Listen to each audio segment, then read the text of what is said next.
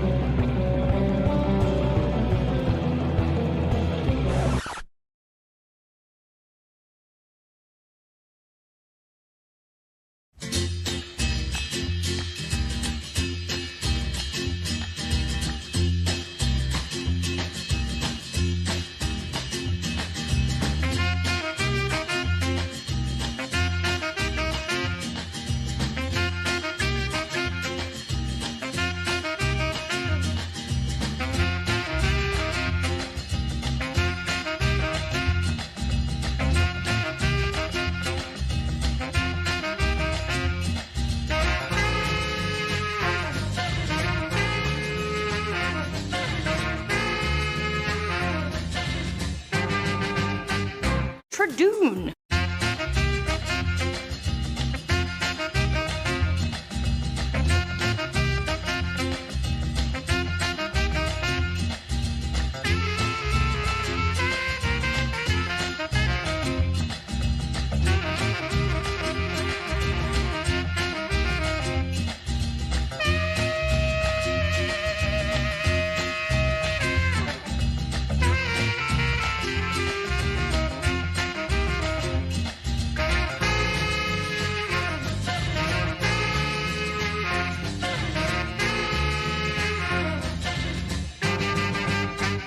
Tradoon.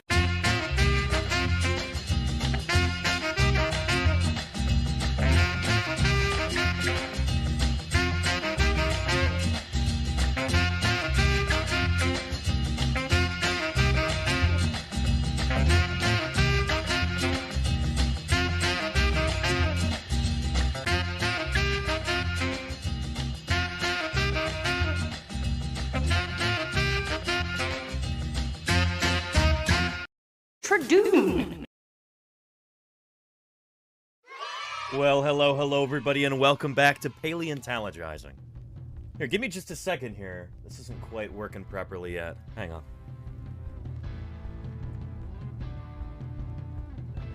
Tradoon. There we go, that should be a bit better. Hello everybody, and welcome to Paleontologizing. It is so good to have you here. We're going to have a fun stream today.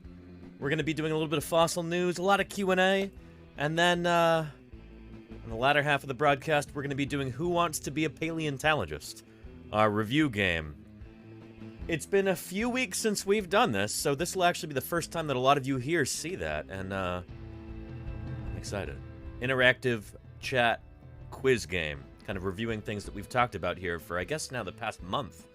Holy cow, it's been a good while. But welcome, everybody. Before we get to any of that stuff, I'm going to do some greetings. And let's start that off with a little introduction. Especially for any new people here, probably wondering what's going on. My name is Danny Anduza. I'm a dinosaur paleontologist, as you could probably guess. Looking at my office here, I dig up dinosaurs with various museums across the western U.S. and places like Montana and Utah. I study dinosaurs, I publish on them in the scientific literature. And now, 5 days a week, I talk about dinosaurs right here on Twitch. This is how I perform what I believe should be the duty of any paleontologist, any scientist who has the ability to reach out to the public. We should be doing that. We should be talking to people about our science. Trying to demystify paleontology, give people an inside peek into how fossil science works. And that's what I do every weekday, right here on Twitch. So if you've got questions about dinosaurs in particular, because dinosaurs are what I study, or about other aspects of paleontology, other fossil critters, if you've got questions about extinction or evolution or any of that good stuff, don't be shy. You ask me those questions, and that really is like the bread and butter of these streams. Without Q&A, this wouldn't really be like a live interactive broadcast, would it? Now, let's check on our 3D printer real quick, and then we'll say hello to everybody. I think I may have hopefully resolved the camera issue that we've been having here. And so far, this is looking pretty okay. Printing parts of an Allosaurus skull right now. It's going to be life-size. It's going to be amazing. Let me look at this in person, make sure it's hard to see from this camera.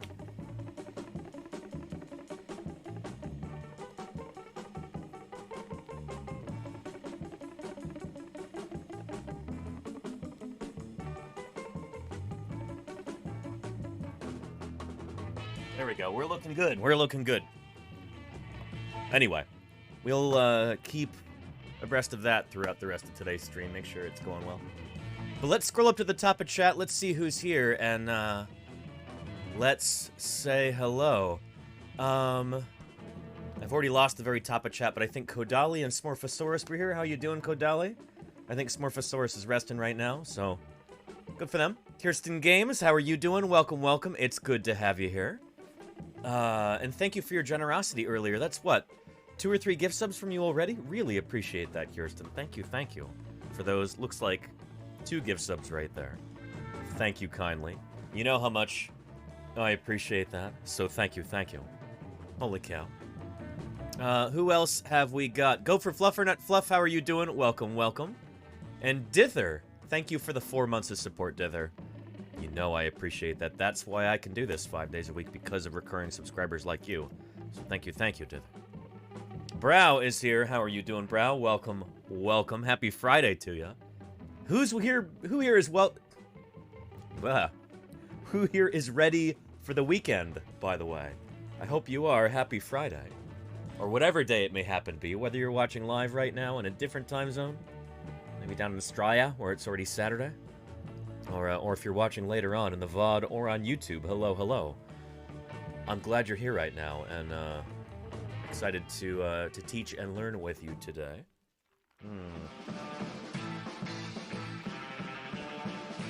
Ghostly Ghoul, how are you doing? Dinosaurs Pride, yes indeed, Ghostly Ghoul.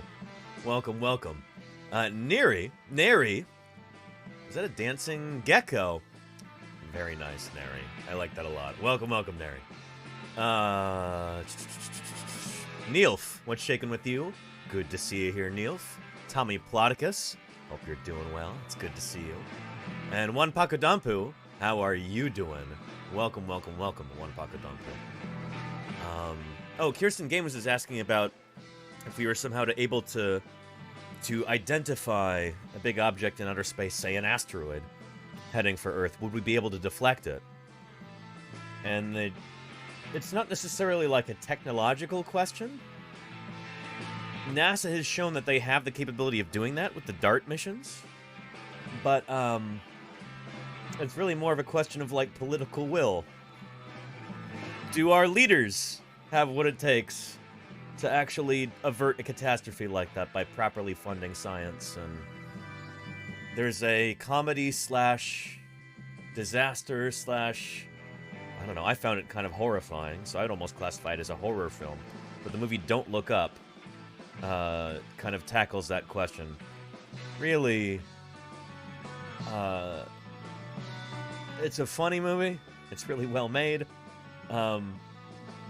Yeah, it came out on Netflix, what was it? Late 2021, I think? But you should check that out, Kirsten Gamer, seriously. Yeah, gave me nightmares. It's not really like a scary movie like that, but as a scientist, holy cow.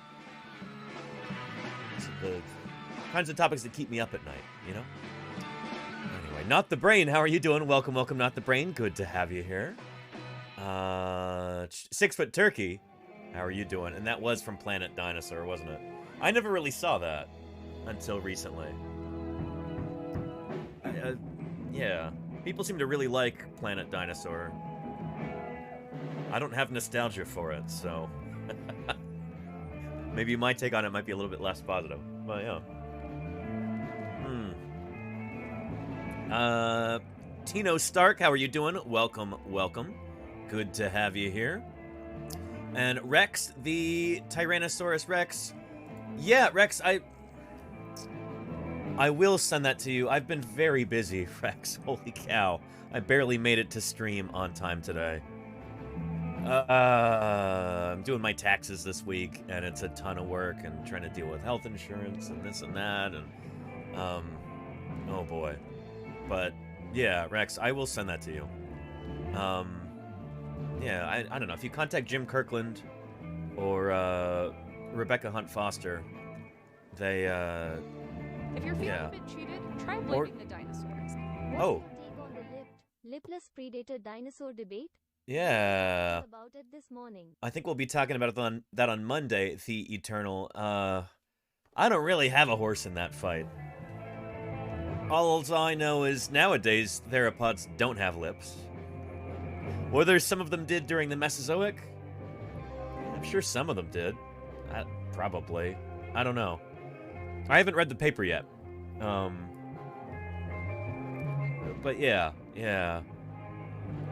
I don't know. Also, calling them lips, I feel like kind of misleads things a little bit. You know, it's like a, you know, just an extension of the skin over the gum line and over the teeth.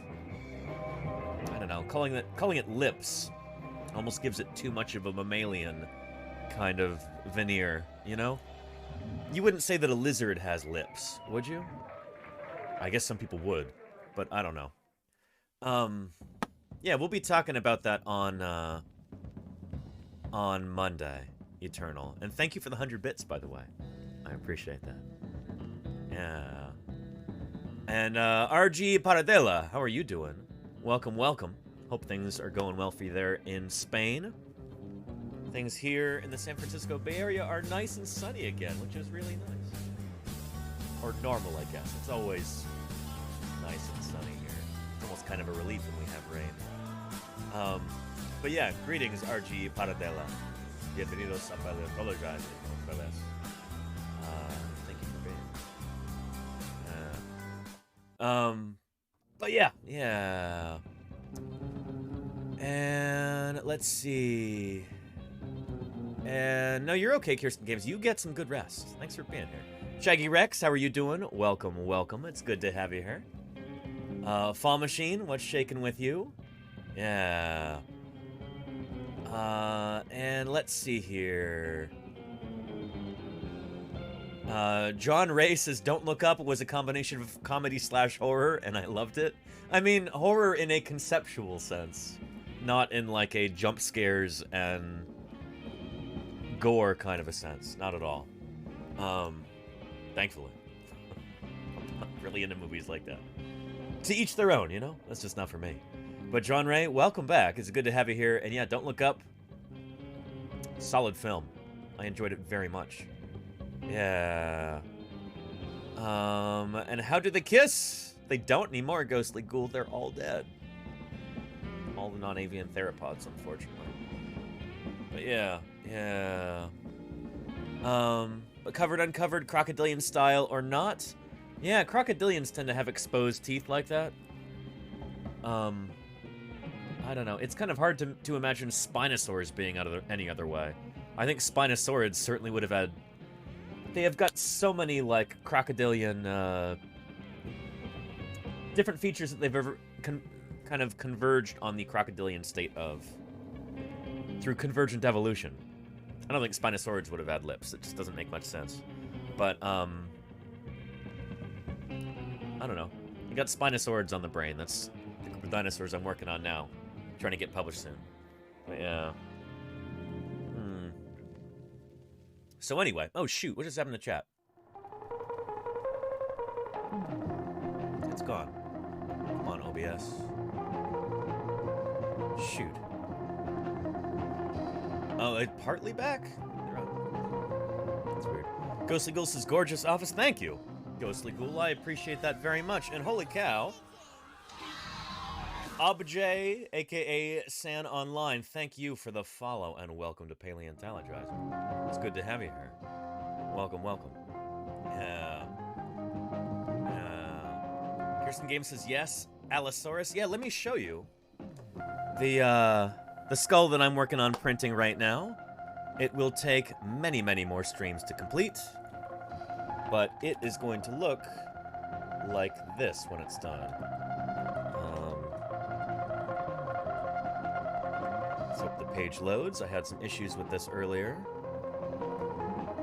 There we go, yeah.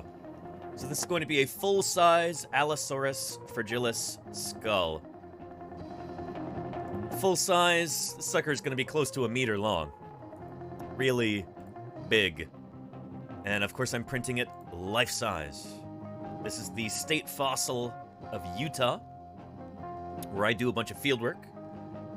And I'm doing a bunch of field work there this summer, at least. And yeah.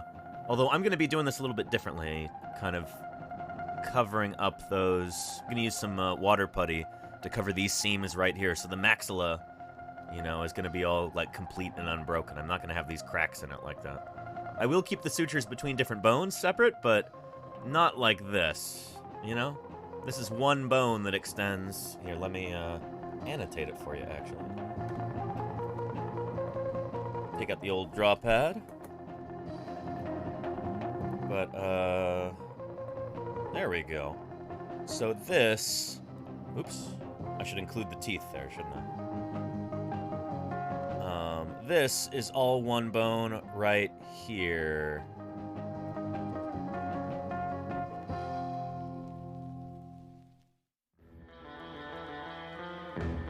up to there. This is... I think it goes to here. I think that's the symphysis with the lacrimals and then the premax. But yeah. Allosaurus. Yeah. Very, very excited about this. It's gonna be gigantic, like a meter long, over 3 feet long. And I'm very excited. And I'm excited to be able to show you again now that I got the camera working for the 3D printer. So I forget which bone this is that I'm printing right here. I made this file like a month ago. I actually sliced this file and imported it to the printer like a month ago. So I forget which bone it is. But I think it's one from near the front of the skull. It's probably part of the maxilla, is what it is. But yeah. Anyway, scrolling down. And banana for scale, apple for scale in this case. There is... Oop.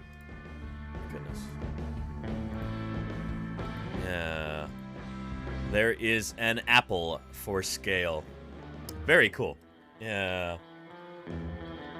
Was the model stand by the organization you work with? Oh, scanned by? No, Tenno Stark. This is actually available online. You can purchase it. Yeah, I'll give you the link. But this is from an artist in Belgium. And he's done a lot of work for museums, actually, which is pretty cool. He goes by Inhuman Species is the username. And there's the same baby Triceratops, whom I have right up here, who's not complete yet. I still have to do the posterior dorsal ribs, and then some of the transverse processes on the vertebrae, the cervical ribs, and the end of the tail. But yeah, life-size baby Triceratops skeleton. Pretty cool, right? And then there's a life-size baby Tyrannosaurus. This is actually based in part on a specimen I dug up, or helped dig up. Chomper Rex. MOR 6625, I think is the specimen number. Officially reposited at Museum of the Rockies, but I think Denver Fowler has it on loan. Walking fast, faces passing, I'm homebound. Eternal, thank you so much for the 4 months of Prime subs there, Eternal. Thank you. Really appreciate that. Thank you very, very much. What was I saying? Yeah, I think... And let's get a more upbeat song than this. There we go. That'll do it. Those claws on the wings are once again invalid. Thank you, Haraz. Just like your support is invaluable. 22 months of support. Almost a year indeed, Haraz. Thank you. Very, very much for your ongoing support. It means a great deal to me. Thanks for keeping me here on the air for that long. Excellent. Yeah. So anyway. And Eternal says, cheers from NYC. Very cool, Eternal. Which part of NYC? I know that is a huge, huge city. It's bigger than most U.S. states in terms of population. But very cool. And once again, greetings from the San Francisco Bay Area. From coast to coast, we've got paleontology communication going on there. Good stuff. Coast to coast and around the globe. Very nice. But yeah, East Village, Lower Manhattan. Very nice, Eternal. Wow. Fancy. I live in one of the decidedly less ritzy areas of the San Francisco Bay Area. Lots of graffiti, I'll say that. I got lucky with the COVID deal. Very nice. Well done, Eternal. Thank you, and thanks for helping spread some of that wealth over here. I appreciate the prime, I really do. Thank you. Good stuff. Yeah, I've been to New York City exactly 1 time, and I loved it. I was actually surprised at how kind everybody was. People there were, I don't know. Here on the West Coast, sometimes you hear like, oh yeah, New Yorkers, they're very curt. They're kind of rude. Everybody there was incredibly friendly and helpful and, like, I don't know. Great town, New York City. Really thoroughly enjoyed it. And a world-class dinosaur museum they have there in the American Museum of Natural History.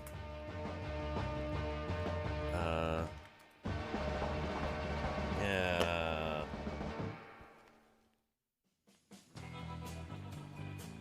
Really extraordinary stuff. Here, let's take a look at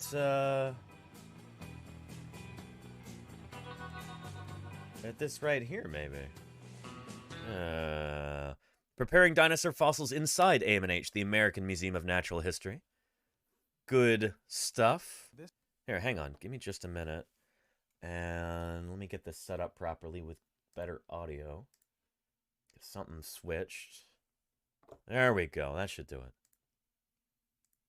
This specifically is the skull of a dinosaur. Yeah, warm and generous on the... Agreed, Eternal. And I got to see that firsthand. That was pretty cool. An armadillo with a lot of spikes all over it. It's a common misconception that bones are dug in the field where they're found. What actually happens is that... Oh, anybody know who this is right here? And I'll be super impressed if you know who this is also. I think I also recognize this person. Any guesses who that might be? Wearing the campaign hat right there, and another campaign hat on this guy too. Anybody have any ideas? Famous explorer who led the Central Asiatic expeditions into Mongolia in the 1920s. Not the man in the yellow hat, although that might be similar. This is a brown hat though, wasn't yellow. Really, nobody? Well. Shoot. That's none other than Roy Chapman Andrews right there. Yeah.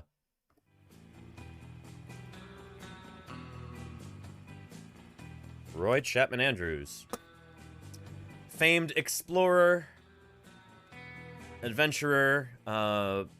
He actually started off as a janitor and taxidermist at the American Museum of Natural History. Around 1910 or so, I think. And, yeah, he ended up leading the Central Asiatic expeditions into Mongolia in the 1920s. Uncovered dinosaur eggs, the first dinosaur nests ever discovered, right there in Mongolia. And, legend has it that he was the real-life inspiration for the fictional character Indiana Jones, which makes a lot of sense. There's a lot of details from his life that kind of line up. Of course, Andrews was a zoologist, an expedition leader. He was not an archaeologist. Not really a paleontologist either. I don't think he ever actually published any papers on fossil critters, but I could be wrong about that. So I don't know. He definitely did not really, like, call himself a paleontologist. But yeah. And he worked at the American Museum of Natural History in New York City. We'll be walking through, deserted, barren canyon land, looking for bones sticking out of the rocks or weathering out. A trench is dug around the specimen, then it is wrapped. And that's super cool, John Ray. You're about an hour from New York City and want to take my kids soon. It is an incredible, incredible place. This is stuff that's happening behind the scenes here. These are fossil jackets that have been brought back, presumably from Mongolia. AM&H still does work in Mongolia, which is really cool. Although now all those fossils have to go back to Mongolia because finally Mongolia has got... finally they've been able to kind of take charge of their natural heritage in the form of fossils and keep these things from being smuggled out of the country or kept long-term in other countries. Every fossil that you find in Mongolia, every important vertebrate fossil, belongs to the people of Mongolia, and it has to be returned there eventually. But AM&H has a deal with the Mongolian government and with paleontologists in Mongolia. They can dig up fossils in Mongolia, bring them to New York, clean them, study them, publish on them, and then after all that's done, then they go back on a permanent basis to Mongolia. So it's a good deal for everybody, which is really cool. And bandages soaked in plaster, which is what you... Oh, and Andy then says using bandages sounds bananas. Not they're not really bandages. It's actually kind of crazier than that. Do you want to see how the process works, Andy? I can show you another video with some of the members from my field crew from last year. We're jumping around a little bit, but that's okay. That's often happens at the beginning of a stream. Here, you're gonna hear the voice of Jim Kirkland, the official state paleontologist for the great state of Utah. And, yeah, our fearless leader in the field when I'm doing fieldwork in Utah. And this is what's called plastering. When we make these plaster field jackets, is what we call them. Field jackets to protect the fossils in the field. After a bone is discovered in the rock, the top surface is uncovered, just enough so that the aerial extent of the bone can be seen. The bone is then pedestaled so that a protective plaster jacket can be put around the bone. So see, there's the actual bone right there. This is a big old femur. And you pedestal, you do what we call pedestaling. You're digging around it like that.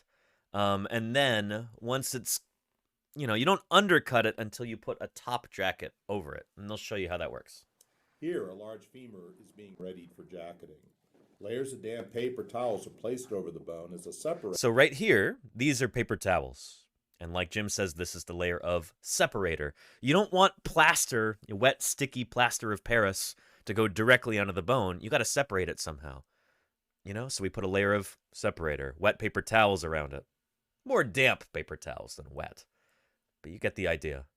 To protect it from the plaster. Hey, Cosmic Voyager, how you doing? Welcome. Soaked in plaster of Paris.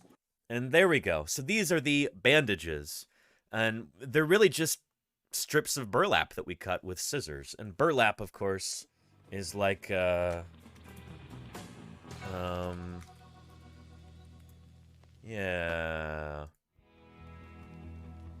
Here we go. It's,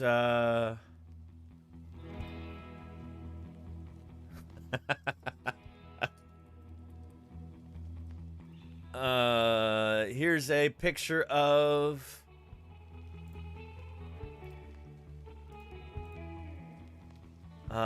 famous burlap connoisseur Marilyn Monroe wearing a dress made of burlap. Only the finest of materials, That's what we use when we're in the field. Only material suitable for a movie star. That's not AI generated. No, I think it's a real photo. Yeah. Think old-timey potato sex. Exactly, Grimy Lurk. That's why I guess this is supposed to be so amusing. Because burlap is a really rough material. It's potato sack fabric, yeah. So it's really cheap. But that's why we use it in the field. Yeah.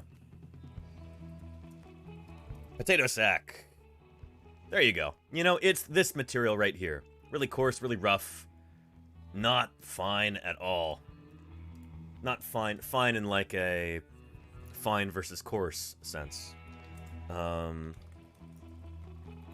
So we usually got a big old roll of burlap in the field. And we cut it up into strips. And we take that, and then we soak it in wet plaster of Paris to make almost kind of like a bandage. And that is what we cover the paper towel layer in that's already on the bone. So yeah, it's jute, flax fabric. There you go, Neri, yeah. Yes, indeed. But yeah. So this is how we make jackets in the field like this. Placed over the bone and rock to form a jacket. Yeah. The plaster has hardened, the pedestal can be undermined, and the jacket flipped over. The same process is then used to seal the bottom of the jacket.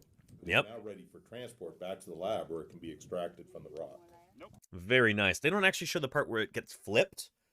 That's the most nerve-wracking part of any bones excavation, is when you have to flip it. But I can understand, I guess, why they didn't want to film that part, because you want all hands on deck. But this summer, when I'm doing some field work and hopefully live streaming it, you'll get to see that process firsthand. And I'm very excited for that. I hope you are too. So yeah. And Cosmic Voyager, we're going to be talking about T-Rex lips on Monday. We've decided. So yeah. I haven't actually read that paper yet. But yeah, we'll be talking about that, and I hope you're ready for it, so mark your calendars. Yeah. And John Ray says the bones are mineralized, right? It's all rock, just different composition, right? Basically, yeah. Here. Guide. Whoa. Hang on. Here we go. If you'd like to see a step-by-step guide on how to become a fossil, here's a classic video. Everybody loves this. It's real short and sweet. Take a look. Yeah, step 1, Fall Machine. What was step 1? Here's a step-by-step guide to becoming a fossil. Step 1, die. Once you are dead, your remains may be scavenged by other organisms. Step 2, get buried fast. If you are buried rapidly, your remains won't completely decay or be carried away by scavengers. Yep. Your best bet for rapid burial is to die near or in a river, lake, or ocean, where water can deposit sediment over you. Step 3, soak in groundwater for a long time. There we go. So this is the actual permineralization process. So this is, John, this is how a fossil goes from organic material, like bone, or in this case, chitin, or whatever other materials make up this trilobite carapace, when it goes from something that's part of the organism itself to something that's partly permineralized. It's like, it's partly turned to stone. Groundwater contains minerals. Over time, dissolved minerals can harden after filling in cavities in your skeleton. Yep. Or the water can dissolve your skeleton, leaving only minerals in its place. Yeah, and that's called petrification, I guess. I don't know. It's more of a gradient. It's not like a binary kind of a thing. But yeah, if there's like not much material left at all from the original organism and it's just like a gap that's filled in by minerals, yeah, then that's how it occurs. But I don't know. It's kind of a spectrum. And this is not something... I've not really studied diagenesis in depth. You know, the actual fossilization process is not something that I'm super knowledgeable about. And I wonder... Yeah, that is something I should actually bone up on. Pun only semi-intended. So yeah. And chitin, I guess in English, says Neri. Yeah, chitin. Either way, anyway, the skeleton will turn to stone, and you'll be a fossil. Yep. Yeah. Step 4, wait to be exposed. As the years go by, if you're lucky, sea levels can fall or rock can erode and expose you. There you go. Then, if your luck holds out, you might get spotted by a fossil hunter and wind up in a museum collection where scientists can study you to learn about evolution. Yeah. Pretty cool, right? Yeah. Now, Cosmic Voyager wants to know, what about being preserved without becoming a fossil? Any frozen dinosaurs? Yes and no. I hesitate to look up pictures because...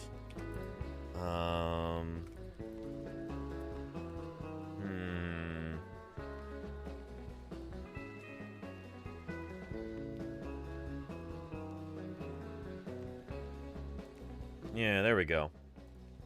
Here's an artistic representation of a frozen dinosaur today.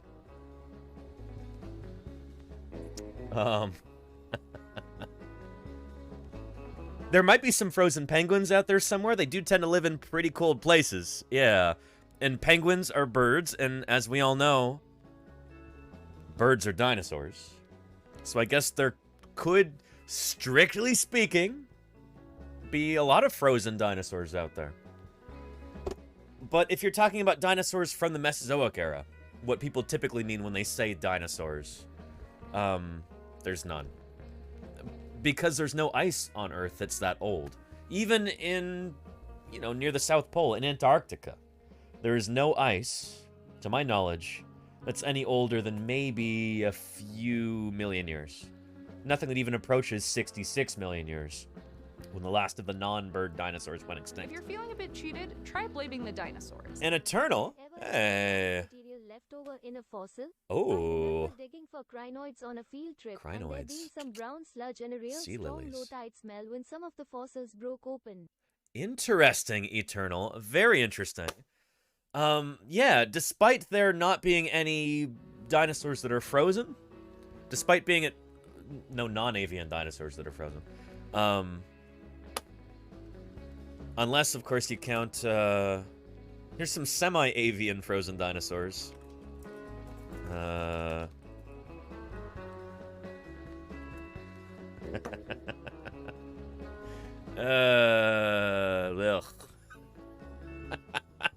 There's some frozen dinosaurs for you. Yeah. Although you're not supposed to eat them frozen. Yeah. I don't know. I'm not really a meat guy, so I wouldn't eat them at all. That's the funny thing about dinosaur chicken nuggets, is that they're shaped like dinosaurs, but they're actually made, yeah, like Ex-Mariner says, made from real dinosaurs. Yeah. They really are. Dinoception, says Vigilanta. Yes, indeed. Yeah. But yeah, here.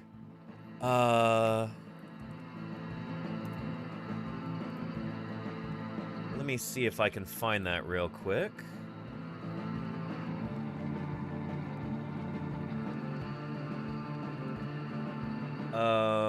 Here we go.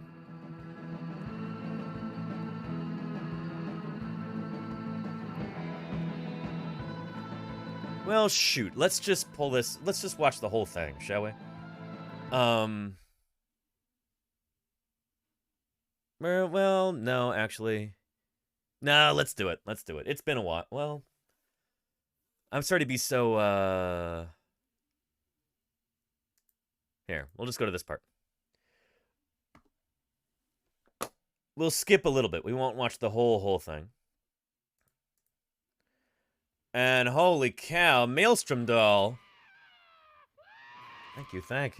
Tasty followage. Subscriptionage. How are you doing? Maelstrom doll, thank you so much for the 12 months of support. I'm doing quite well better now that you're here. Welcome back to Paleontologizing. Thank you for keeping me here on the air for the past 12 months. Really appreciate that, Maelstrom. Thank you for your ongoing support. Appreciate you. Yeah. Let's take a look at this old 60 Minutes piece with my old boss, Jack Horner.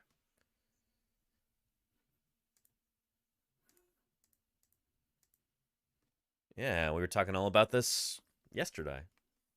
There's my old boss, Jack Horner.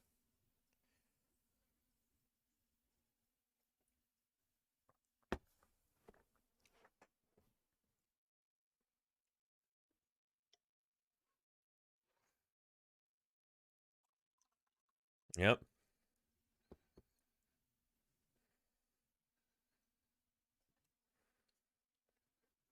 True. Yeah. Yep. Mm-hmm.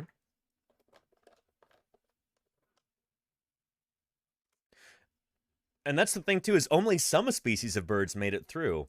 According to some calculations, over 90% of bird species also went extinct when the asteroid hit.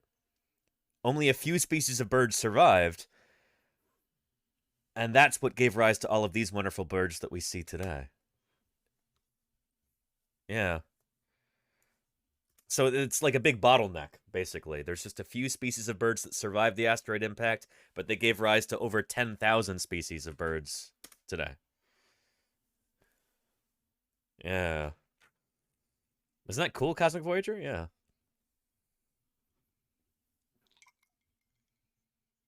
Yep, no longer controversial. Here you go, Eternal. This is what I wanted to get to for you. Yeah.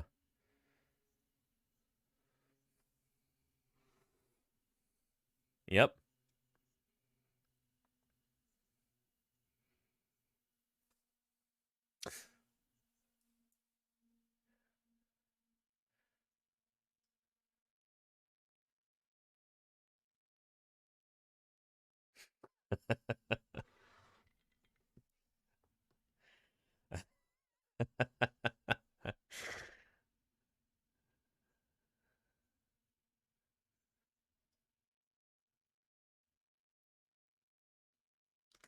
Yeah, she's right.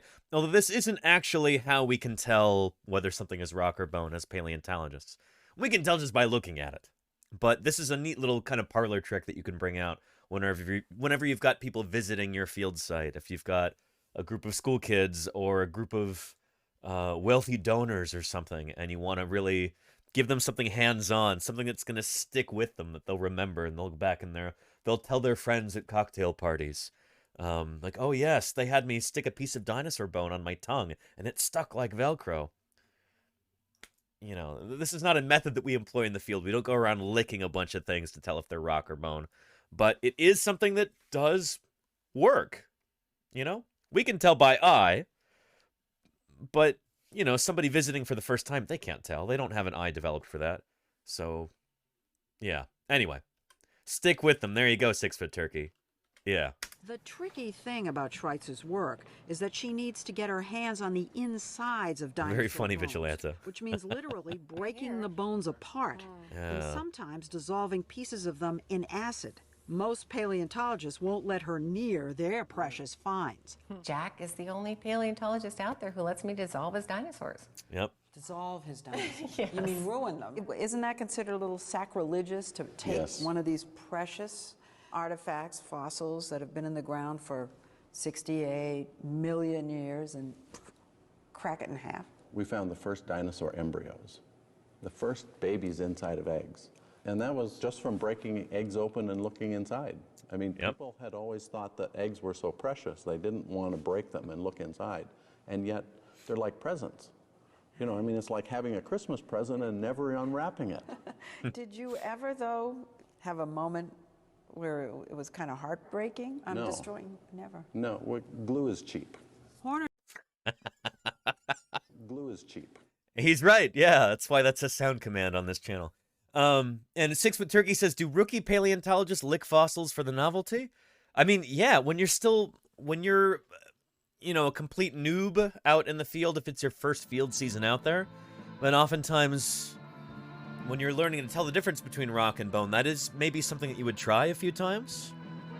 But, I don't know, you're kind of expected to develop an eye for this. Develop that search image. And be able to tell what's rock versus what's bone. Just based on that. So, yeah. Yeah. And it's a geology and now a paleo thing, licking rocks. Nary, yeah. I mean, no, paleontologists, we lick a lot more rocks than we lick fossils. For sure. Or not necessarily lick rocks, but we'll pop a little bit of rock into our mouths sometimes and then kind of chew on it a little bit. Because more so than, like, breaking it up in your fingers, you can tell the clast size, you can tell the fineness of the sediment based on that. So like a siltstone will be very kind of like smooth, it's got very, very small grains, versus like a mudstone, which might be a bit creamier, and the grain size might be a little bit smaller. A sandstone is going to kind of have a gritty quality to it. But yeah, that's something that we do all the time. Is, you know, you just pop a little bit of the sediment into your mouth and you kind of gnaw on it a bit. And, I promise I'm not making this up. I did this in the field last year. Some of you were here for that. But when we did that, when we were collecting that ash layer for radiometric dating, I did that and kind of demonstrated for everybody. So yeah, taste the science. Yes, indeed, Golganek. Yes, indeed. So yeah, yeah. And John Ray says, is there any value in working with the original bone versus working with a cast? Oh yeah. For a lot of things, yes. Yes. If you can access it, you want to get hold of the original bone. And, well, this is actually one of the reasons. Here, take a look. Practice of breaking dinosaur bones apart and sending the insides to Mary Schweitzer has landed the two of them at the center of one of the biggest controversies yeah, go ahead and share a link. Seen in years.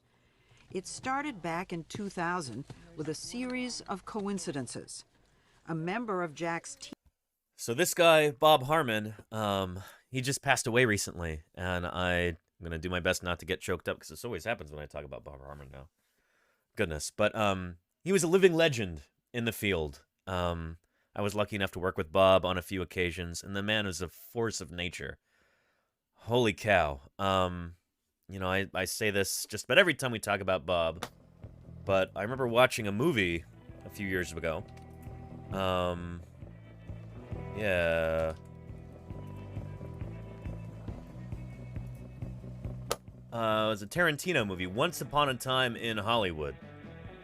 And there was a character in that where I'm like, holy cow, I feel like I've met this person before.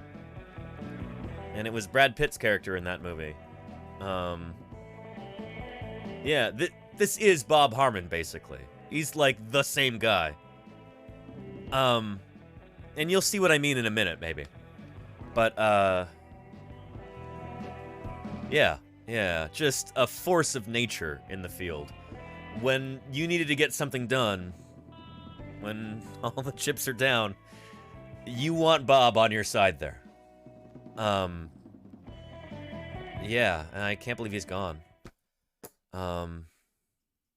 Yeah. Team Bob Harmon wandered away from a dig site one day to eat lunch and noticed a small piece of bone sticking out of the side of a 50-foot cliff. I could tell pretty much what it was from where I was sitting, that it was a T-Rex metatarsal. How was it sticking out? You mean it was the side, here's a cliff, and it was like a little jutting out? Yep, exactly. He got it?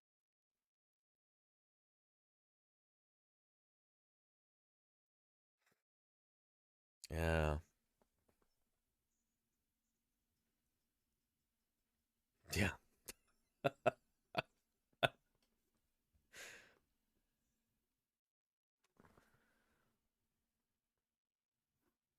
All right, we're going to get to the soft tissue part in a minute here, so stay tuned.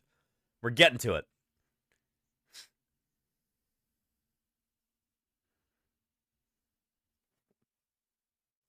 Welcome, Meteor. That is a brilliant film. I agree. And it's not a cast, it's a jacket. That's the term that we use. Like, this is really the only solid goof in all the narration here, which is the sign of really, really excellent work. But yeah. Jacket containing B-Rex's thigh bones.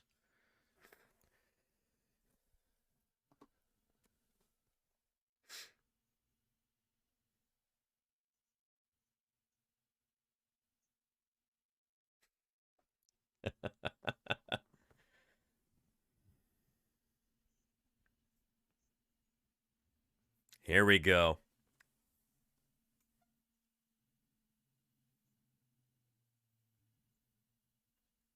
Yeah.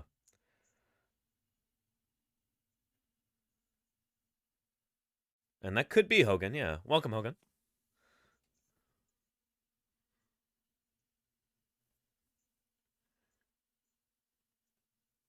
Yep.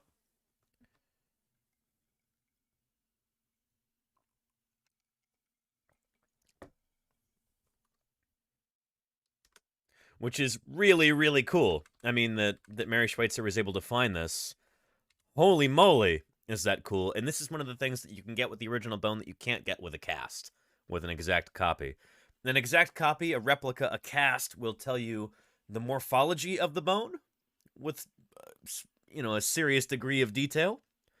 But it's basically like maybe a 3D print, where if you take a scan of the exterior of a bone and you 3D print it, you've got the exact shape of it, and that could be very, very accurate and detailed, but the interior structure is obviously not going to be there.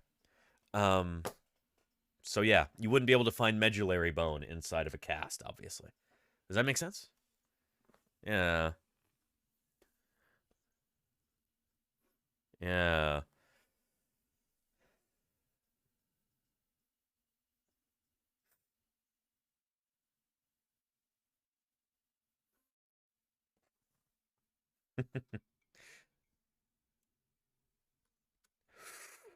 To dissolve the rock, but guess what happened? Holy cow, this is where we get to soft tissue.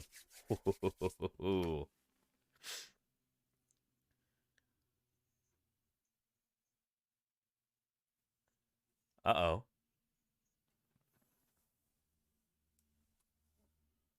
Holy cow. There is something left. This is why I brought this up, Eternal. Check it out. Holy cow.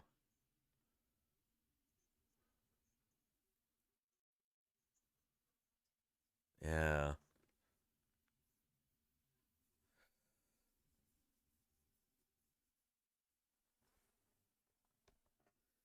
Yeah.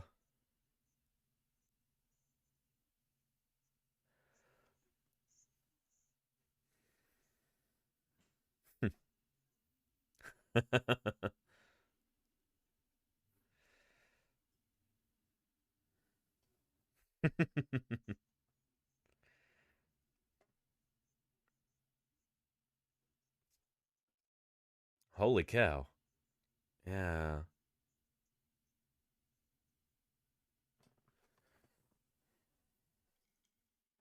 Yeah.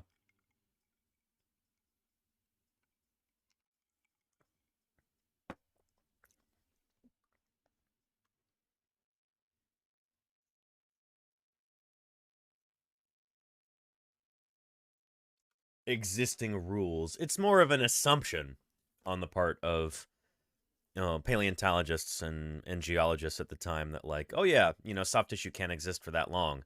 Can't exist for millions of years. It's not a rule, it's more of an assumption. But yeah.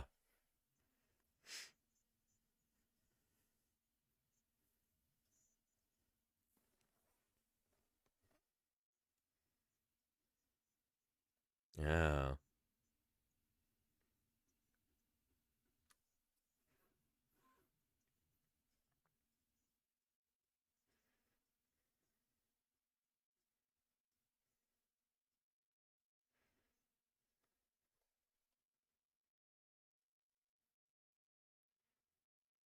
Yeah. I think that's Super Duck, the is it Brachylophosaurus or I think it's Pro-Brachylophosaurus. So this animal later ended up being named as a new genus and species, Pro-Brachylophosaurus burgei, I believe. Liz Friedman Fowler published on that a few years ago. Yeah. Anyway.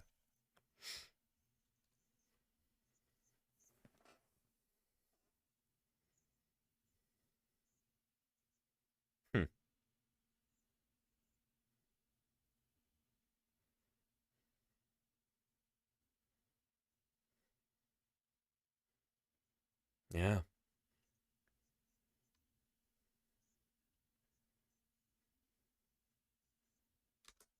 I think nowadays, most people who have any sort of expertise around this area have kind of come around to her side. It's still a little bit controversial, but holy cow, she's been able to repeat this again and again and again. And once again, science is about repeatability. If you're going to claim something in science, you've got to show that you can do it again and again. You can get consistent results. And Mary's been able to do that, which is really, really cool. And Pro-Brachylophosaurus is a wild name. It's a cool name, and in a minute I'll tell you why it's so cool, 6-foot turkey. Oh man, I get so excited about this. But yeah. Anyway, let's finish this up.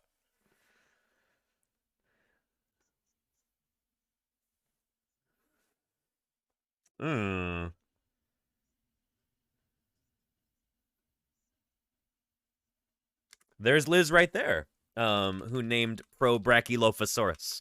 She's a duckbill dinosaur expert over in North Dakota nowadays. And she always wears a bandana in the field like this on her head. That's kind of her signature. But yeah.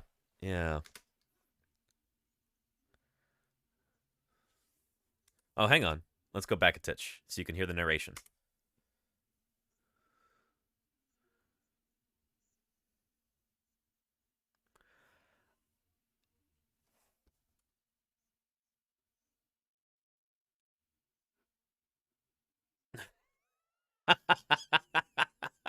It's funny for a number of reasons. I have never worn surgical gloves like this in the field unless I was administering first aid.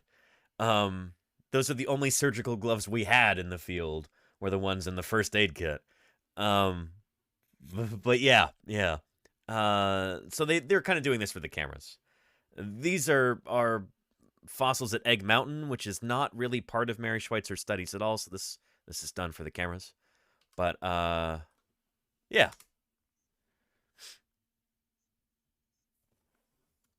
And yeah, the thing is, we don't actually have any dinosaur DNA yet. We're looking. Mary Schweitzer, in particular, is trying to find the stuff, but it could very well be that DNA itself might be much more fragile than the other organic stuff that she has found. DNA, in particular, might just break down really, really quickly. Like, within a million years or so, that might be it for DNA, you know? It's kind of volatile like that. It's delicate. It's fragile.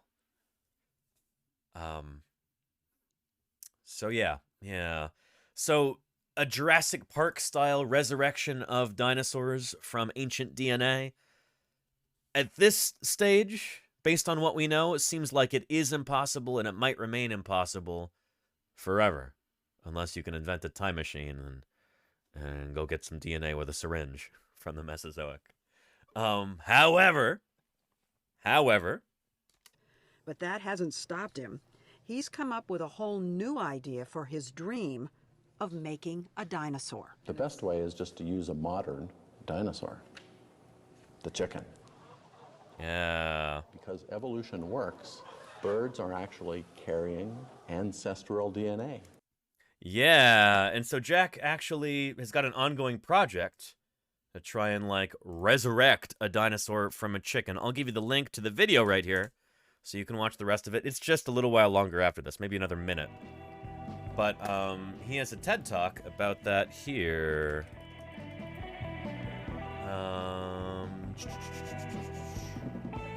Yeah. Building a dinosaur from a chicken. There is that link right there. Yeah. And we're not going to watch this right now. When I was growing up in Montana, well, we'll watch the first little part. I had two dreams. I wanted to be a paleontologist, a dinosaur paleontologist. Mr. Charles, thank you for the follow.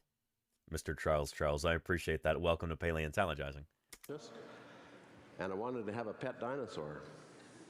And so that's what I've been striving for all of my life. Anyway, you've got the link. Again, here it is in the chat. There you go. But yeah. Vigilante says, that sounds dangerous. I mean, it's far less dangerous than what we do to chickens on a daily basis as a species. Holy cow. Chickens are some of the most awfully persecuted animals on the planet. It's absolutely despicable what people do to chickens. Each and every hour of each and every day. I don't know. Using them to learn about evolution and development like this is... I don't know. Sometimes people bring this up when they go, well, are you sure that's ethical to try and, like,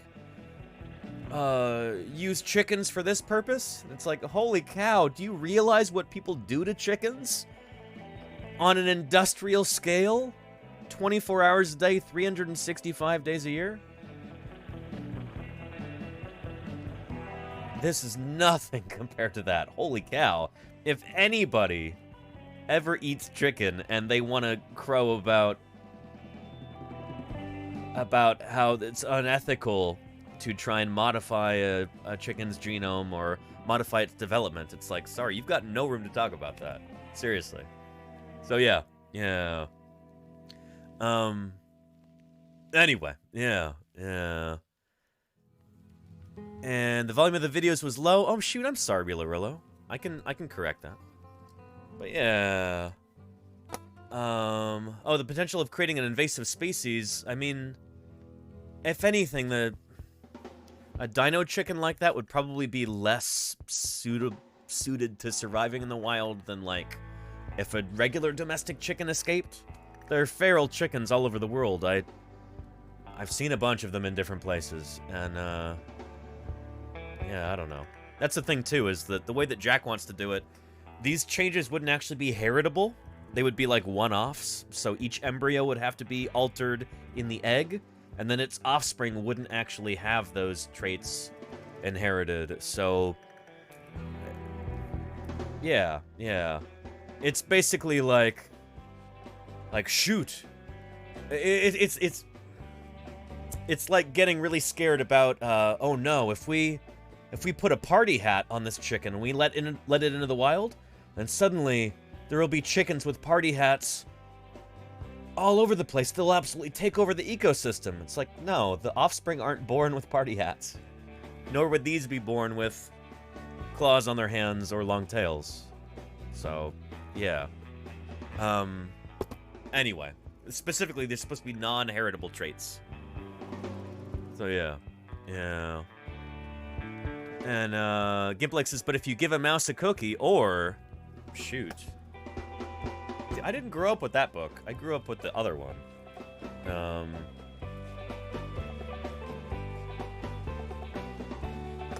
Yeah.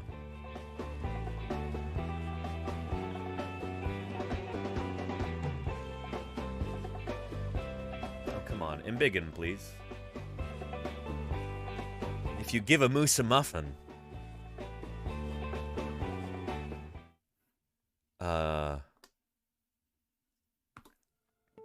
If you give a moose a muffin, you are meddling with powers you cannot possibly begin to understand. Who knows what may result from such hubris, playing God in that fashion. Will humanity survive? Anyway, yeah. But yeah. And the tail thing, it is very hard. Shoot, if you, and I saw your link, OD Lavdor, I'll open that up right now, and it's on Twitter. Beautiful. Oh, I love it. Yeah, let me find Dana Rashid's talk.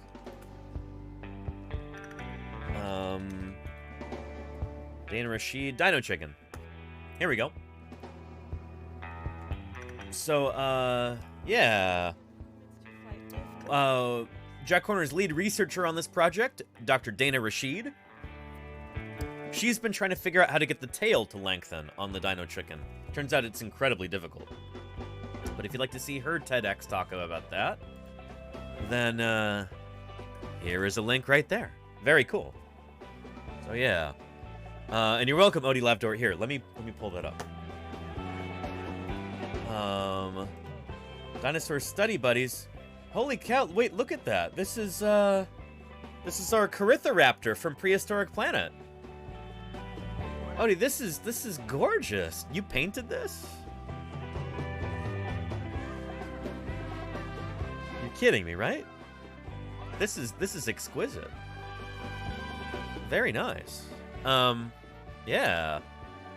This is the Corythoraptor from Prehistoric Planet.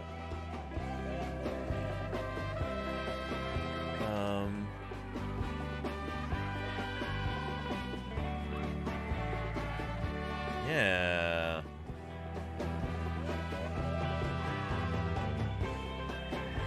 There it is from the show. Very nice. Holy cow.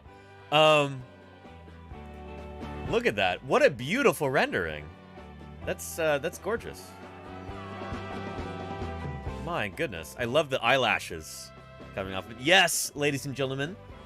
Theropods, birds included, can have eyelashes. That's really, really impressive. I love the color they chose in the show. It's gorgeous. Yeah. You know, what I'll say about that is I wish all of the dinosaurs in Prehistoric Planet had been you know, even half this colorful.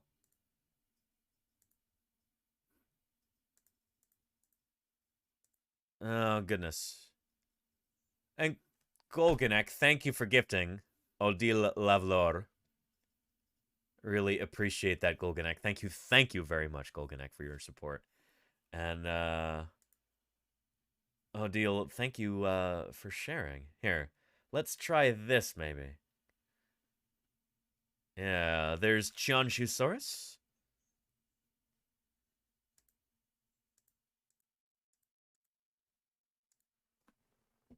Very cool. The audio is a little borked in this, but, yeah.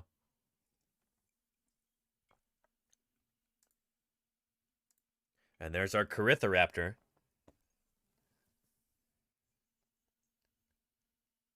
Yeah. I love how brightly colored they are. I wish more of the dinosaurs in Prehistoric Planet were this brightly colored. If there's one significant gripe, it's not really significant. It's a minor thing. If there's one minor gripe that I had with the dinosaurs in Prehistoric Planet, is a lot of them look kind of washed out, kind of muddy, kind of...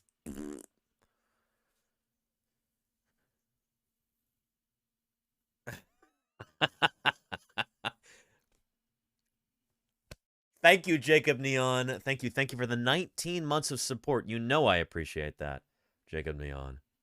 Thank you for continuing to support science outreach here on Twitch. It really does mean a lot to me, and I appreciate you for it. Yeah. So this is a Tyrannosaurid Chianchusaurus. I almost kind of wonder if Chianchusaurus is just Tarbosaurus. But we won't really know until we've got a more complete growth series for Tarbosaurus. But it looks very similar. Jacob Neon. Holy cow. 3 of them are leading this expedition. That is true. There were fewer than 40 full-time dinosaur paleontologists in the world back in like the late 80s. It's probably 5 times that now. Jacob Neon, thank you so much for those 5 gift subs. I appreciate that tremendously. Thank you so much for your support. And now there are 5 more people who can watch Paleontologizing without any fear of ads whatsoever for the next month. So thank you, Jacob Neon. I really appreciate that. Holy cow. Excellent. Yeah. Thank you for your generosity, Jacob Neon. And look, we're now at 9 out of 50 gift subs for our sub goal today. We've been a little low on gift subs lately, so you're helping us get there, Jacob Neon, and I really appreciate your generosity. Thank you for that. Sincerely. It was wonderful. Appreciate you, Jacob. Good stuff. Good stuff. Here, let's continue. I was in the middle of saying, oh yeah, Chianchusaurus. It looks pretty similar to what we might expect a juvenile Tarbosaurus to look like, especially if there's some diagenesis kind of crushing that skull. So I don't know, we really need more specimens. We're constantly hamstrung by a dearth of specimens in dinosaur paleontology, so I'm excited to see what happens to taxa like this over the next few decades with more specimens discovered. Thank you, Miss Yvette.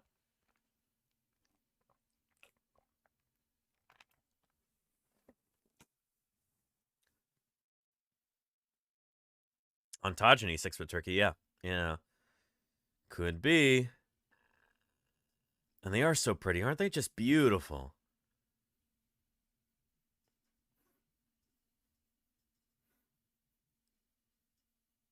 Look at that royal blue. That's lovely.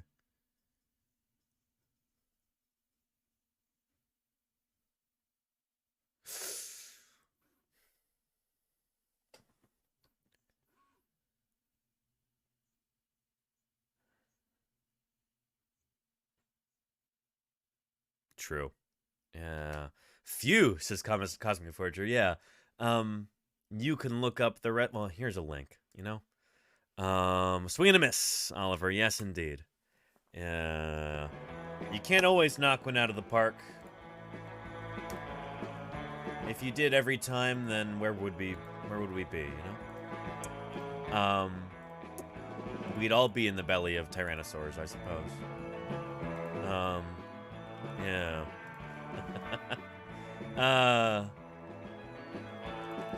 But yeah. And is it correct that they are planning / producing a second season, Jacob Neon? Holy cow. They are. And I didn't know Darren Naish follows me. Oh, that's awesome. Darren Naish is the chief paleontologist in production for the show. Yeah. Prehistoric Planet, lead consultant. And I think he talks about that somewhere, right? Here, let's go to media. But I'll find you his announcement about this.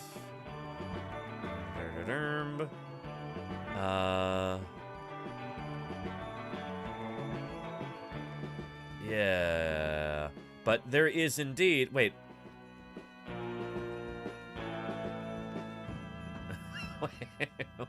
What? Anyway, let's continue. Let's find this. Where does Darren talk about Prehistoric Planet 2? Prehistoric Planet Season 2. It's got to be in here somewhere.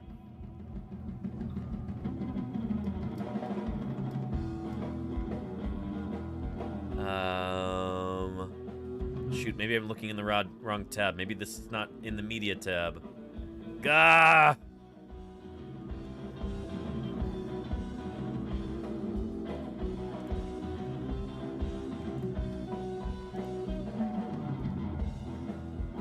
Anyway, he probably just shared an article about it.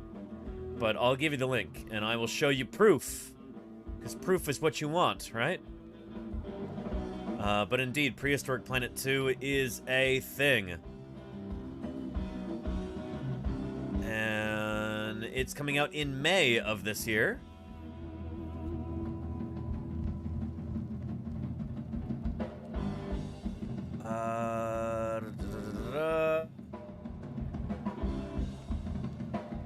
Man, he tweets a lot. Holy cow. Let's just look it up on Google News or something. But yeah, it is soon. Yeah, like a little over a month. It's currently the last day of March, which I cannot believe that's the case. The year is already like 1/4 over. That's nuts. I got to get ready for fieldwork this summer. I think I'm leaving in like late May. But Prehistoric Planet renewed for Season 2 on Apple TV+. Yeah. Here's a link right there. See? Not making it up. But yeah. Yeah. Yeah. Good stuff. And Rex, you did not miss it. That's coming up in a little bit. Yeah. Who Wants to Be a Paleontologist will be coming up in probably less than an hour, I would guess. But maybe a little bit more than an hour. But yeah. Yeah. So stay tuned for that. Yeah. But yeah, and is it May 22nd? Holy cow, there's a chance I'm actually going to be will have already left and won't be able to watch it when it comes out. There's a chance I will already be out in Utah before this. It's set to air on May 22nd. Well, we are going to be covering that live on stream. We won't be watching the episodes live, but I'll be here to talk about them, and very excited about that. Yeah. But yeah. Yeah, and very cool, Rex. Hey, you're going to enjoy this. You're going to enjoy this, Rex. This will be your first instance of Who Wants to Be a Paleontologist, right? And Sharkspear, thank you for that follow. Just in and out, just kablow. Got it. Thank you for the follow, Sharkspear. Appreciate you. Welcome to Paleontologizing. And if anybody's just tuning in, welcome, welcome. My name is Danny Anduza. I'm a dinosaur paleontologist. I'm here on Twitch trying to do some good old-fashioned science outreach. And I'm glad you're here. Welcome to Paleontologizing. Yeah. Oh, yeah. I'm trying to think of some other stuff that we missed earlier this week, and I can think of something. I think I had this on the roster for Tuesday. And, we just blazed right past it. Let's take a look at this. Something kind of goofy. But anybody here in chat, fans of movies such as... Well, here's almost a quiz question for you right now. What, or maybe rather, who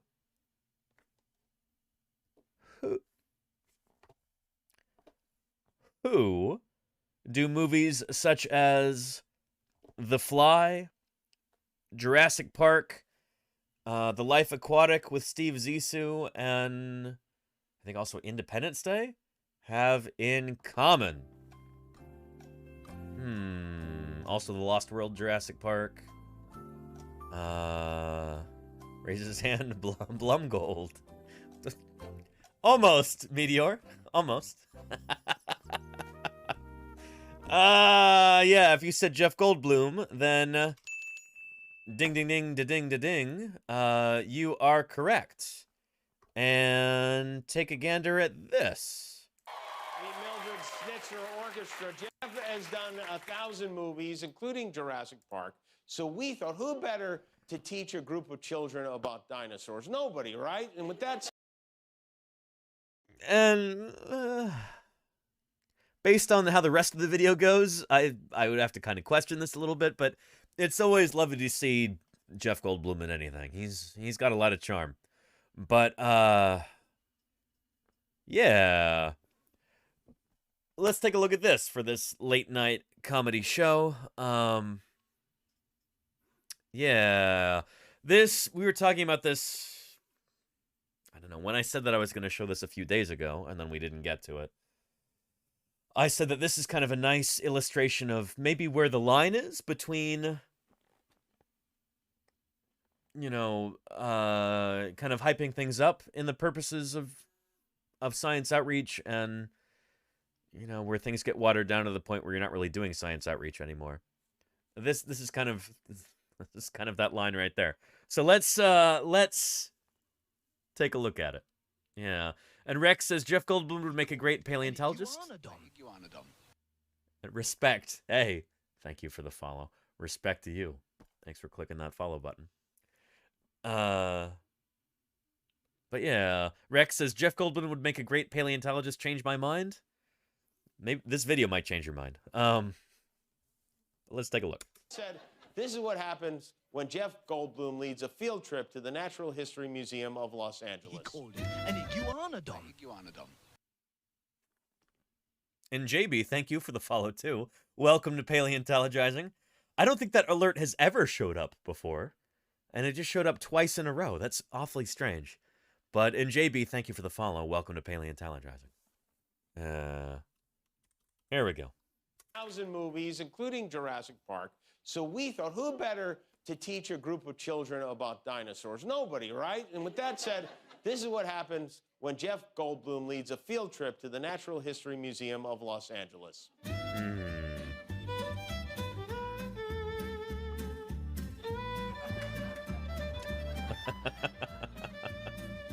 So I've been here a couple of times, actually. I did a live stream from here back in August of 2021. One of these days, I'll put that up on YouTube. But, yeah, some of you were actually here for that live.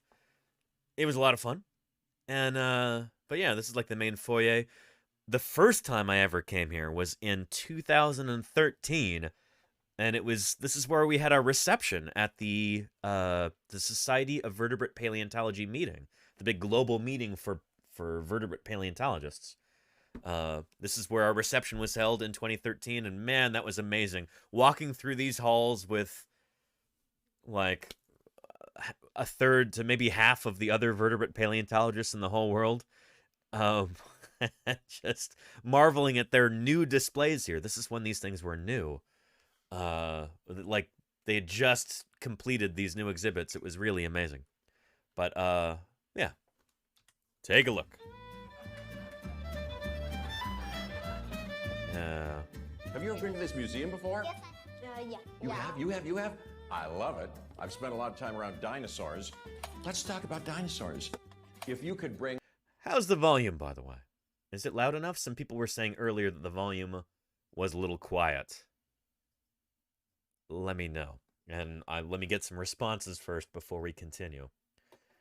Odila says, I need this sweater. I wonder where he got that. I love it. Seems good. Thank you. And Be More Nibbles. Appreciate that, Be More. Thank you. Volume's good. Rosen T. Amelia Bedelia. We will continue. Thank you.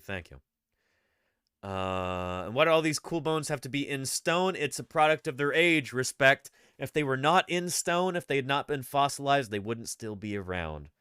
Dinosaur fossils are at least 66 million years old. Correction, non-avian dinosaur fossils that are not from birds. Bird fossils are rare, but some of them are a lot younger than that, you know.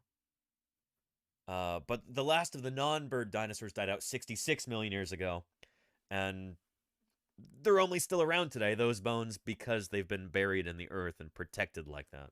So, you know, it comes with the territory. I wish dinosaur bones were easier to dig up also, but, you know, at least, I'm grateful that we still have them at all, you know? So, yeah. Yeah. And, a double-edged sword. Got it. Worth it, then. Agreed. Respect. Good response. Yeah. There we go. Have you ever been to this museum before? Yeah. You have? I love it. I've spent a lot of time around dinosaurs. Let's talk about dinosaurs. If you could bring dinosaurs back, because they're not here. You know, we have bones, except in the Flintstones. You ever see the Flintstones?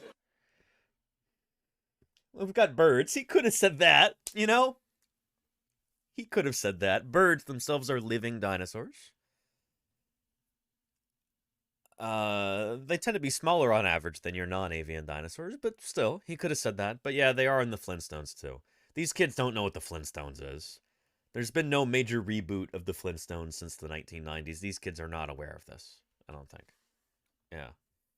And Rex, we were just talking about that earlier, a few minutes ago, Rex. Adding genes of their descendants. There's a book that you should look into. You can even get it as an audiobook, Rex. It's called How to Build a Dinosaur by my old boss, Jack Horner. And he kind of outlines this process there. And also we've got... Nope, that's not it. Here, Rex, I'll give you the TED Talk.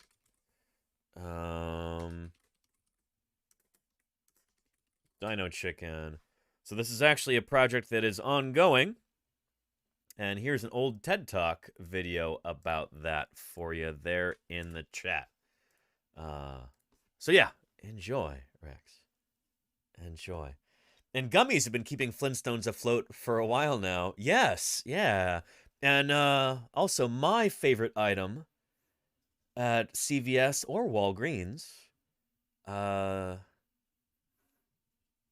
Flintstones chewable morphine. Always great. Always great. I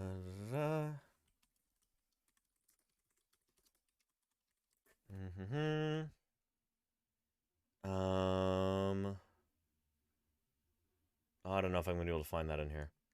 Anyway, trust me, it's a Simpsons joke from a long time ago. It's funny. Take my word for it.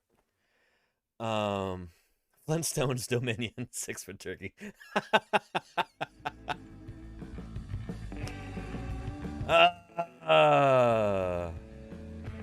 Yeah, and Cocoa Pebbles, there you go. Cocoa Pebbles and Fruity Pebbles and Flintstones chewable morphine. Good stuff, Respect. Yes, indeed. I don't know which of those three might be the most addictive.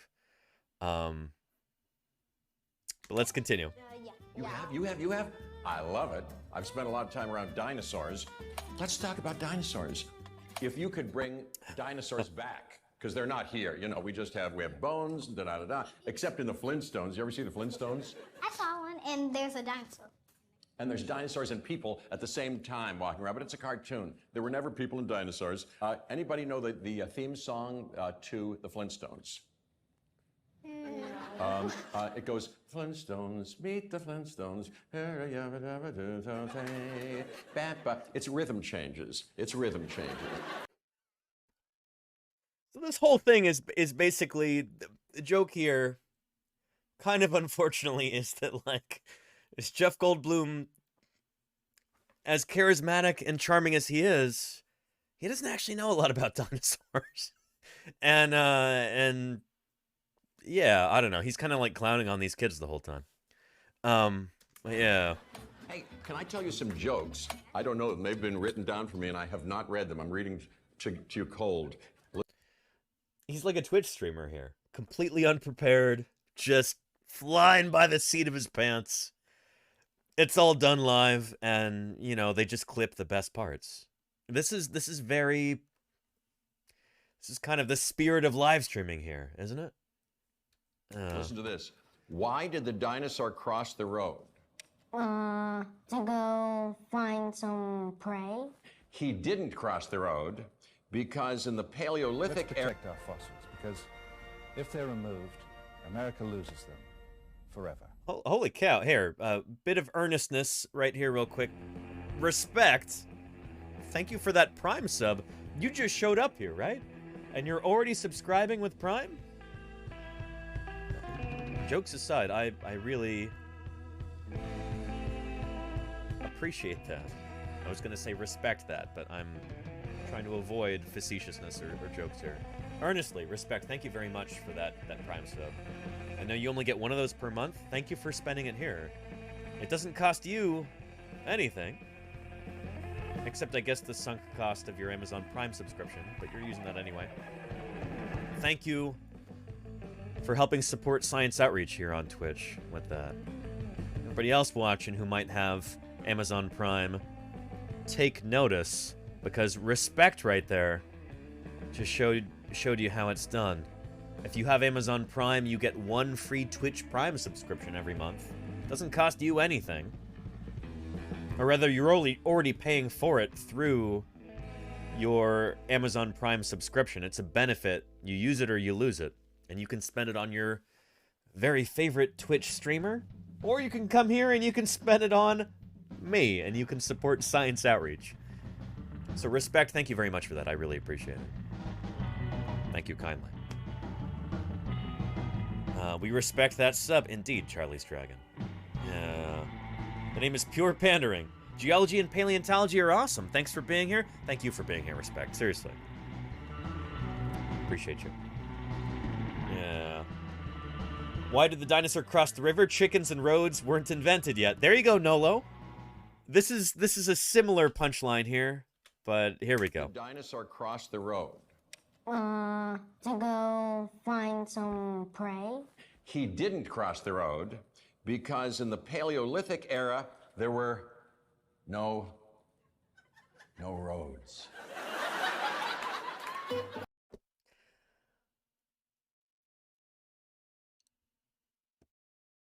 Yeah, far be it from me to go, well, actually, yeah, but Paleolithic that's like last Thursday, geologically speaking. That could have been an okay joke if he'd said Mesozoic era, if the writers for this show who had written all those prompts for him actually done their homework. Should have been, Mesozoic era. Even those kids are not amused. Exactly. Yeah. In the Paleolithic era, I suppose there were no roads, but there were also no non-avian dinosaurs, Yeah, shoot. Let me show you what I mean here.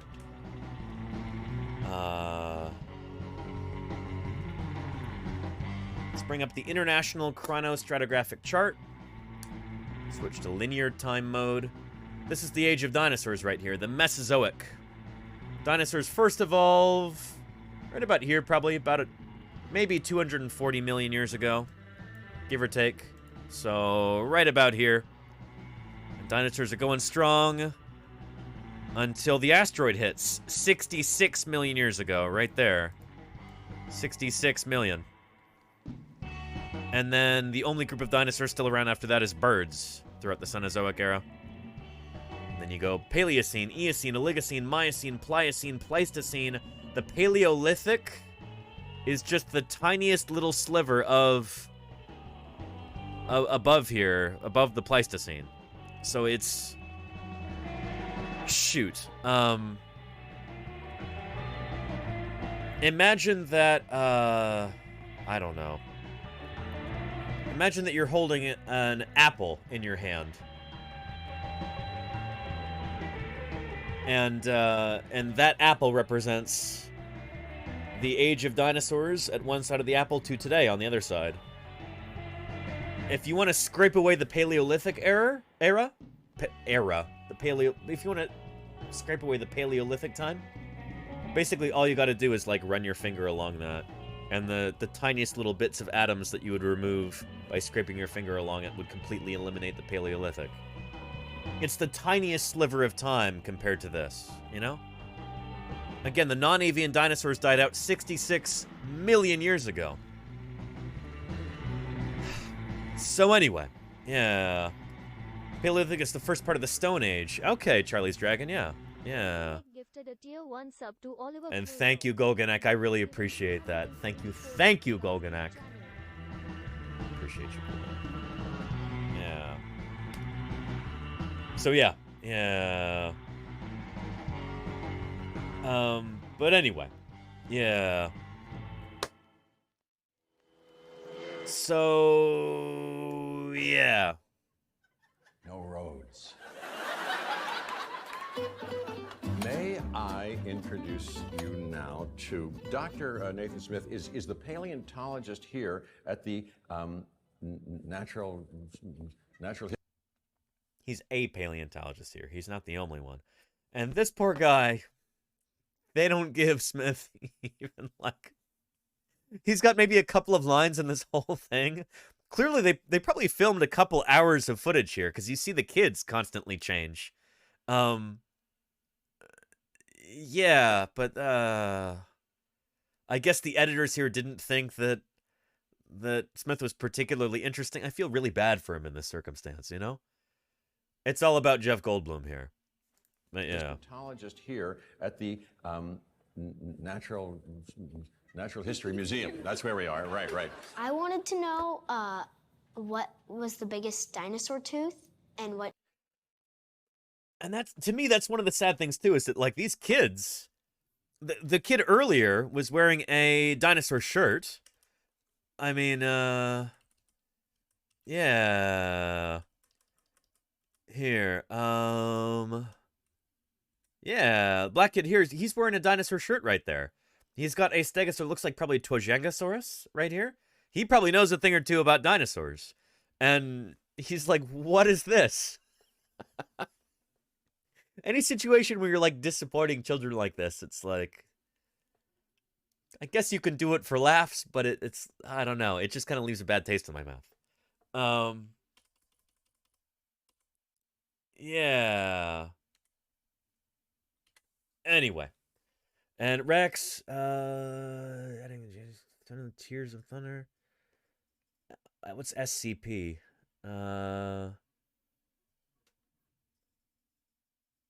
Link the webcomic. Yeah, go for it, Rex. Yeah, sure. Yeah. Natural History Museum. That's where we are. Right. I wanted to know what was the biggest dinosaur tooth and what dinosaur owned it. Well, I can show you that right now. What is the biggest dinosaur tooth here? Hang on, I wonder if anybody in chat might have a guess. What is the largest dinosaur tooth?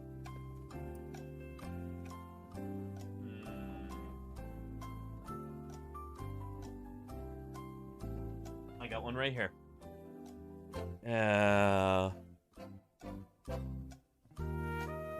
And I also hope they got a behind-the-scenes museum tour after the show.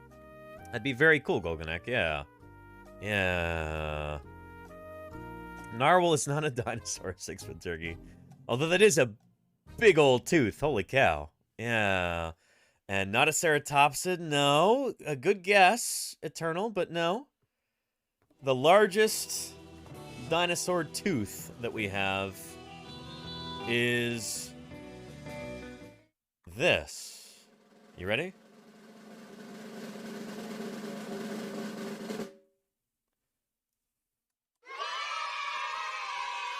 The tooth of Tyrannosaurus. Particularly like a maxillary tooth from Tyrannosaurus T-Rex. Had, as far as I know, the largest teeth of any dinosaur that ever lived. This is a cast of one of B-Rex's teeth. This is actually the same Tyrannosaurus specimen who was found to be female in the video that we just watched earlier. This is that same individual specimen. B-Rex is the nickname for the specimen. From Museum of the Rockies. It's MOR 980. No. 980? Is it 980 or is it 1122? Somebody can look that up. It's 1122, isn't it? But yeah, B-Rex. So yeah, that's the biggest dinosaur tooth that we have. Most of this is the root. The actual tooth that would be exposed above the gum line would be about right there, but still really substantial. Holy cow, is that impressive. Yeah. And Charlie's Dragon, there you go. Yeah, most of this is root. But yeah, this is a cast that I made back when I worked at Museum of the Rockies. It's, and look at how broad that is in cross-section. This is not your typical kind of theropod tooth where it's very narrow from side to side, almost shaped like a steak knife or something. This is a big old thick tooth meant for puncturing and crushing. Just really interesting from like a functional morphology standpoint, from like an engineering standpoint. So yeah. And Incognito says, I thought it might be a molar for grinding vegetation. Oh, the largest tooth? The thing is, the dinosaurs didn't have molars. Molars are a mammal thing. Yeah. When you've got plant-eating dinosaurs with grinding teeth... let's see. Whether you're talking about hadrosaurs or duck-billed dinosaurs... Here's the jaw of a duck-billed dinosaur. And each one of those little kind of diamond-shaped things is a different tooth. Part of the jawbone has been prepped away so that you can see the teeth right there. But this is what we call a dental battery. These animals had possibly up to 1,000 teeth at a time. But only the teeth at the very top were actually used at any given time. But you've just got a constant conveyor belt of new teeth erupting and then being worn away and spat out. It's really, really cool stuff, but the individual teeth are very small. And so the way that they would work, it's not really like modern, like mammals, you know, like a cow or a moose, or like us, where, you know, our teeth kind of go like this, and they just kind of mash against each other like that. Dinosaur teeth like this actually seem to work in a different way, where they would go and they would grind past each other. They'd come down, but they're like slightly offset, and so they'd go, and they would go and grind past one another like that. So there was probably some kinesis in the jaw. And the teeth would basically come down along that plane, and then they would scrape past one another. So it's like they're grinding and shearing at the same time. It was a really effective way of processing food. And it is almost kind of like scissors. It's like scissors mixed with a mortar and pestle, almost, Mold. Yeah. Because scissors just cut. This is more kind of like... It's almost like garden shears. You know? Yeah. Almost kind of like that, except more heavy duty. Like, yeah, and they're self-sharpening too. Really, really cool system. Really cool system. So yeah.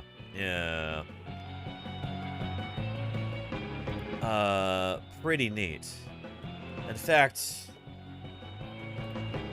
part of me really wants to find you a little animation for that, but that might take a minute. Let's take a look here. DK Dinosaur Hunter. There was a game that I had when I was a kid that... Let's try this. There was like a virtual dinosaur museum walkthrough, which was... Oh man, this is super neat. But I remember this vividly. They had a little demonstration of like what an iguanodon jaw would look like in cross-section when the animal was chewing. And I'm trying to find that for you right now.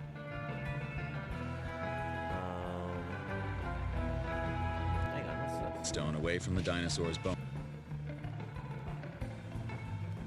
Complete with teeth in the jaws. Yeah! This is my old boss there, Jack Horner. Very cool.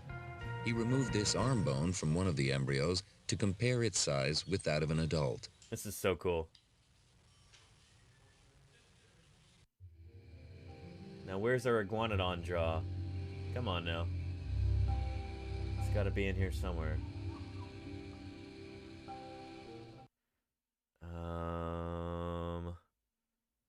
We'll go back to where they were talking about iguanodon, maybe. Because that... Where was that? Shoot. Here's iguanodon. Remarkably. There's the hand.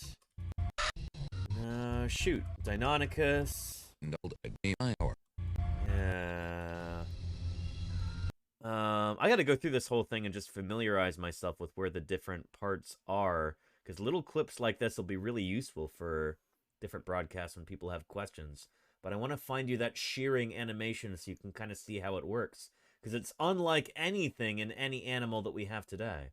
Just really wild, the adaptations that these ornithischian dinosaurs came up with to process their food. It's really, really cool stuff. But I don't know if I'm gonna be able to find it. Iguanodon. Yeah, if it's not there, I'm not sure where it is. Unless it's in the Triceratops part. Yeah.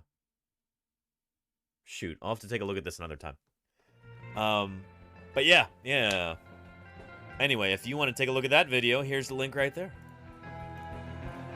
Pow, there you go. But yeah. Anyway, and Meteor says pigs' hooks are self-sharpening like that in opposition. Hooks. Oh, hooves maybe? Really? Huh. And Incognito, yeah, it might not even be in this video. This is the horizon, which marks the extinction of the dinosaurs. So it is. Below this level, and out in here, there are dinosaur fossils.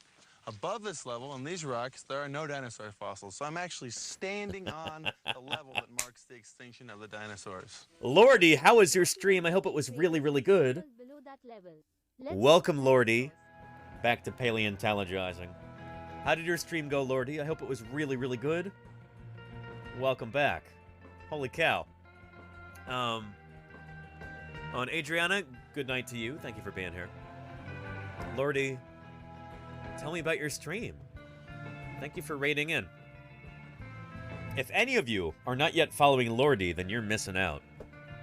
She's a member of my own stream team and a very dear friend of mine. She does crafting and cooking and sewing on her stream. It sounds very domestic and very chill, and honestly it is. Always a good chill time over on Lordy's channel. A wholesome good time, but unlike on my channel, she does allow some cussing and everything. So if you've been hankering for that, then, well, this is Twitch. Everybody else does that except for me. But yeah, we had a great stream hanging out and chatting about sewing clothes. Very cool, Lordy. Did you end up finishing that jacket? Lordy's been working on this really amazing jacket. I got to see it the other day, actually. It's got kind of like purple and pink and lavender and like aquamarine colors. Dyed on the outside using this special process with ice cubes, kind of melting dye into the fabric. It was really, really neat. Yeah, and come over to my stream to fulfill your swearing needs. There you go, Lordy. Indeed. He says, studiously avoiding any swear words. Me, I mean. Yeah, go check out Lordy. She's got an awesome channel, and you should check her out. And Tissa Girl, how are you doing? Welcome to Paleontologizing, Tissa Girl. Anyway, Lordy, thank you for your raid. Lordy, we've been watching this video, which I've been trying to get to all week, with Jeff Goldblum of Jurassic Park fame, talking to these kids about dinosaurs. Lordy, we were here together at the the Los Angeles County Museum of Natural History in LA. Remember that, Lordy? Yeah. We did a live stream from here back in 2021.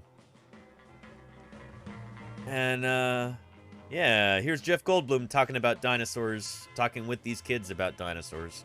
It's not really about dinosaurs, but yeah. Anyway. And Delta Rain.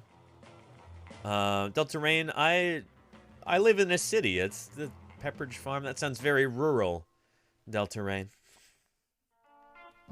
But Delta might remember this. Yeah. So yeah, so far we actually haven't been super impressed with this discussion. Yeah. Yeah. Flintstones. You ever see the Flintstones? I saw one, and there's a dinosaur. And there's dinosaurs and people at the same time walking around, but it's a cartoon. There were never people and dinosaurs. Anybody know the theme song to the Flintstones? It goes, Flintstones, meet the Flintstones.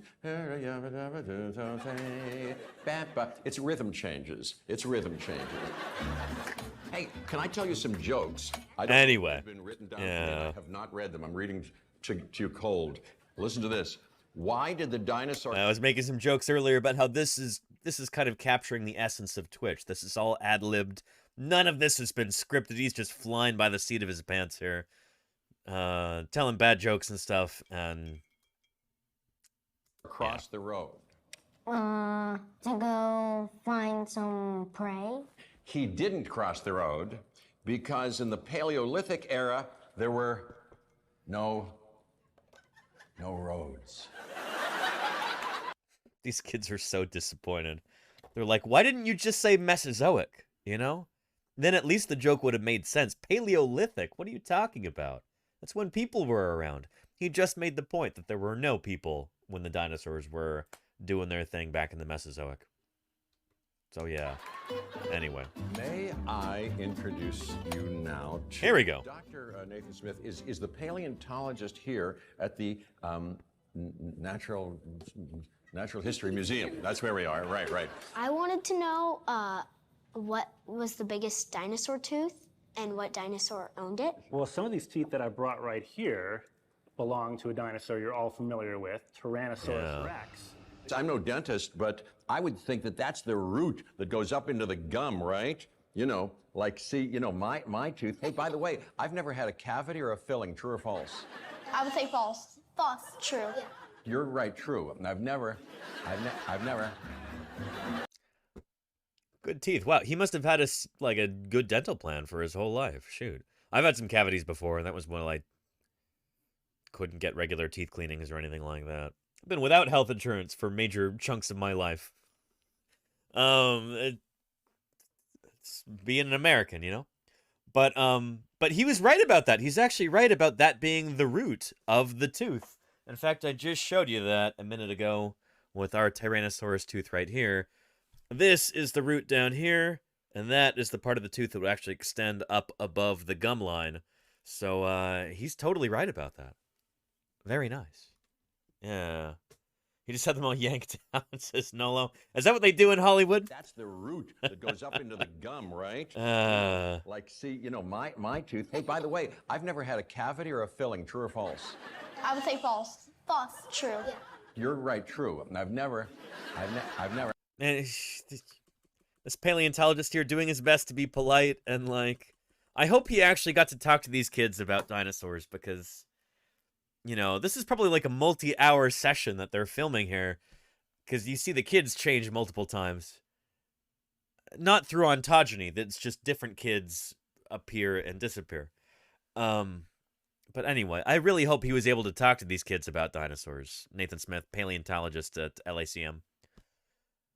But yeah. And Killer Quee says, pretty sure that Jeff Goldblum's dad was a doctor. Maybe he had, he was a good dental hygiene influence. Could very well be, Killer Quee. That's interesting. Yeah, and he wasn't even, that's right. He was a mathematician in the movie, Delta Rain. Or sorry, chaotician. Mathematician. But yeah. And Dr. Tara, thank you for those. I saw the new enantiornithine bird. Very exciting. And I'm going to have to check out that large coelacanth as well. What is this? Ooh, very cool. And Paleontological Electronica. Look at that beautiful skull. Whitea giganteus. Holy moly. That's going to be neat. But thank you, Dr. Tara. Coelacanths. Heaven knows we love coelacanths here on this channel. Yeah. And Odile wants us to go over Uranosaurus in a dinosaur deep dive. We'll see if we can do that. We'll see if we can do that before Who Wants to Be a Paleontologist. Before we get to that, we gotta continue this. Finish this little video. So yeah. I've never. I know 2 things about dinosaurs. You know 2 things about dinosaurs. What's the first one? The first one is that dinosaurs have feelings. He's not wrong. I mean, yeah, dinosaurs being social animals, probably being highly social creatures, they would have had emotions, rich social lives. So yeah, dinosaurs had feelings, and they still do today. Birds today have feelings, for sure. Anybody who's ever owned a pet bird can tell you, holy cow, dinosaurs today have feelings. Birds have feelings. Yeah. What's the first one? The first one is that dinosaurs have feelings. They have feelings. Yes. And my second one is that they eat people because they have meat in their body.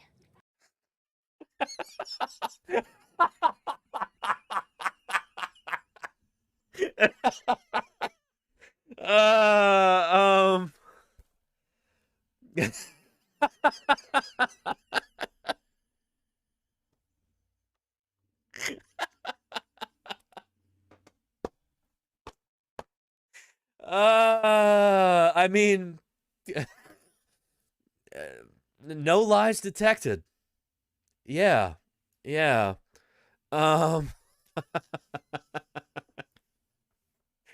I suppose he's correct, you know? Shoot. I'm made out of meat.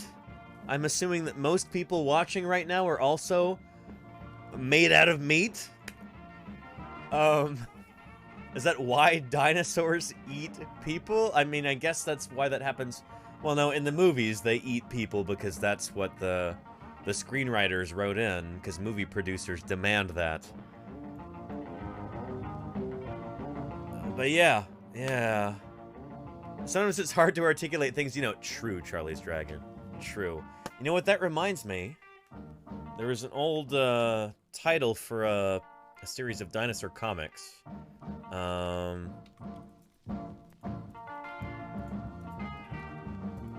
Dinosaur comics. Your whole family is made out of meat. This was the Dinosaur Comics anthology cover. Dinosaur Comics, 2003 to 2005 AD. The title is Your Whole Family is Made Out of Meat. Which is gross, but true, I suppose. This kind of discussion is what turned me into a vegetarian. But yeah. Yeah. It's true. Dr. Terra says, I mean, didn't crows eat lots of people in the Black Plague? They still do all the time. If people don't get buried fast, crows and ravens will eat them. And vultures. They sure were made for meat. There you go. Yeah. They ate one lawyer and a ranger. Hey, excuse me. Bob Peck's character is worthy of respect, I think. That's hardly people, says Jacob Neon. And a nerd. Samuel L. Jackson's character, you're calling him a nerd in that movie? My goodness, Jacob Neon. Shots fired. Wow. But yeah. Yeah. You know, that reminds me of one of the very few Tink Tonks that I've done. Here we go. About lawyers and dinosaurs. Here, check it out. Here's my tip. If you want to get out of jury duty, dress as a dinosaur. Dress up like a dinosaur. Oh my gosh, I love it. Wow. Yeah, yeah. You'll get dismissed every time. And I think it's because lawyers, most of them have seen Jurassic Park, the movie, in law school. Yeah, true. That's what law school is. Most of the time you sit around and you watch movies, you know? That's what law school is. You sit around and you watch movies. You watch any movie that's ever had a lawyer in it. So, Jurassic Park, Aaron Brockovich, A Time for Killing,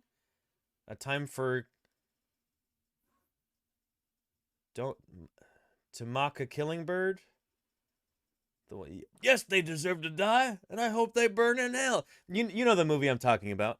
And My Cousin Vinny. There you go. Yeah, yeah. Lionel Hutz from The Simpsons. Exactly, Roses and Tea. One of the most famous and respected lawyers of all time. Yeah, yeah.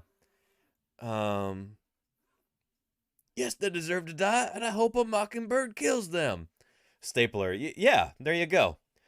You know what I'm talking about, chat.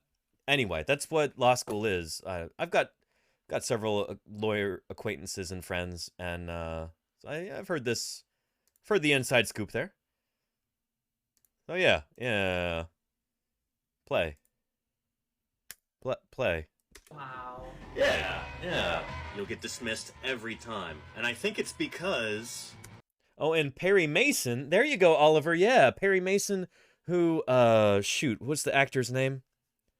I was gonna say Steve Martin, but Steve Martin was his character's name in the 1956 film Godzilla King of the Monsters. Raymond Burr is the actor's name.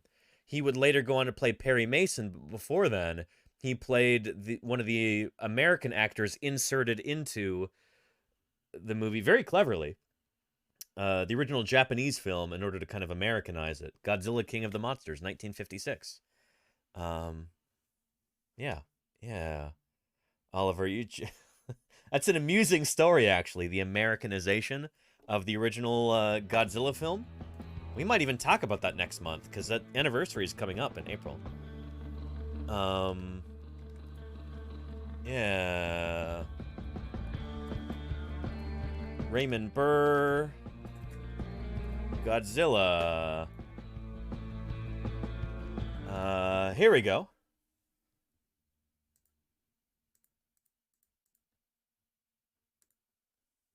Raymond Burr.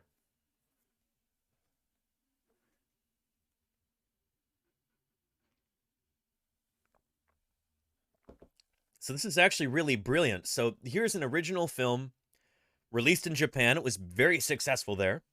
Gojira was released in 1954, and then an American studio got hold of it, and they wanted to release it in the United States, but they were afraid that as a, like, you know, a film from Japan, that it would be seen as a, like, quintessentially foreign film, and that American audiences wouldn't flock to see it.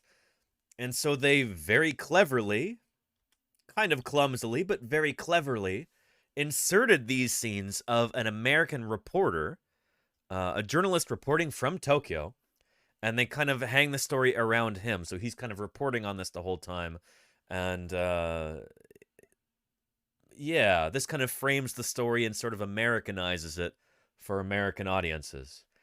They use some kind of, like, clever tips and tricks for kind of inserting him into the story, but it is pretty goofy. Yeah. Yeah. Kind of like Power Rangers related. Good stuff. But back to where we were. Oh yeah, shoot. Let me just show you this again. It's a Tink Tonk, so it's very short. Here.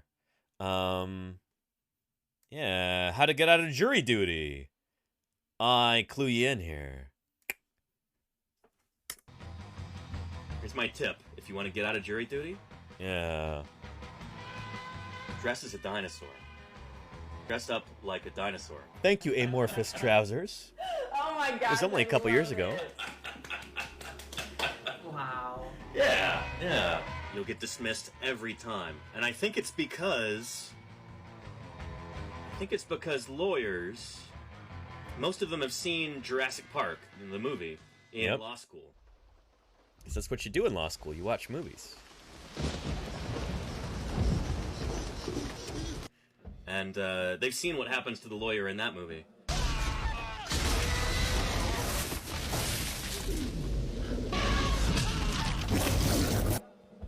They don't want that happening to them. So if you're dressed as a dinosaur, they'll just instinctively send you home. So there you go. It's a tip from old Danny for you. Yeah, it's true. Take that one from me. Yeah.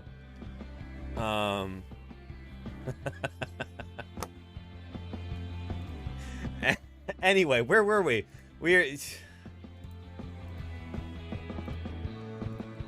There we go. We were watching this video with Jeff Goldblum here. It's about dinosaurs. What's the first one? The first one is that dinosaurs have feelings. They have feelings. Yes, yes. And my second one is that they eat people because they have meat in their body. They have meat in their body? Meat? I know I do. You know? Guilty as charged. Yeah, meat. Who? Meat. People. People. Oh, and they eat people because people are made of meat. Yes, yes, yes. So...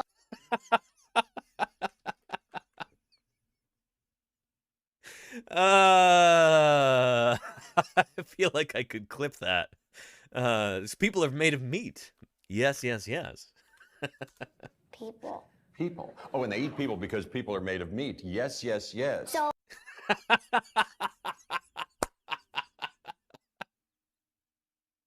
I'm gonna clip that. Stapler says that should be on every streamer's soundboard. Can't argue with that. So I learned that some carnivores, they swallow their food and then swallow pebbles to break it down. And doctor, we should chew our...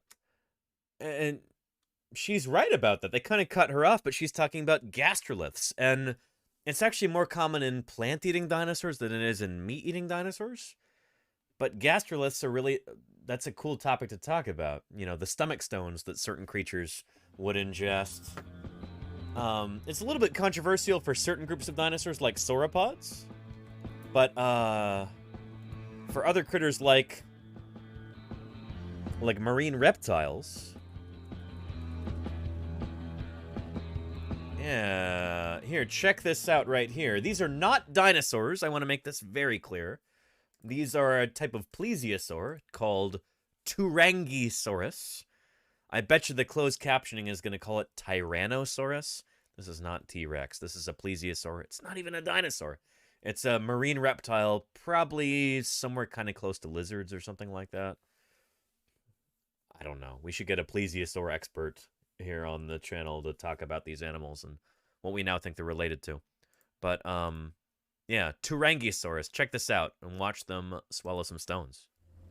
This bay has something that few others can provide. Yeah.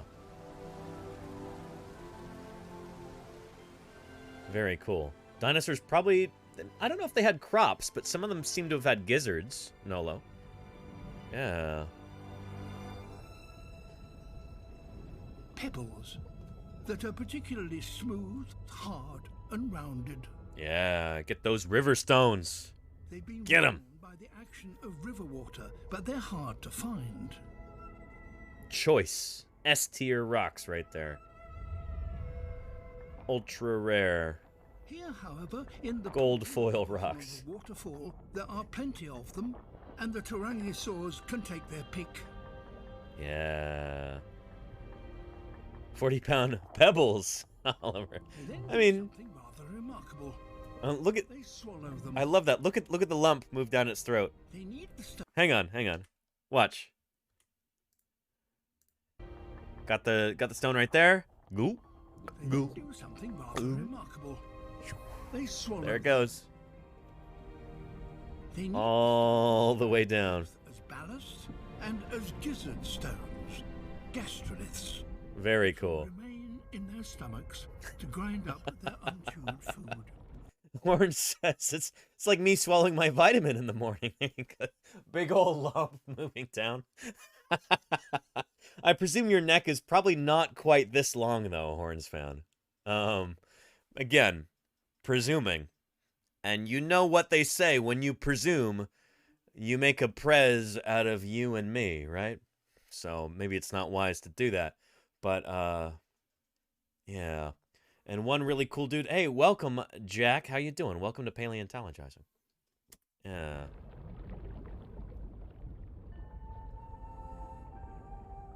Passing that stone would hurt. That's the thing, Incognito, is that they don't poop these stones out.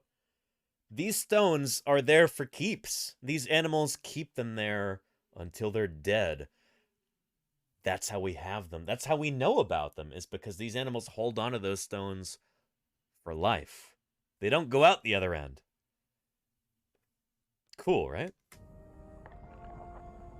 Yeah. Very neat stuff. So those, again, are not dinosaurs. Those are a kind of elasmosaur, which is a kind of plesiosaur, which is a kind of marine reptile. Those critters lived at the same time as the dinosaurs, but they're not dinosaurs themselves. They're from a different branch of the reptile family tree. So yeah. And one really cool dude, I've got a command for that. There we go. Yeah. And Prehistoric Planet is the documentary. And you can watch it for free if you click that link right there. It'll kind of walk you through that. You can get a free trial for that streaming service. You don't have to pay a dime if you do it right. So yeah. And yeah, like David Attenborough said, part of that is for ballast and part of that's probably for digestion. Here again, let's watch it one more time. Whoop. Splash. Slouch. Slaunch Lounge. Slaunch Lounge. Thank you for the follow. Say that 12 times fast. Welcome to Paleontologizing. It's good to have you here. Yeah. And Horns fan says, were the reptiles during the dinosaur times that split time pretty equally between land and underwater? Or was it mainly one or the other? Mainly one or the other. There were a few creatures that were kind of amphibious like that. Critters like actually Thoracosaurus may have been pretty aquatic. but crocodiles during the time, just like crocodiles today, they split their time between living underwater and living on land. Other critters like Koolasuchus, big old amphibians, basically like a giant salamander. These animals they probably spent most of their time underwater. But, yeah, they could go up on land if they wanted to. Kind of like you see right here.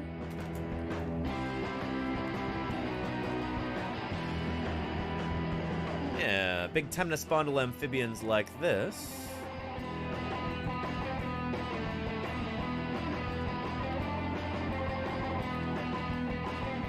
There we go. Take a look.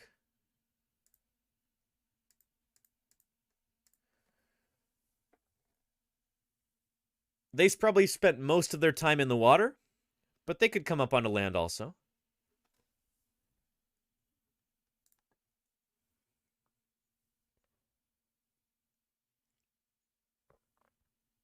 And ferns everywhere. Yeah, respect. We have evidence of that.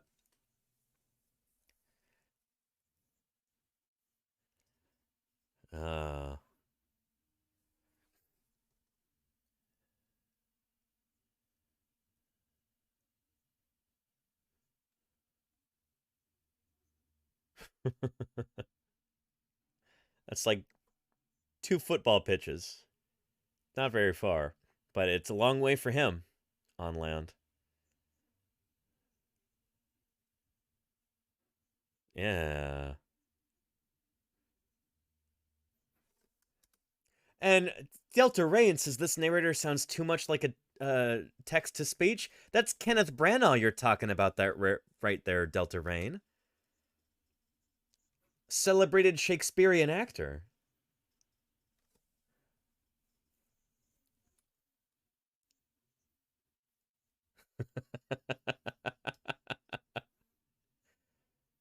Yeah, this is from Walking with Dinosaurs back in 1999. This is, holy cow, this is 24 years old at this point. Oh, boy. And you do enjoy Mr. Branagh's work. What does he look like? What does Kenneth Branagh look like? Kenneth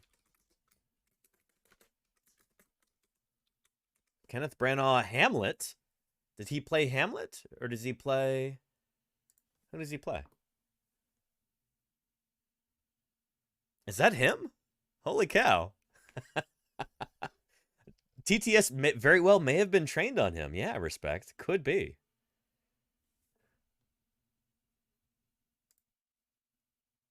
There's 2 of him.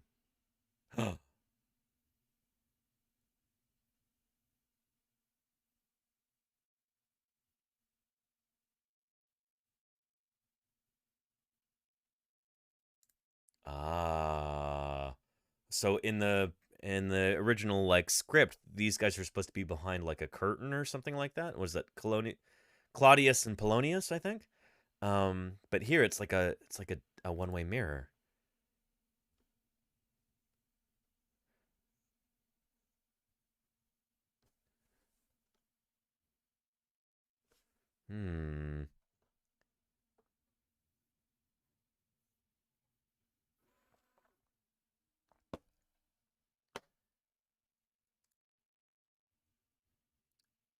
The other guy was Derek Jacobi. Which other guy? Wait. Huh.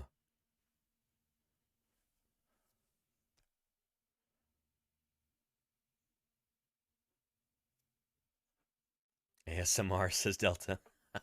How are you doing, by the way, Delta? It's good to have you here. I enjoyed watching you play. What was that game the other day? I was so glad they only made one of them, you know? As they implied in the title. What was it called again, Delta Rain? Surely there was only ever one game. They never made any sequels to it, right? What was it called, Delta?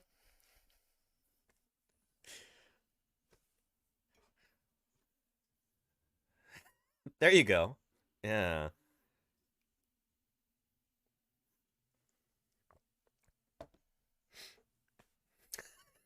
Delta says, too bad that never went anywhere. There you go, yeah. Final Fantasy 1. There was only ever one of them, you know?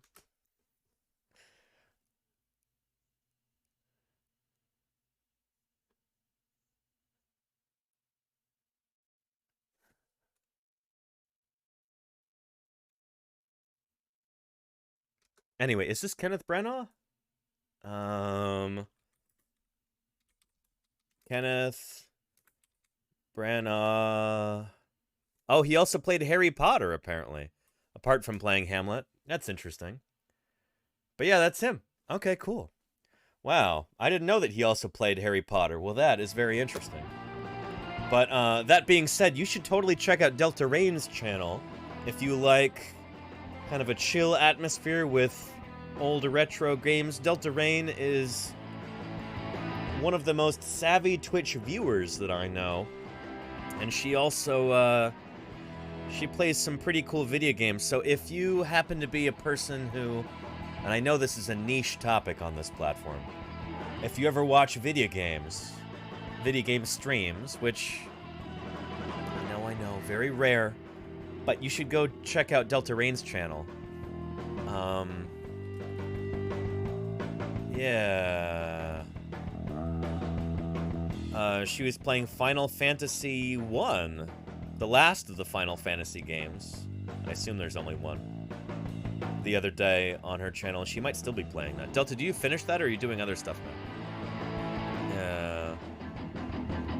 But we have a good time. Sometimes it's always a good time, Delta. That's the thing, is that you take these games that, like, I would be bored to tears if I were watching them on YouTube, and you make them more interesting in the fact that they're interactive and we can talk with you, and I don't know. That's the highest praise I can give, I guess, as a kind of non-video game person. To be able to have somebody take that content and elevate it in the way that you do is, that's pretty special.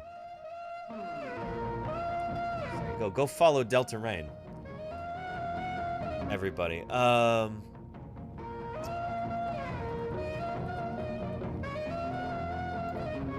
made this joke the other day. Is it here? This is the most blatant case of fraudulent advertising since my suit against the film The Never-Ending Story. Anyway. I don't know if Delta got that joke, but it's a niche one, so yeah. But yeah. And Gilderoy Lockhart? No, his name's Kenneth Branagh, Charlie's Dragon. What are you talking about? Apparently he also played Harry Potter and Hamlet. Oh, you didn't know it was a Simpsons reference? Yeah, Delta. Yeah. That's a super old one. We were talking about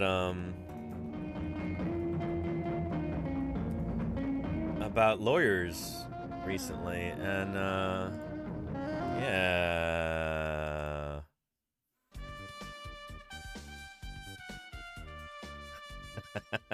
Hutz is the name, Mr. Simpson. Lionel Hutz, attorney at law. Here's my card. Lionel Hutz, attorney at law. Lionel Hutz, court-appointed attorney. I'll be defending you on the charge of murder one. Wow, even if I lose, I'll be famous. I'm sorry, Mrs. Simpson, but you can't copyright a drink. Go Nick Jacobs, This all goes yeah. back to the Frank Walbanger case of '78. How about that? I looked something up. These books behind me don't just make the office look good. They're filled with useful legal tidbits, just like... Which is also here, I promise you. Full of useful paleontological tidbits also. These books, shoot, they're definitely good for something. I promise you. Like that. And Horns fan. Yeah. Hey, this isn't the YMCA. You I've never seen before. It turns into a sponge when you put it in water. Ooh, classy. I'd like to talk to you about bringing legal action against the...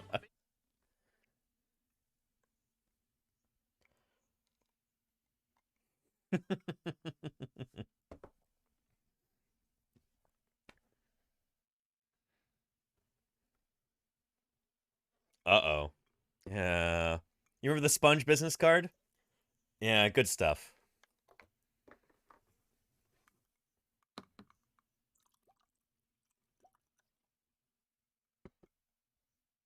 And these are so old. Let's get to the more recent stuff.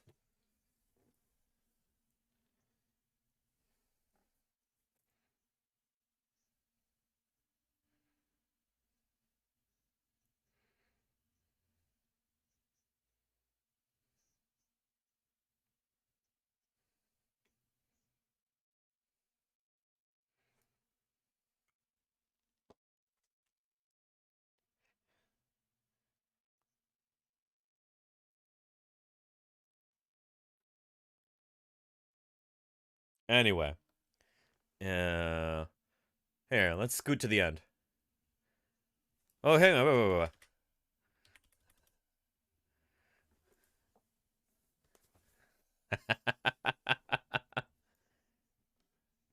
Yeah, he buys the Fez hat. Exactly, Jacob Neon, yeah.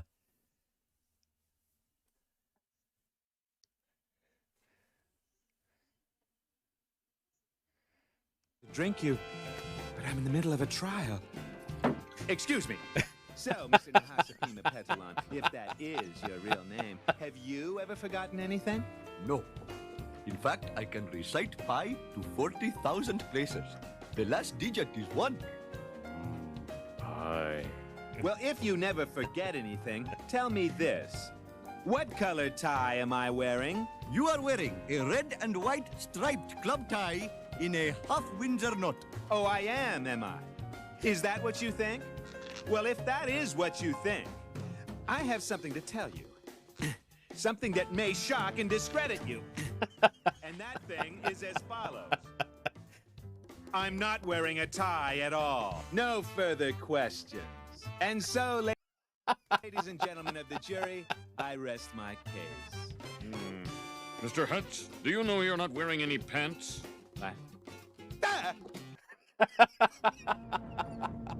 Anyway, let's get back to the video with Jeff Goldblum here. Shoot.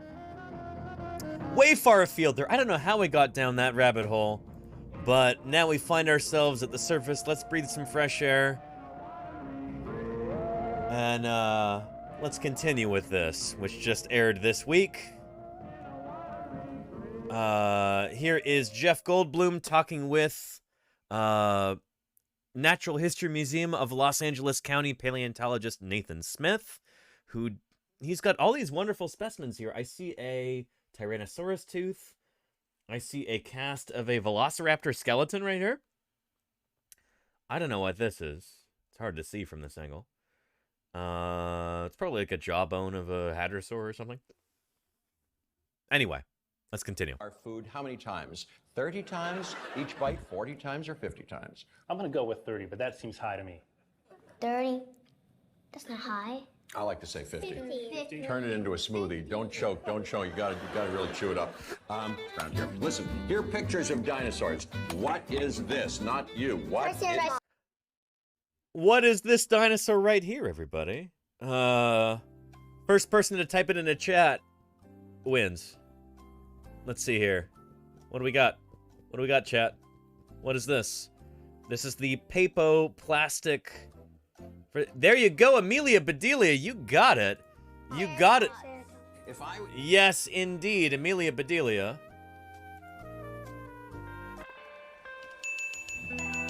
Amelia Bedelia, nicely done.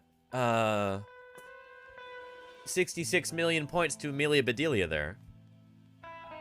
We've not gotten into who wants to be a millionaire / paleontologist yet. But, Amelia Bedelia, you're already winning. Nicely done. Your favorite dinosaur, one of my very favorites as well, Amelia Bedelia. For a number of different reasons. Triceratops. Holy cow. Special place in my heart. Yeah. I've dug up so many of those over the years. But, If I were a Triceratops, what would my name be? Look at the horns. Cliff Gorman. Cliff Gorman. Who played Lenny on Broadway. Okay. Wait, what? I don't get that reference. Lenny from the, shoot, who's the author, The Grapes of Wrath? He spent a lot of time down in Monterey, California, near the cannery. He had a friend who was a scientist, and he like based several characters. Steinbeck, John Steinbeck. Thank you, Delta Rain. Yes, yeah. Gorman, Cliff Gorman, who played Lenny on Broadway. Okay. Is that Lenny from, I was gonna say again, callback. A Time to Kill a Mockingbird? Yes, they deserve to die, and I hope a mockingbird gets them. No, Of Mice and Men. Thank you, Thalo. Thank you, thank you.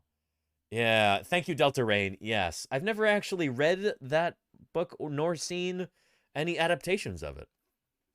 I've only kind of picked up bits and pieces of it through cultural osmosis, which I guess is why it's so slow to return to my brain. But great, so much short read. I should check that out, Delta Rain. I think I already know how it ends. But yeah, shoot, someday. Okay, what's on my sweater? And the girl on the right is getting very angry, says Oliver, and she knows that's Triceratops, and I think they know this is Triceratops too. Good for them.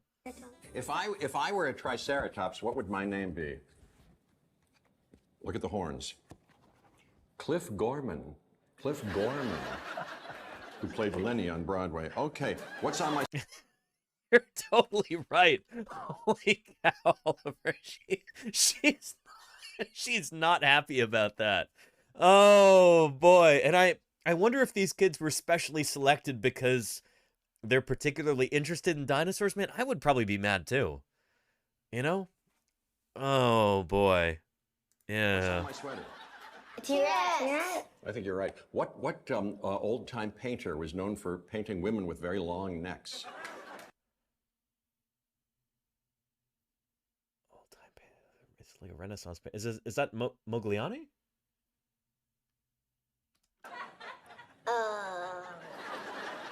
Modigliani. I may have said his name wrong, but there you go. Modigliani. What's this? That's so dumb. And then he asks them what the Triceratops is again. Oh, my goodness. Triceratops. You showed us that. Wait a minute, did I? Remember when I said that this reflects the general kind of spirit of a Twitch stream where it's unrehearsed and like much of the information might not be correct and blah, blah, blah. There you go. There you go. Dinosaurs were here. And if there was a T-Rex, you know which one that is. And if it were to come here, close to us, what would you do to avoid getting eaten? Your hand went up first. I watched the first Jurassic Park movie and uh-oh. That's going to set him up for failure here. This is not going to end well, folks. This kid is not long for this world. He's going to get eaten. I learned that if you stay still, a T-Rex can't see you. Yes, that's what they said. So that's what you would do. Yes, Issa, what would you? Well, actually...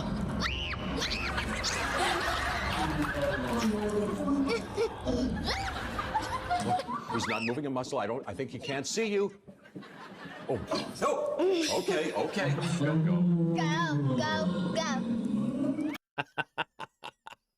So this is something they actually use for events at the Los Angeles County Museum of Natural, or rather they've renamed it the Natural History Museum of Los Angeles County. I got to meet this in person back in 2013 when we had our big Society of Vertebrate Paleontology meeting here. They have this, and I want to say they have a Triceratops too. But anyway, this is like their main one that they usually bring out for events. And I love the proto feathers on it for like this young T-Rex here. But yeah, good stuff. There's a big old polycotylid plesiosaur there. Point of interest, one day, hopefully not too soon, my bones are going to be displayed here on this wall. That's what I wrote in my... Why would they display your bones? Well... This girl's got moxie. Kudos to her. I appreciate her. She's like, you're not a dinosaur. Why would they put your bones along this wall? And it's a good question. You know, I wouldn't mess with her. Me neither, Delta Rain. major respect to her right here. Holy cow. Yeah. That's what I wrote in my... Why would they display your bones? Well, I don't know. I wrote it in my... They may not comply, but I wished for it in my will.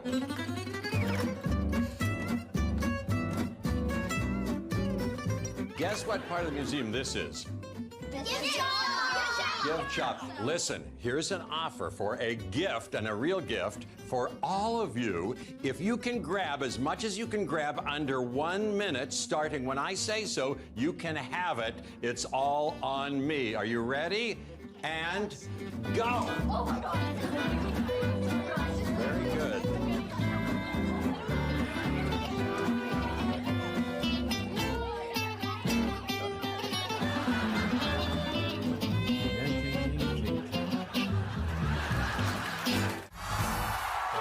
Anyway, yeah, you get the idea.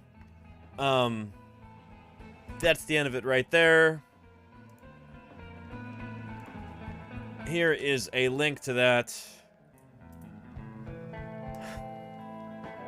To me, this kind of illustrates an interesting point. We're not just showing this for kicks and giggles, to make it PG.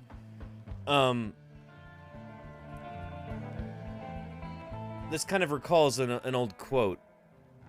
Let me find that real quick. Stephen Jay Gould, renowned paleontologist and evolutionary biologist, kind of talked about this in an essay a long time ago. Kind of the distinction between true science outreach, where you're actually like reaching people and encouraging them to learn more about, you know, the ancient world, learn more about paleontology, and just kind of pandering and sensationalizing. Where did I put that book?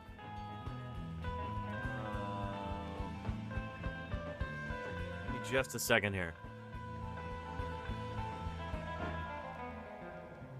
Here we are. Yeah, here we go. So this is in a collection of essays, which were originally featured in Natural History magazine throughout the late 1980s, I think. Bully for Brontosaurus is the name of the collection by Stephen Jay Gould. And it takes its title from this particular essay, which was called Bully for Brontosaurus. And yeah. And so in this, Stephen Jay Gould was writing about a controversy at the time, which stemmed from the U.S. Postal Service issuing a series of stamps. I can show you those stamps because I believe Travel the World actually sent me these stamps. Let me go grab them real quick, so I'll show you the actual artifact right here. Hang on, let me grab that. Oh, and while I'm doing that, check on the 3D printer for me, will ya?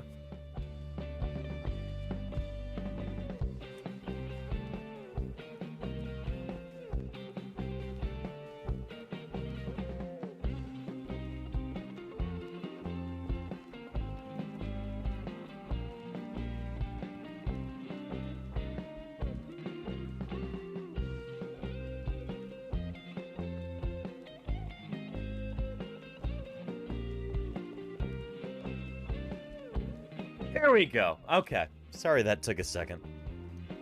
But yeah, and we're printing part of an Allosaurus skull right now, Charlie's Dragon. Holy cow, when this thing is done, it is going to be incredible. But it's going to be several hundred hours of printing time before it's done. It's going to look like this. It's going to be about 1 meter long, so, you know, life size. About 3 feet long. Allosaurus skull. Loading. Loading. There we go.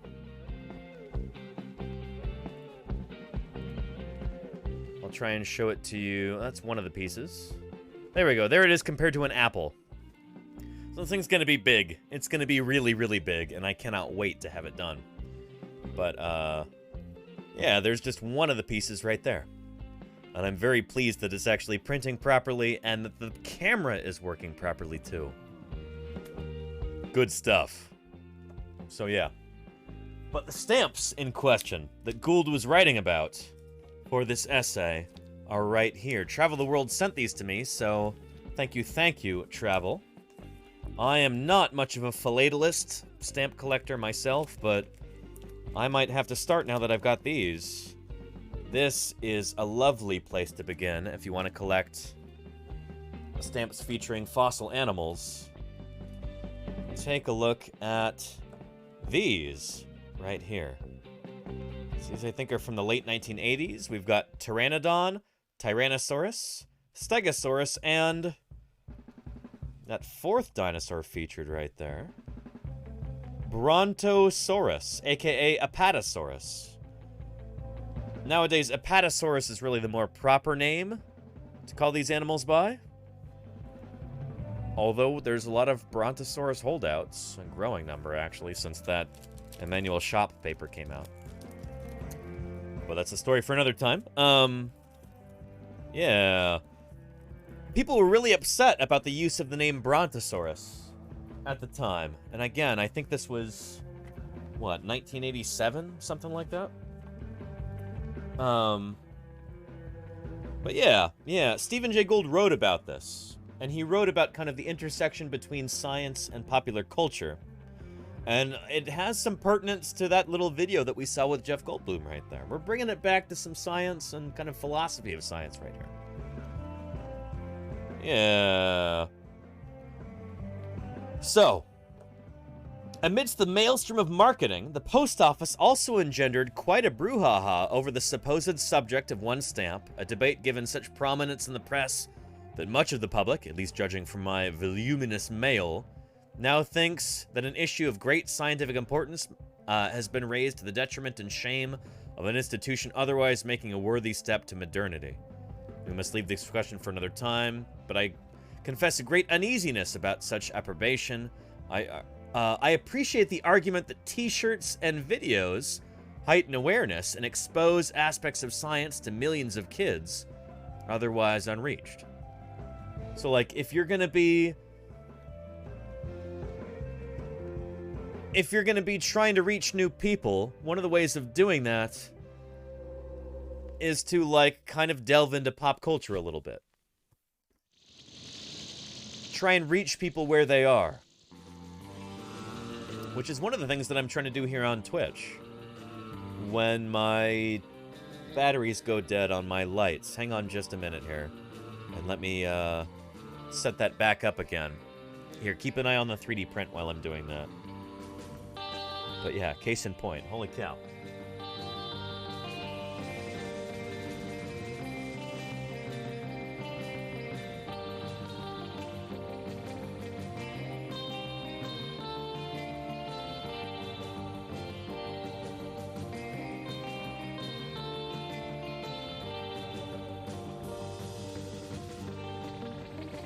There we go, that's better. Light's working properly now. So basically, Gould is asking the question, like, at what point does trying to reach out to the public, when you talk too much about popular culture, when you dumb things down too much, at what point does it cease to actually be science outreach? This is an important question, and it's something that people like me who do these things full-time really need to consider here. I appreciate the argument that t-shirts and videos heighten awareness and expose aspects of science to millions of kids otherwise unreached. So, like, when you're trying to reach people in the general public, you know, people who don't necessarily visit museums, people who don't necessarily read scientific journal papers. Holy cow, almost nobody in the general public does that. How do you reach these people? I understand why many will accept the forceful spigot of hype, accompanied by the watering down of content, all in the interest of extending contact. So sometimes you might want to kind of water things down. You might want to dumb things down a bit for people so that you can engage with them. But at what point does that deliver diminishing returns? He says, but the argument works both ways. Or, the argument works... Oh, sorry. Nope. The argument works only if, having made contact, we can then woo these kids to a deeper intellectual interest and commitment. And that's basically what I'm trying to do here on Paleontologizing. By doing these live streams 5 days a week, by talking to people about science and weaving in bits of popular culture, references to movies and video games and what have you. You know, I'm trying to make science relatable. But this is a tightrope that I have to walk as a scientist, you know? At what point am I just pandering, you know?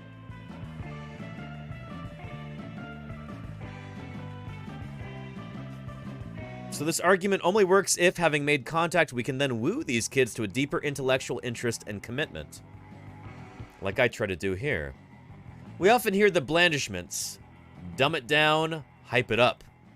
But go too far and you cannot turn back. You lose your own soul by dripping degrees. The space for wooing disappears down the maw of commercialism. Too many wise people, from Shakespeare to my grandmother, have said that dignity is the only bit of our being that cannot be put up for sale. This is something that I think about all the time as somebody who does science outreach full time on the internet.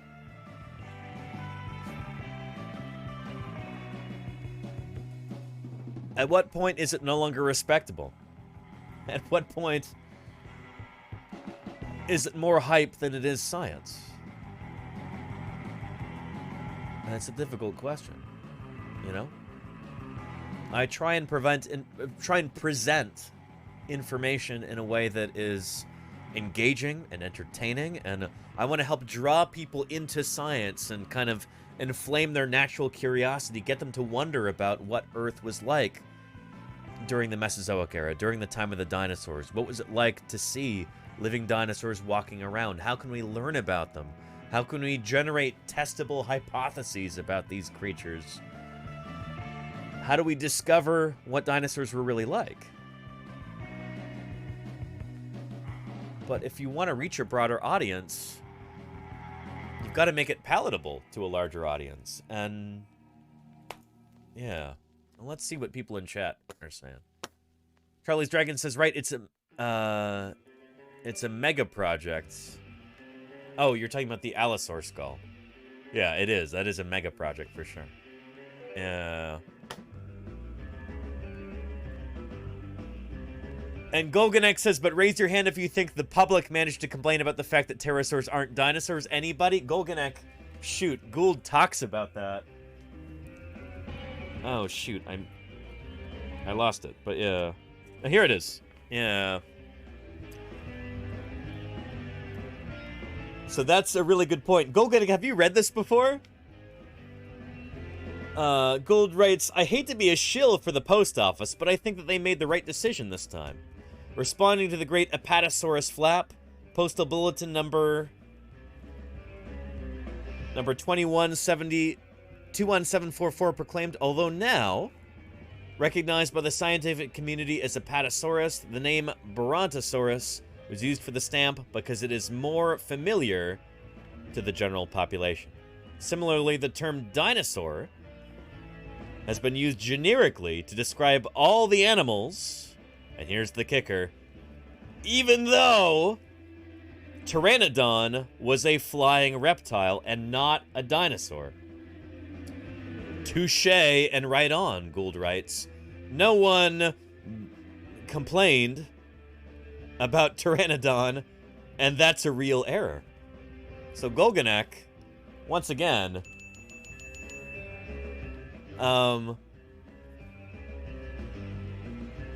well said. Complained. There you go, Odile, yeah. PG stream. You know me. Yeah. Somewhere in the back of my steel sieve memory. I'm impressed, Golganek. I truly am. Very nice. If you'd like to read that whole thing, let me see if I can find a...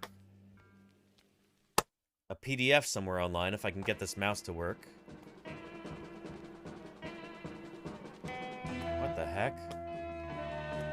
It's drawn like a magnet to a particular place on the, here, hang on. Control-Alt-Delete. That usually works. But that's also not working right now. What's wrong with this mouse? It's stuck. Alright, mouse is... Let me take the batteries out. Hang on here.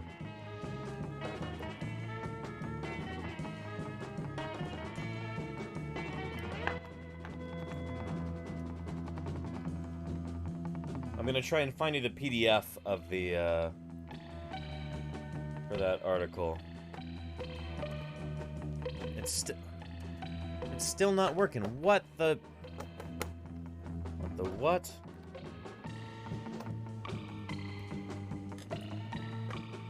The mouse is drawn like a magnet to the center of the screen right here, and I can't get it to move away from that.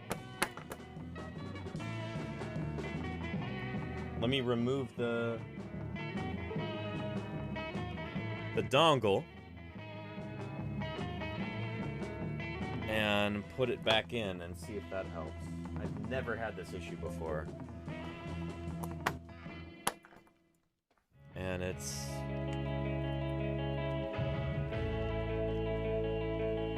not working. If I can't get my mouse to work, this is not gonna be a very successful stream here. What the heck?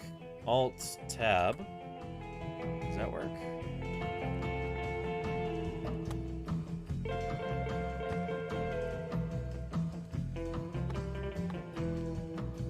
Never encountered this issue before. That is really wild. Hang on a minute here. Could be a key stuck somewhere.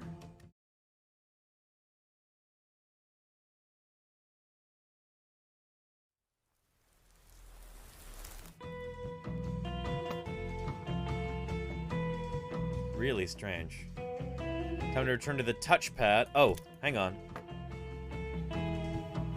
There we go. Disconnecting the... Okay. It was an issue with the draw pad that I have. We're good, everybody. Thank you for your patience.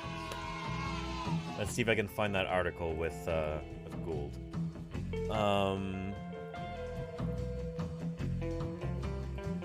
Here.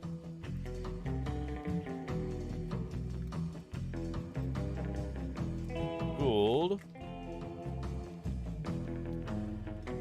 Bully for Brontosaurus.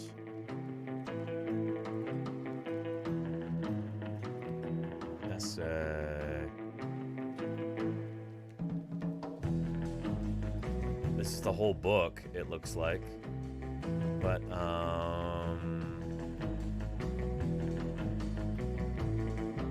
sjgouldessays.com, there you go. Yeah.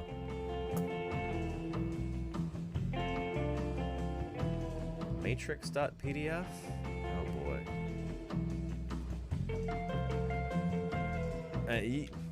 If you want to read this, here's the link to the Google search page. Go nuts. But we'll see if we can find a quick video of Gould talking about dinosaurs.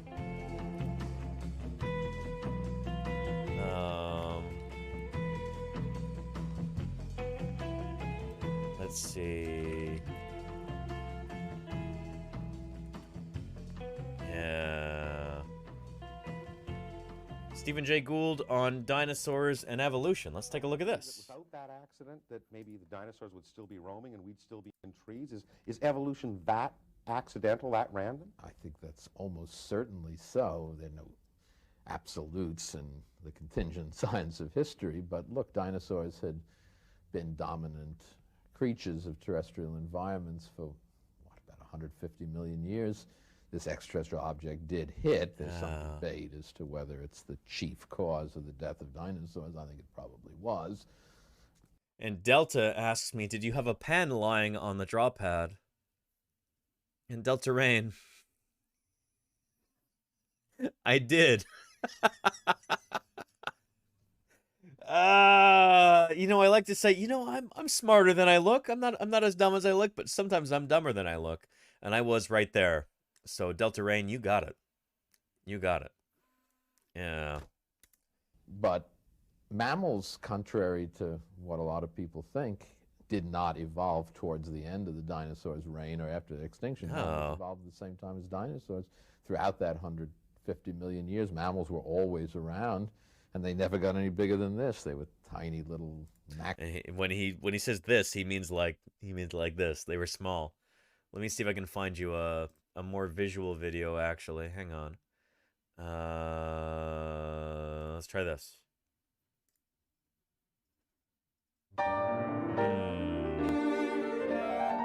Dramatic classical music. Stephen Jay Gould, 1941 to 2002. Stephen Jay Gould, born September 10th, 1941, Gould was an active member. That's how he said it, right? Board of Trustees of the Bibliotheca Alexandrina. He was deeply committed to the ideals of rationality and ecumenism. He was a prolific writer and producer of... Man, this is making him seem like really hoity-toity here, which, like, I kind of would like to push back against. Scientific ideas. Yeah. One of the great minds of the 20th century, he was a champion for human rights, rationality and dialogue, and a prolific writer who had a continuing string of bestsellers on science for the general public. And yep, Golganek says, look, there's an essay on old typewriters in here too. I think that's the one where he talks about the Dvorak keyboard and why the QWERTY keyboard, the keyboard that you see today, like he's got an essay on why this particular arrangement of different letters on the keyboard was the one that eventually won out and became universal. There was nothing preordained about it, but the way that Gould says it, what he's found, and I think other people who are involved in computer science, people who know a thing or two about the development of the keyboard, they could also comment on this. Apparently, one of the reasons why the keyboard has its current arrangement of keys like this right now, what we call the QWERTY arrangement, QWERTY, QWERTY, is because when early keyboard or typewriter salespeople would go around and sell these, the ones who could demonstrate like typing certain words easily were the ones who could sell the most keyboards. And one of the tricks was you would type out the word typewriter on the typewriter. TYPEWRITER,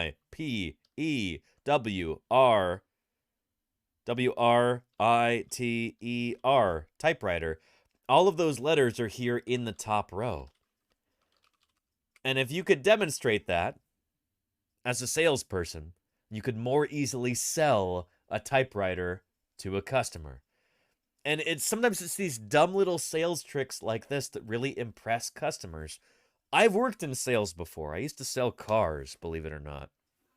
Ages ago, back when I lived in Montana, I sold Toyotas, which is easy. Toyotas are wonderful vehicles. They practically sell themselves. I didn't have to do all that much, to be honest. Well, I kind of did, but Toyota customers are also the most discerning of all vehicle customers anywhere. Toyota customers are the most difficult customers to sell. I learned that through experience too. But anyway, dumb little tricks like that are things that kind of impress people, especially when you're dealing with a new kind of technology. So, yeah, the panda's thumb of technology. That's the article there, Golganek. Yes, indeed. I think you'll enjoy it, Golganek. But this kind of goes to show that Gould, Gould is considered like a luminary in the history of paleontology. He's very well known for his essays in Natural History magazine, which you'll find in that book, Bully for Brontosaurus. That's a collection of his essays, along with these other ones. Yeah. And yeah, so Gould kind of represents like a very like East Coast, very intellectual, very very literary tradition in evolutionary biology. I really, really like Gould's writing because, again, I'm a native English speaker. I really appreciate kind of florid, writing that really takes concentration to wring all of the goodness out of it. I really appreciate that. I like that a lot. But if you're not a native English speaker, if you learned English as a second language, if you're not American, if you're not going to pick up on all of these like very American idioms and turns of phrase in his books, then you might not get very much out of his writing. So Gould is, for a certain audience, his writing is transcendent. But for anybody who's not part of the like American literary tradition, it might be a real slog to get through it. It might be difficult work. It might be unpleasant. So, yeah. I remember talking to Pat Holroyd, my mentor back at Berkeley. And, Pat was born in Kansas, and she grew up there, and, Pat is the consummate scientist. She's very good at what she does. One of the smartest people I know. She really doesn't like Gould's writing because she sees it through the eyes of some of her colleagues who come from other countries, and they struggle to get through this stuff. Sometimes his writings on evolution are kind of, they're put forth as like, this is the standard. This is, if you want to understand this concept of in evolution, you should read this article by Gould. But when you go and you read that article by Stephen Jay Gould, he's using analogies from baseball to help explain evolution, or stamp collecting, or Shakespeare, or various other parts of American or English language culture like that. And if you don't come from that culture, it doesn't work well as a teaching aid. And so I can understand that perspective. Like, Gould is not for everybody, So yeah, what's my favorite book of his? I would have to say Dinosaur in a Haystack would be my favorite book of his that I've read. I've read this all the way through. But I read that back when I was in middle school. I need to go reread it. I reread a big chunk of Bully for Brontosaurus just a couple weeks ago. Last week, maybe? When the power was out and I couldn't use the internet. I read through half of this book while we had a blackout here in Oakland. And I thoroughly enjoyed it. But I recognize it is not for everybody. It is very much written for native English speakers. So, yeah. Bestsellers on science for the general public, while remaining actively engaged with the most serious aspects of advancement of science.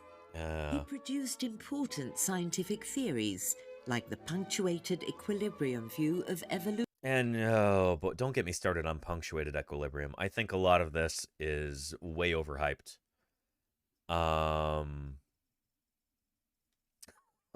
But yeah. Which he articulated with his colleague, Niles Eldridge. Yeah. Punctuated equilibrium is a theory that I developed with Stephen Jay Gould in the 1970s. So what we say is the species stays stable, and then when evolution happens, it tends to be relatively rapid in splitting events, and then this works for smaller species that have large populations, and then you can have allopatric speciation occur rather frequently because of some sort of a change in the ecosystem. It doesn't necessarily work for larger species who can easily traverse geographic boundaries and are harder to allopatrically speciate. But anyway. There's more stability. So it goes more like this than it goes like this. His major work is the monumental The Structure of Evolutionary Theory. That's it right there on my shelf. 25 years of loving labor. Oh boy, he needed an editor for this book. Holy cow, is this thing overwrought. It should be maybe a quarter the length of what it is. There are like entire pages that are taken up by footnotes in this book. It's definitely a labor of love, but it is a real slog to get through. I remember having to get through that for my macroevolution and fossil record class in undergrad. I should not have taken that as a freshman. Holy cow, because that was like a 500 level class. It was for graduate students. 500 or 400, whatever. But yeah. Oh boy. Structure, as it's called right here, is oh boy. Which took him 25 years of loving labor. The book redefines and revises the Darwinian framework of evolution in his clear and admirable style. If by clear you mean you've got to reread it 8 times before you understand what he's saying, then yeah, very clear, very clear. Erudition and insight. For his friends who knew his commitment to that project, it was great that the book came out just a few weeks before his untimely death. Stephen Jay Gould agreed to... Hang on, I think it was published after his death, wasn't it? I want to say it was published posthumously. But yeah, anyway. So Gould, I don't know. I see him as kind of a complicated figure. He certainly helped bring science and understanding of paleontology and evolutionary biology to a lot of people, but the people that he brought it to were already very learned, well-educated people who could appreciate his work because they're you know, chuckling at all of his literary references and his very erudite observations about American culture and things like this. I don't know if this is true outreach. Like, maybe it's outreach from an evolutionary biologist and paleontologist to lawyers and doctors and professors. But it's not really outreach to the general public, to hoi polloi, as you might say. To regular working class folks. I wouldn't say that that's what Gould was doing. That's what I strive to do here on Paleontologizing. Stephen Jay Gould was kind of more writing to the, to folks who are, you know what? Here's a beautiful analogy, or here's a beautiful, what I hope is a beautiful little summation of this point. People who subscribe to the New Yorker magazine were people who would read Gould. If you live in a household that has a subscription to the New Yorker magazine, yeah, the New Yorker, you know what I mean here. Yeah, the New Yorker. This is Gould's target audience. There it is. No further explanation necessary. So yeah. And he was at Harvard, S.V. Harkin. Yes, indeed. Yeah. So Gould, I don't know. And man, he would be probably doing 180 RPM in his grave if he knew I was saying this. But Gould was kind of an elitist in the way that he would write. I know he strived not to do that, but he couldn't help himself. So, yeah. Anyway. To join the founding board of trustees of the Library of Alexandria and attended the first meeting. But by his very presence on the board, he raised the global confidence level of the This world is, in the to me, why Gould is kind of a tragic figure, you know? passed away Yeah. on the 20th. And Golganek says, I'm just the me, and nobody's smart or anything. Well, I don't know why I tried to read that in a Mario voice, but Golganek, we love you here, Golganek. And I have nothing against subscribers of the New Yorker. No, but like, I just think that sometimes subscribers of the New Yorker sometimes they kind of forget that like most people in this country, here in the US or around the world, are not really part of that same milieu, you know? Yeah. Like, I don't know. Gould is very much writing to a college-educated kind of audience. And he was writing on that level. And he was... in a way that sometimes is delightful. He was very amused by his own erudition and his own level of education, his own cleverness, you know? He reveled in that. And you see that in his writing again and again. He's very much of, like, you know, the cocktail party kind of class. You know, not like some dingus like me, you know?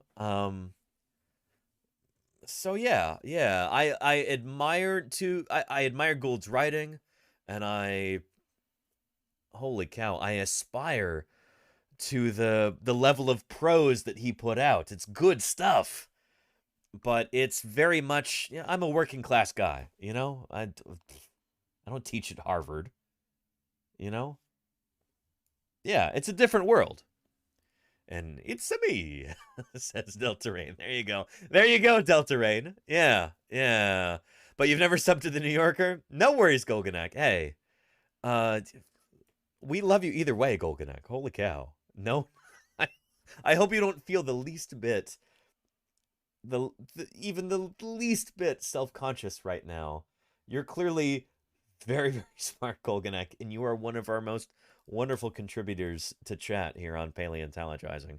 And you very well know that I would have made you a moderator if you had wanted that.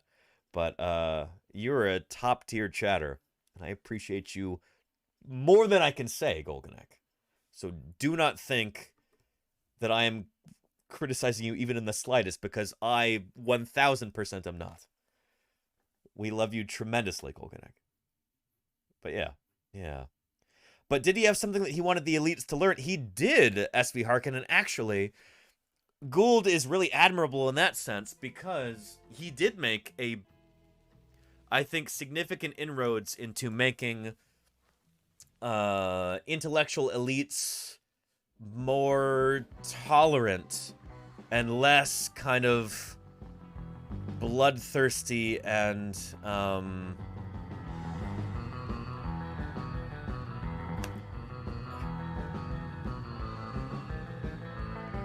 yeah, I mean, shoot, not to put too fine a point on it, but here, let me show you a book. I've not read this yet, but I've heard very good things. And The Mismeasure of Man is a book by Stephen Jay Gould.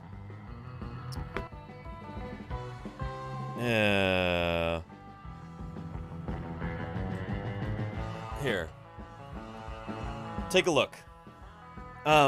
Stephen Jay Gould, I think one of the greatest things that he ever did in terms of, like, contributing to society was in trying to get, like, the New Yorker subscription class of Americans to be less explicitly eugenicist in terms of their ideology. So this is from the back of the dust cover from The Mismeasure of Man by Stephen Jay Gould.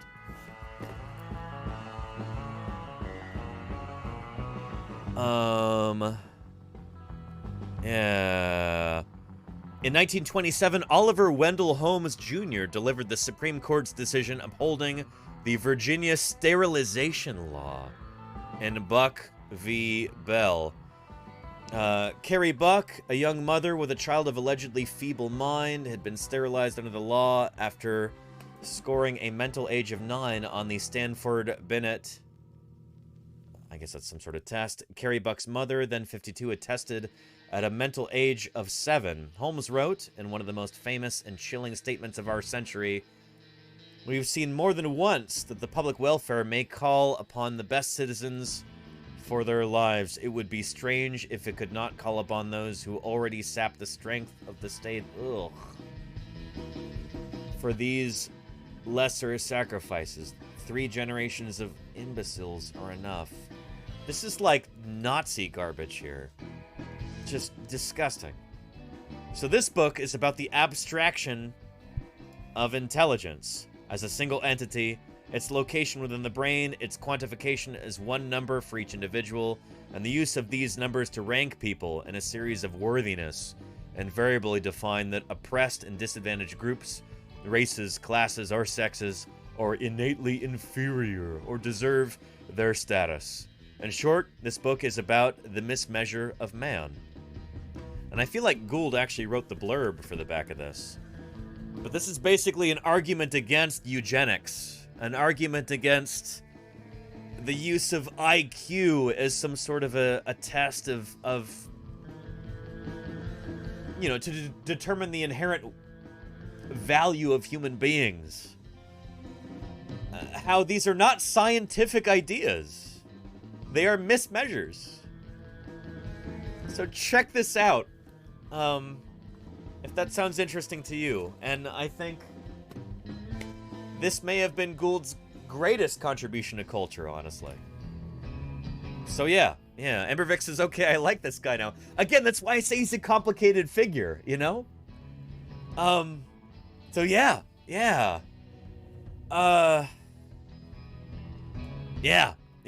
Here, let's continue.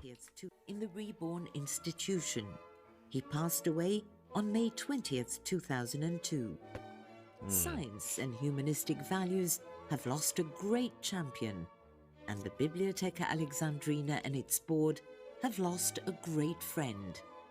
His legacy will always remain a source of inspiration to us all. Yeah, there you go. To us all.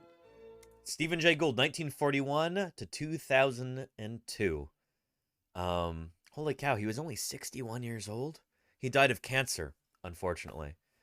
But yeah, that's Stephen Jay Gould. I would, if you are a native English speaker, if you like reading kind of florid language, if you like occasionally having to look up a word in the dictionary after you read it in a book like this, which I frequently have to do. Gould loves to use those very, I don't know, obscure and antiquated Scrabble words. Man, he loved that. Read some Gould. I'm very much enjoying reading some Gould, but again, he's not for everybody. So yeah, but man, he was a humanist and a champion of the rights of the little guy to the very end, and complicated figure, mildly complicated. Gould was a good guy, so paleontologizing salute to him, for certain. Yeah. So yeah. Just don't chuck him onto your poor freshman in Evo Devo 101. There you go, Embervix, yeah. I mean, I was a freshman in a graduate level course there. I shouldn't have been there in the first place, maybe. But that's just how I did things, you know? Yeah. And you hate mesothelioma? Yeah, Golganek, yeah. Gould, he was a real one. I don't agree with everything that he said. Punctuated equilibrium, I think. Yeah. I don't know. That's part of being a scholar, is having kind of conflicted ideas about certain figures who came before you in your science. And Gould, I would have loved to have a conversation with him. Holy cow. But he died when I was, I won't tell you how many years old. Wait, hang on. 23.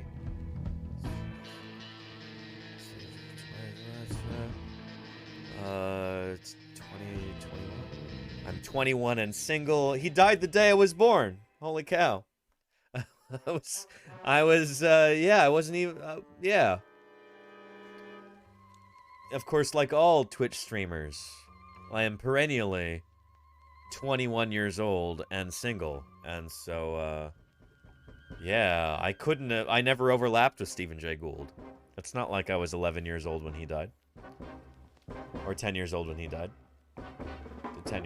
Yeah. No, I wasn't even born yet. But yeah, man, what I would give to have a conversation with Stephen Jay Gould. That would have been pretty awesome. So yeah. Yeah. And Gojira, I love that. Gojira says, IQ is a crock. It totally is. Holy cow. Yeah. I'm dumb as a bag of hammers. I'm sure you're not, Gojira. But you can score big on every IQ test because I like test puzzles. Yeah. Yeah. I mean, they are definitely biased towards certain kinds of people. People who love tests and puzzles will score higher on IQ tests. Does that mean that they are inherently more intelligent than other people? I mean, an IQ test, at the end of the day, it does one thing, and it tests how well you take IQ tests. It tests how good you are at taking IQ tests. And that's cool, you know?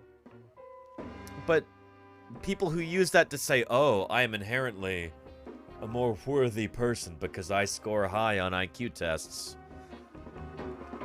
Oh boy. Yeah, is that, They're probably not all that smart if they think that it makes them smarter. That's definitely a mark against them in that regard. Yeah. It literally tests for, do you like IQ tests? Exactly, Gojira. Exactly. Yeah. You always thought it was a test about queuing, about lining up, Westrel? That's a very, like, UK kind of way to put it. Queuing, like, forming a line, right? Anyway, everybody, as promised, we are going to get into a game of Who Wants to Be a Millionaire, Paleontologist, which we have right here. So let's go ahead and do that. Without further ado, let's go ahead and start. Well, shoot, first we got to change our category here. Edit our stream info to Who Wants to Be a Millionaire. Edit our category. Yeah, there we go. Very nice. And let's get into it. Who wants to be a millionaire?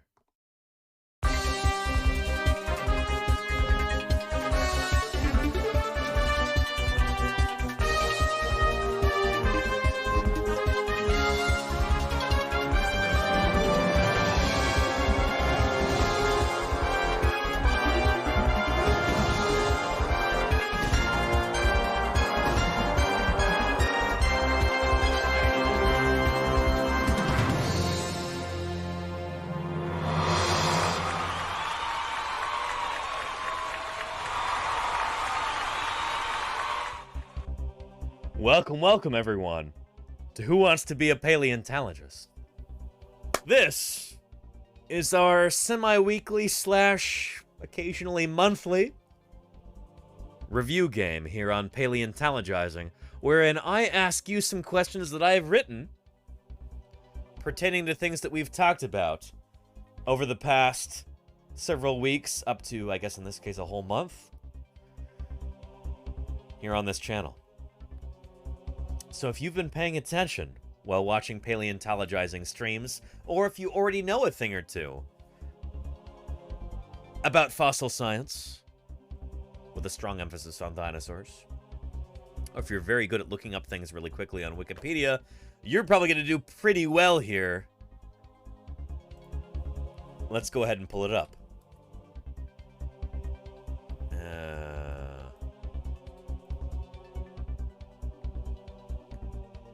So here's how it works. You will be presented with a question, which you will see on screen here.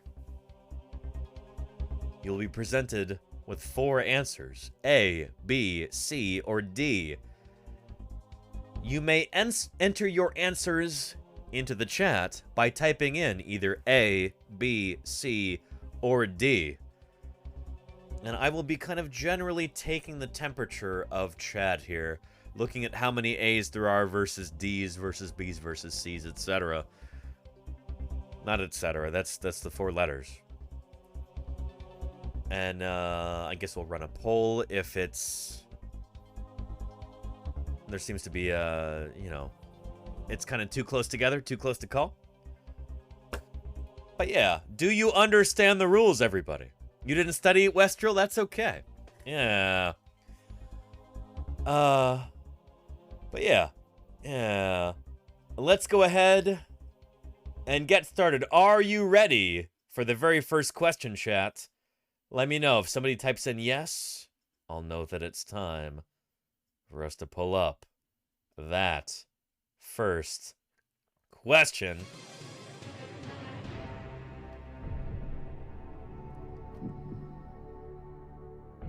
Question number 1. For $100. By the way, we're trying to get up to $1 million, hence Who Wants to Be a Millionaire? You know the drill. Do people still remember this? Do kids know what this is? This is on TV when I was a kid. Is this still in the cultural milieu? They probably still have this running to this day. Our question is, although often gigantic, why were sauropod dinosaurs much more lightweight than they might appear to be? Was the answer A, their vertebrae were lightweight and full of air? B, they had very little muscle mass over their bones? C, Earth's gravity was lower during the Mesozoic? Or D, Earth's atmosphere provided more buoyancy during the Mesozoic? What do you think, chat? What do you think? Victoria says A for air sacs. Gargaware says A. Eternal says A. Amber Vic says A. We're seeing a lot of A's here. Golganek says A is for air. I can't argue with that, Golganek.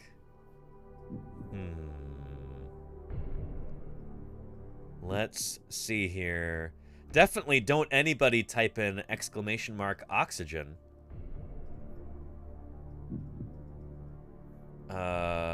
Which, shoot, I didn't even put as a... Drop on the ball here. I should have put that as a false answer.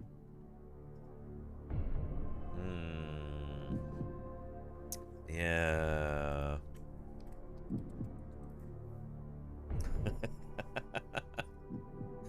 Why did I miss that opportunity? Anyway, chat seems pretty set on A, and this is just for $100. It'd be a real shame, chat, if you got this wrong this early on. But you know what? People seem pretty set on A. So I think we'll go ahead and select that. A. Sauropod vertebrae were lightweight and full of air, making the animals more lightweight overall. Is this our final answer? You seem pretty set on it, chat, so let's go ahead and do it. And of course, you are correct. Very nice. Yeah. So sauropod dinosaurs, their vertebrae were lightweight and full of air. This is something that we talked about this week and in previous weeks too. Sauropod dinosaurs are, of course, these animals right here, your classic long-necked, four-legged, long-tailed dinosaurs like these. There's a lovely reconstruction with some sauropods and some pterosaurs and some theropods. Yeah, sauropods. And, yeah. We now know that these animals had air sacs and hollows running throughout their vertebrae. Basically, everything that you see here in a shade of blue is air, from the air sacs to the lungs to those pneumatic diverticula within the vertebrae. These animals were all full of air, and this was famously illustrated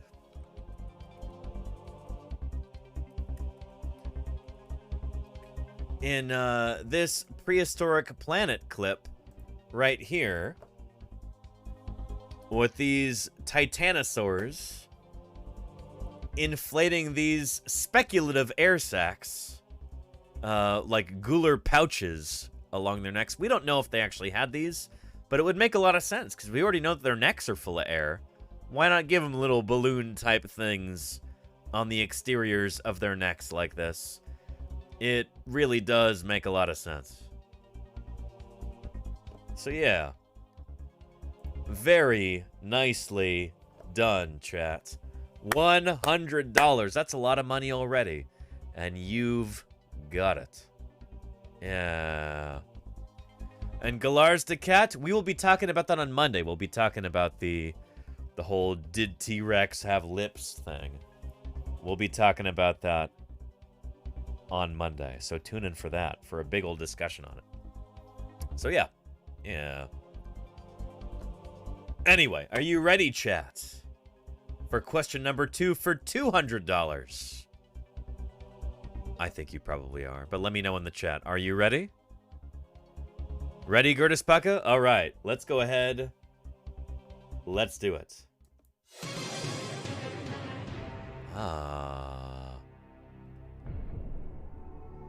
From our St. Patrick's Day stream. Legend of St. Patrick. Banishing all the snakes from Ireland is false because... A.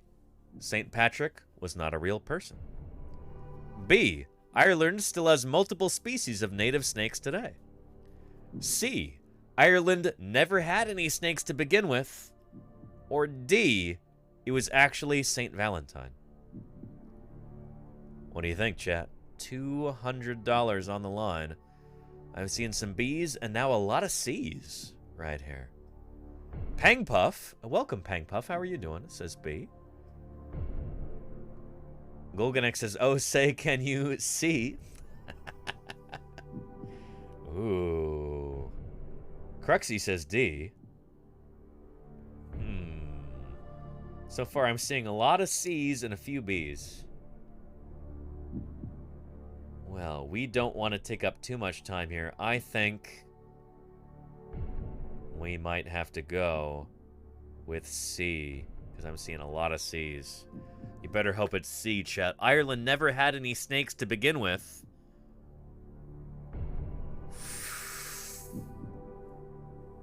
Let's see here. Is this our final answer?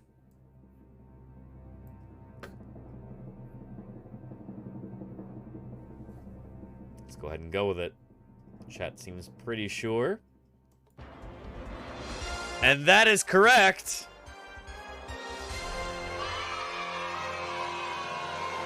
Yeah. So the thing about Ireland, and the thing about this legend, is that Ireland never actually had any snakes to begin with. And, let me show you. We talked about this extensively on my stream. I'll give you the link to the YouTube video, because we're trying to grow this channel a little bit on the old YouTube. But I did a whole stream about this and about biogeography. Why do we have certain creatures in certain places? So we've got a St. Paddy's Day stream right here. And we were talking all about biogeography on this day. So there's a link to that. But yeah. St. Patrick never drove any snakes out of Ireland. It's a myth. Yeah.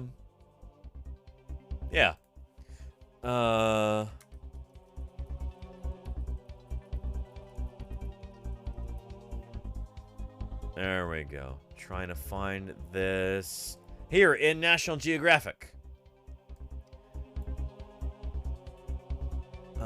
Did St. Patrick really drive snakes out of Ireland?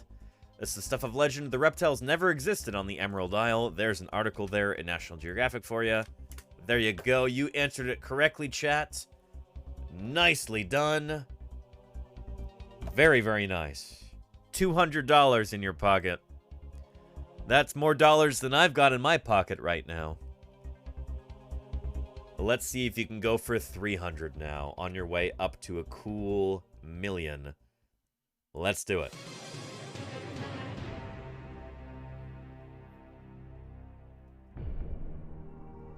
For $300, the question is,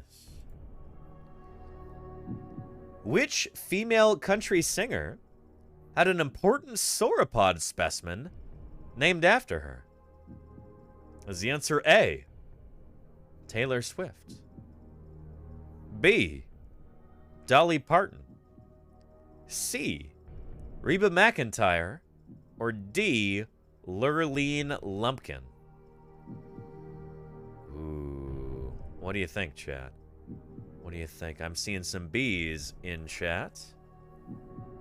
In fact, so far it seems to be all B's. B for Jolene, says Murph. Please don't take my grant. Please don't take it even though you can, Jolene. Yeah, Murph. Well, well, well, well, well. It seems like chat is pretty set on B here. And Lurleen, do not take it, says Gargoware. Joe Bean, Amberfix, what? Joe Bean for B. Well, I think we'll go ahead and go. Chat, you seem pretty sure about this. So let's go ahead and select B for Dolly Parton. But is that your final answer? What do you think, chat? What do you think? $300 on the line here. It'd be a shame to lose it right now, but let's try it. Hold on to your butts. You are correct. Very nice. Yeah. The answer is B. Dolly Parton had an important sauropod specimen named after her. And it was actually named after her by a friend and colleague of mine. Let's see if I can find you a video about that. Let's see here. YouTube is no help with this, but let's see.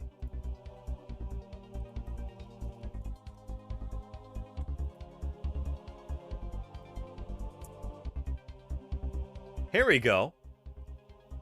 From none other than the New York Post, which is wild that the New York Post has got some excellent science coverage here. Who would have thought? But the sad, sorry story of Dolly, the diseased and doomed dinosaur. Very nice. Yeah.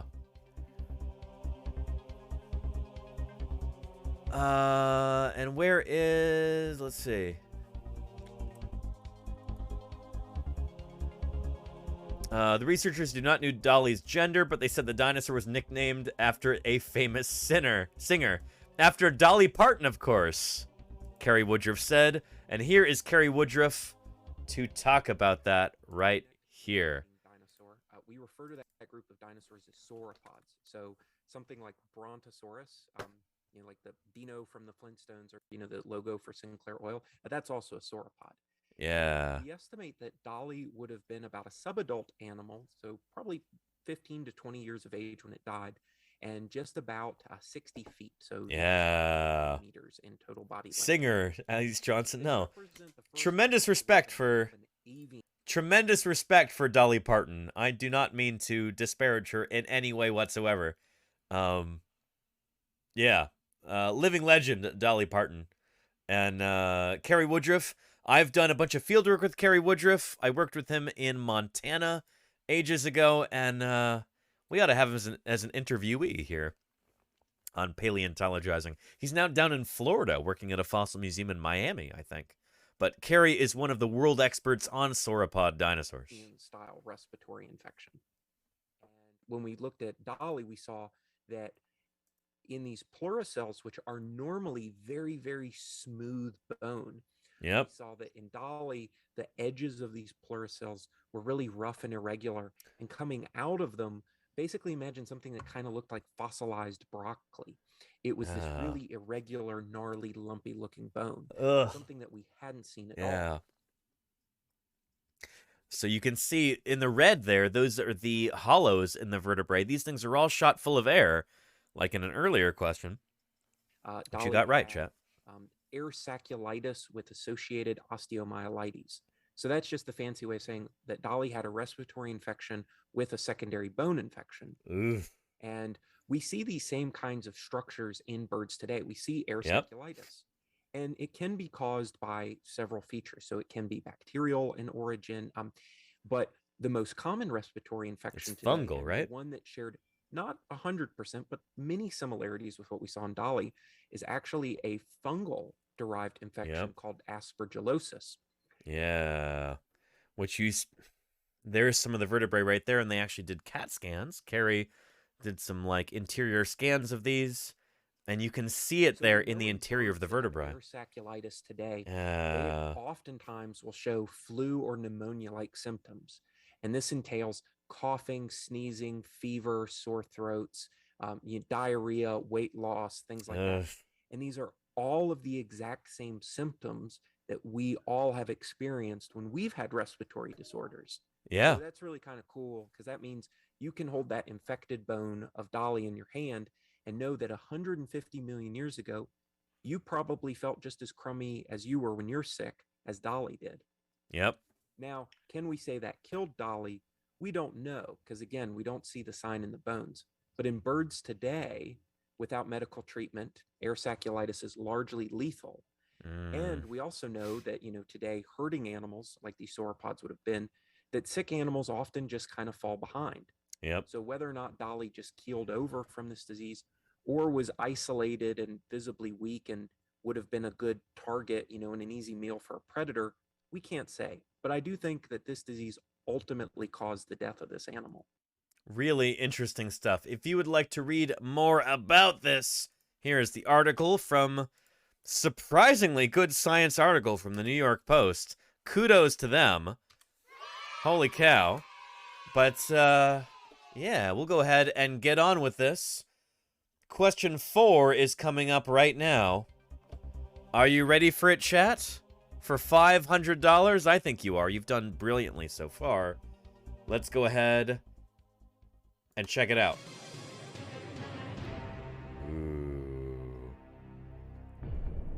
Oh, we may or may not have been talking about this just a couple of days ago on Wednesday. The question is for $500. Published without peer review by National Geographic in 1999, this fossil forgery still makes paleontologists cringe even today. Is the answer A, Archaeoraptor, B, Protoavis, C, Dakotaraptor, not Tradoon, or D, Raptor Rex? Now, there might be elements of hoax or misinterpretation in all of those, but which is the correct answer? I'm seeing a lot of A's in chat. And you know what? We're not going to prolong this. Chat seems pretty set on A. So, we're going to say Archaeoraptor A. Is this our final answer? Let's say yes. And of course, you are correct, chat.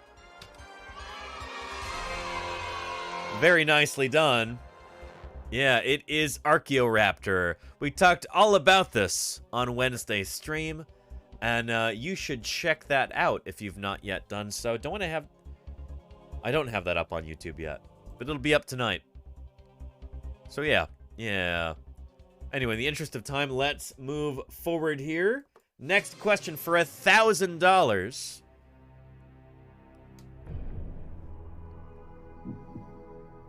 The question is as follows. If signed by the governor, Idaho's new official state dinosaur will be A, Eryctodromius, B, Russet olestes, C, Papa Venator, or D, Potatoodon? What do you think, chat? We've got 4 very interesting responses there. What do you think it might be? You want it to be D? Everybody likes Potatoodon. What, you don't like russet olestes? The russet potato thief? You don't like Papa Venator? The potato hunter? You're gonna go for Potato Don? I'm seeing a lot of A's in chat. So we're gonna go ahead and go with A for Eryctodromius, whose name means digging runner. Really not the russet thief or the potato hunter or the potato tooth? Digging runner, Eryctodromius, really? Well, let's go ahead and do that. And of course, you're correct. It is Eryctodromius. Yes, indeed. Eryctodromius is slated to become Idaho's official state dinosaur. Yeah. Very exciting stuff here. Take a look. Lawmakers will find something they can all agree on, but that is what happened earlier this week in the Idaho Senate, thanks to a group of fourth graders. In fact, actually, I've got to run to the bathroom real quick, so give me a second. Let's play this one instead. So we call Get to Know Idaho, and if you're in the fourth grade or you've spent some time in the fourth grade, you know that's when you learn about Idaho. The geography, the history, the cultures, the state symbols. It's one of the best parts of Be right back. Fourth grade class at Yukon Elementary in eastern Idaho. But last year, it got a little more exciting. That's when he and a student named Calvin, a 10-year-old who's totally into dinosaurs, came to the conclusion Idaho deserves its own designated dinosaur. So they put together a professional packet of pleas, drawings, and essays asking for the latest in a line of gem state symbols to be a dinosaur. Well, it didn't get any footing last legislative session, but this year, look out. A creature from the Cretaceous period could be part of fourth grade studies for future Idaho students. Good morning and welcome. Maybe you missed it during Monday's Senate State Affairs Committee hearing. I am testifying in opposition to Bill 1056. Mixed in the middle of militias.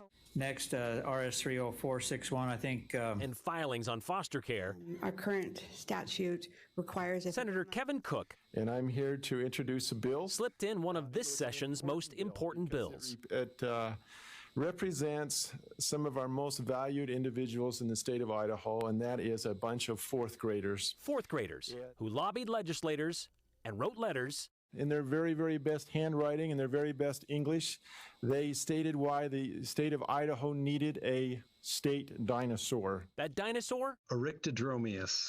Eryctodromius. Eryctodromius, yeah. Okay. Was nominated by Mr. Walton's fourth grade class. I think mostly just because it sounded fun. At Yukon Elementary. I think we just first started saying, hey, there we go. Dinosaurs are awesome. Only wake up, everybody. Yeah. Why couldn't we suggest a dinosaur for a state symbol? Yep. So this is ongoing right now. This is news. A dinosaur is a state symbol. We ought to find out which one the paleontologists in the state know about. Have we found dinosaurs here? A good question to ask of someone who's dug dinosaurs since he was a kid. Yeah, I've never grown out of it. So. Dr. L.J. This is L.J. Krumenacker. He is a friend of the broadcast. We've interviewed him live on stream before. Friend and colleague of mine. He has dug more dinosaurs in Idaho than any other living person. And here he is kind of taking charge of this. Very cool. Krumenacker is a paleontologist at Idaho State University. Yeah. In Blackfoot. When I started as a kid, they said Idaho didn't have dinosaurs. And I was like, well, maybe if I look really hard, we can find some. Yep. Yeah, it's kind of made me happy. Dr. Krumenacker was one of the first to find the Eryctodromius in the gem state about 20 years ago. Yep. A 95-million-year-old burrowing herbivore. Yeah, about the size of a dog, 11 feet long. Whose name translates to digging runner. There you go. So here's the link if you'd like to watch the rest of this, if this is news to you. But we've covered this a number of times. We'll probably cover it again once it finally goes and get signed into law. But very nice so far, chat. Very nice indeed.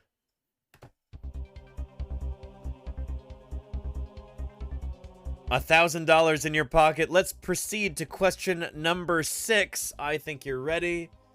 Let's go ahead and do that. For $2,000 here, the question is, this genus, described in 1996, was heralded as the first feathered dinosaur.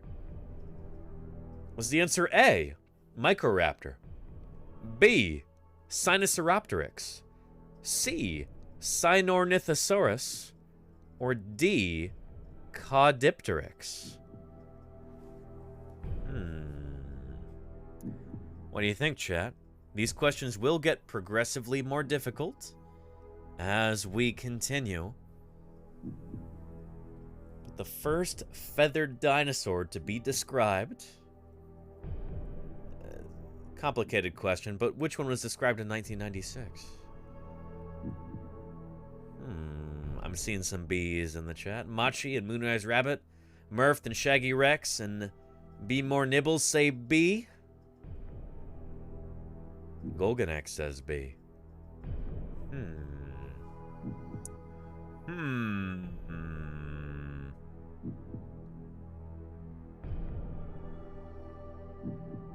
Well, sudden drop-off in responses. Things seem to be getting a bit more difficult. Thalos says B.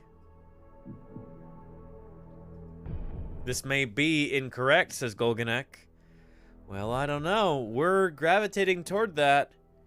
I feel my cursor being drawn as if by tractor beam to B for Sinosauropteryx.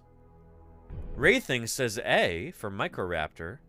The Eternal says A. Interesting.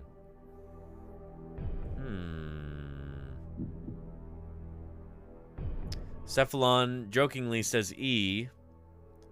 Alright, we're not going to dawdle here. Let's go ahead and select B because that's what most of chat has said so far. Is this our final answer, though?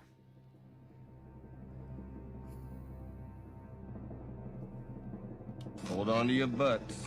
This is a tricky one. It's not actually a tricky one. I'm just saying that. Is it Sinosauropteryx? B? It is.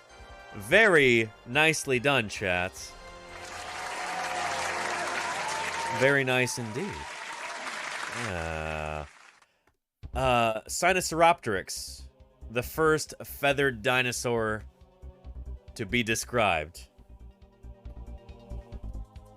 I mean, unless you count like Ava Mimus, but Ava Mimus was always really mysterious and like people didn't make a big deal out of it. Described by, I think, Soviet paleontologists back in the 70s. Yeah.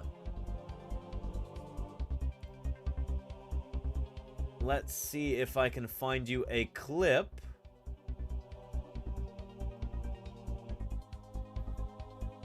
Here we go. Let's take a look at this right here. 1980s, a consensus was finally building that birds descended from theropod dinosaurs. Yeah. From active predators that walked on 2 legs. Okay. But fast forward to 1996. Discovered the most startling evidence of all. There we go.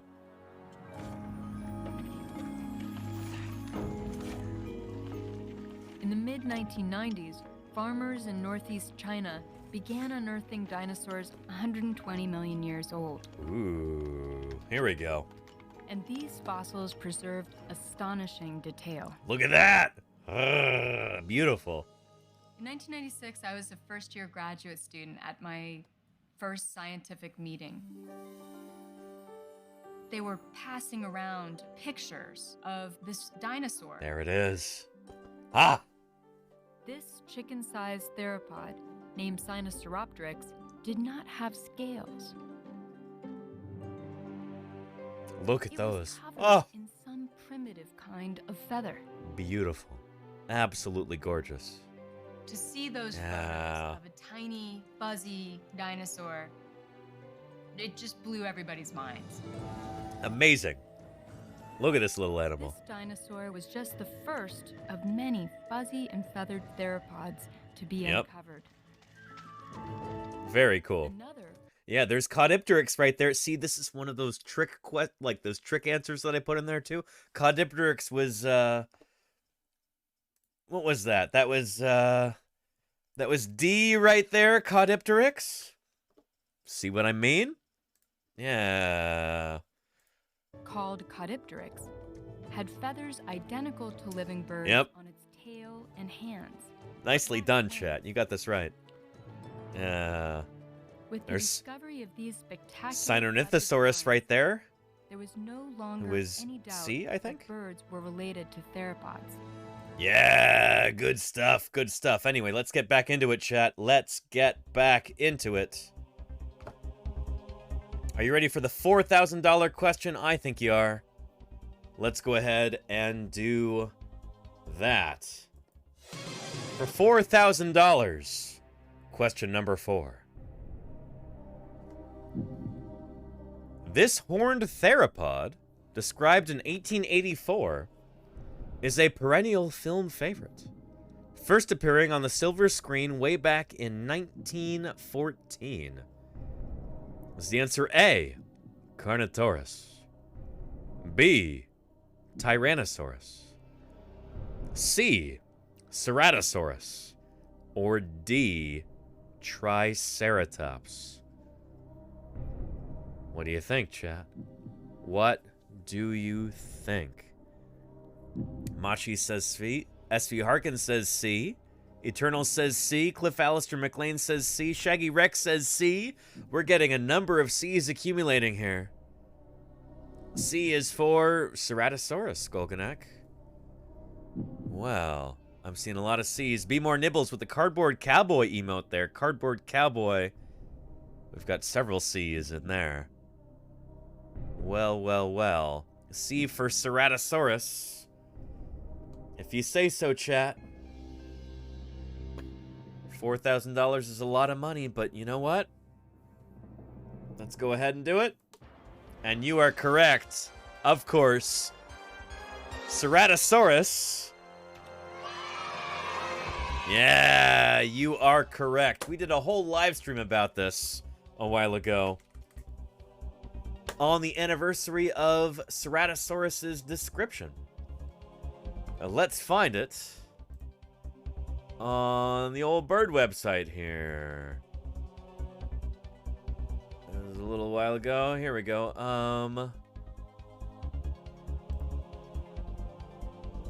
Yeah. Whoop. Stop. Embiggen. Enhance.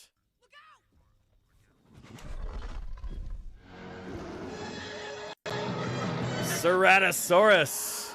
Holy cow. Perennial film favorite. Appeared in so many different movies over the years. Kind of amazing how often this animal has shown up in different films. Yeah. Very, very cool. Ceratosaurus.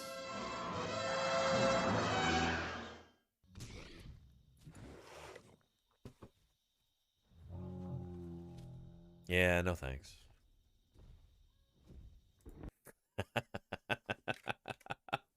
Ceratosaurus. Very nicely done, chat. Very nicely done.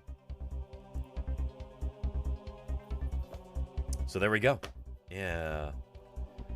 Congratulations on having answered that correctly, but are you ready for the next question? Question 8. Which, it's cool where these sync up. 8 for $8,000. Let's go ahead and let's do it.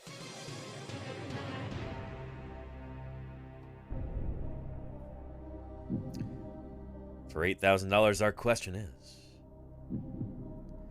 purchased from shady fossil dealers who faked parts of its skull, this dinosaur's genus name reflects its describer's frustration. Is the answer A, Irritator, B, Lamentivenatrix, C. Frustrationis, or D. Phalidens? What do you think, chat? What do you think? I had a lot of fun with these. A for irritator, says Golganek. Yeah. A reminder that if you want to describe a fossil, especially a dinosaur, dig it up yourself. Don't purchase it. Yeah. I'm seeing a lot of A's in chat. So we're going to go ahead and go with A for irritator right here. Not frustrationis. Sorry. A, irritator. Although Lamentivenatrix, gotta admit that's a clever name. Lament. Phalidens, that's a good one. It's like Frutidens. Yeah. But chat wants A for irritator. Irritator, what kind of a name for a dinosaur is that? What are you thinking, chat? This can't possibly be correct. Except, of course, it is. Very nicely done. Yeah. Irritator is indeed an early Cretaceous Spinosaurid. Irritator. There we go. Genus is Spinosaurid dinosaur that lived in what is now Brazil during the Albian stage of the early Cretaceous period. So the authors, one of the lead authors from Germany, another one from the UK, they purchased this specimen. It was illegally smuggled out of Brazil. And the fossil dealers who sold it had screwed up the skull something royal. Yeah, so the people who bought it originally thought it was a pterosaur? Oh, goodness. And then they thought it was a Maniraptoran dinosaur. They named it as Irritator because... where is this? Yeah. Team wrote the generic name Irritator came from irritation, the feeling the authors felt understated here when discovering that the snout had been artificially elongated. The people who were selling this actually took auto body filler, like Bondo, basically, and used it to fill in missing parts of the skull, artificially elongate it. They faked a big part of this dinosaur in order to try and fetch a higher price when selling it on the black market. Just another reminder.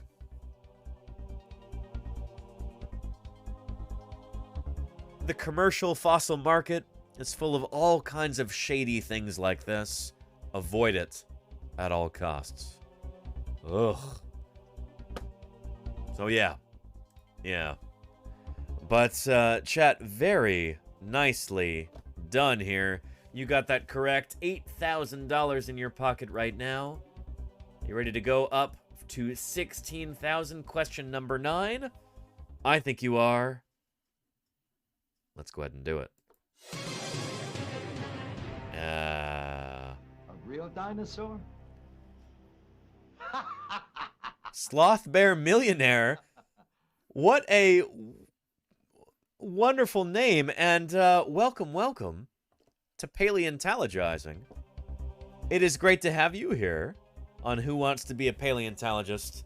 You are joining us at a beautiful time. Sloth bears, by the way, one of my very favorite bears. Sloth bears and spectacled bears, I think, are probably my favorites. They both eat a lot of insects, as a lot of bears do. But anyway, welcome, Sloth Bear Millionaire, to Who Wants to Be a Paleontologist, here on Paleontologizing. Science is like a blabbermouth who ruins a movie by telling you how it ends. Well, I say there are some things we don't want to know. Important things. Candy Discord, thank you for the follow, and welcome to the channel. It's good to have you here. Thank you for joining us. This, of course, is our... It's not quite weekly. I guess this is the first time I've done this in about a month. But this is our review game called Who Wants to Be a Paleontologist? And, shoot, let me introduce you by playing this quick opener right here. Here we go.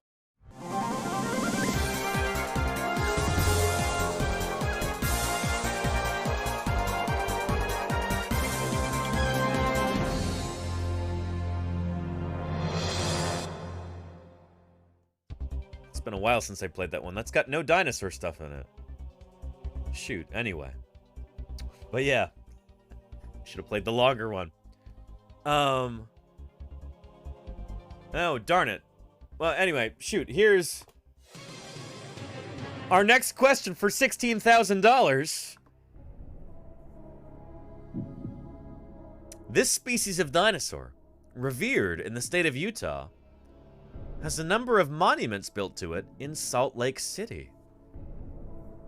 Is the answer A, Utahraptor ostromesi, B, Allosaurus fragilis, C, Stegosaurus stenops, or D, Larus californicus?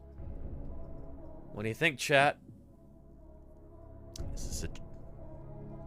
Could be a tricky one. Could be a tricky one. A dinosaur revered in the state of Utah. What could that mean? With a number of monuments built to it in Salt Lake City.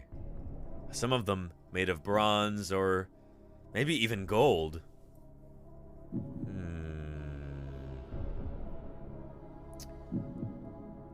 Let's see. D is for gull, says Golganek. Murph says D. Machi says B. SB Harkin says D. Golganek says D is for da bears and da California gull. Somebody's excited for the stream here. Gediopops. Gediopops, thank you for the follow. Welcome to Paleontologizing. And Eternal says, can we use a lifeline? I suppose you could. Yeah. Chat, do you agree to use a lifeline here? You have 3 of them. You might as well use them, I suppose. Because you can't use them on the last question or the second to last question. You might as well use one now.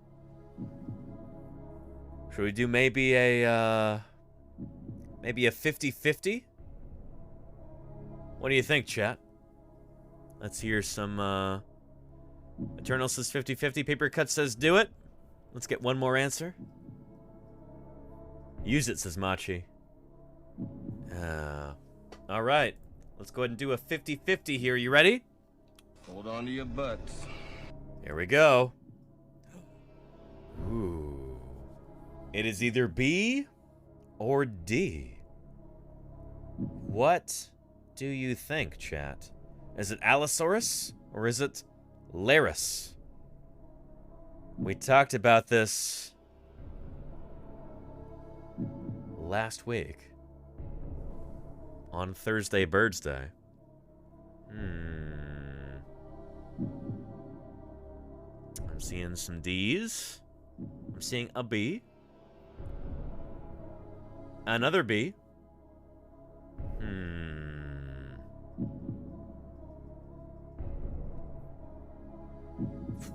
That lifeline didn't help as much as you would have expected, huh?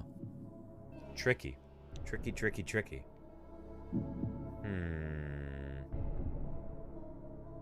And João Pedro Betiusi says B. Welcome, João Pedro. Bienvenidos a Paleontologizing. Murph says more likely to have a bunch of gull statues than allosaurs. Interesting, Murph. Interesting. Phthalos says D. It looks like we've got more D's than B's. So I'm going to tentatively go with D right here for Larus californicus. What kind of dinosaur could that possibly be? Well, I guess let's see. Shoot. Is this your final answer, chat? Larus californicus? We talked about this last Thursday. Cephalon Wolf says D sounds like it was found in California, no? Paper Cuts says final answer, though. Paper Cuts, we're gonna go with what you're saying here. You better be right, Paper Cuts.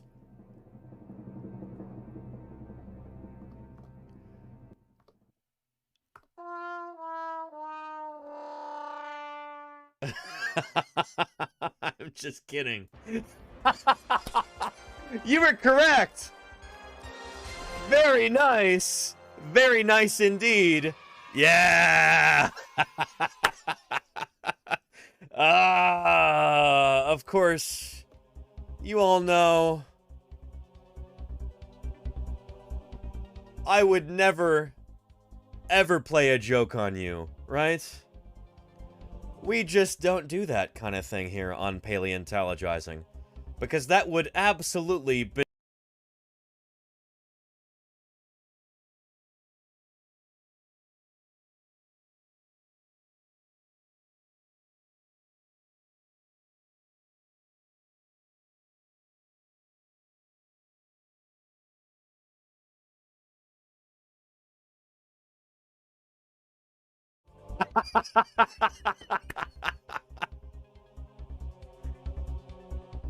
I got you again. I got you again. Yeah. Yeah. You got that right. Believe it or not, the California gull is the state bird of Utah. And for anybody who's never been to the great state of Utah before, when you visit Salt Lake City, keep your eyes peeled for various monuments built to celebrate the great California gull.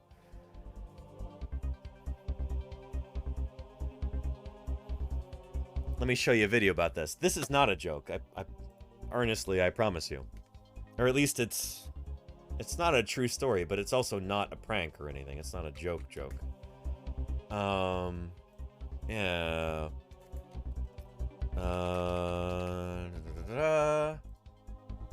Miracle of the Seagulls.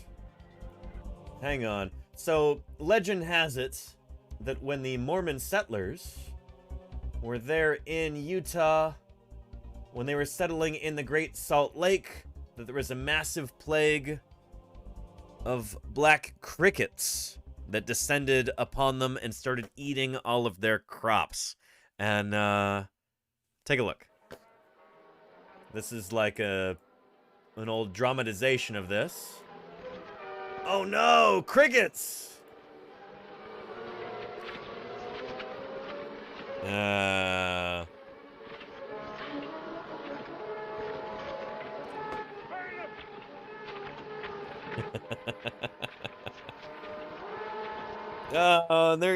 They're trying to squash these crickets. Look at these actors doing their darndest to sell us on this idea.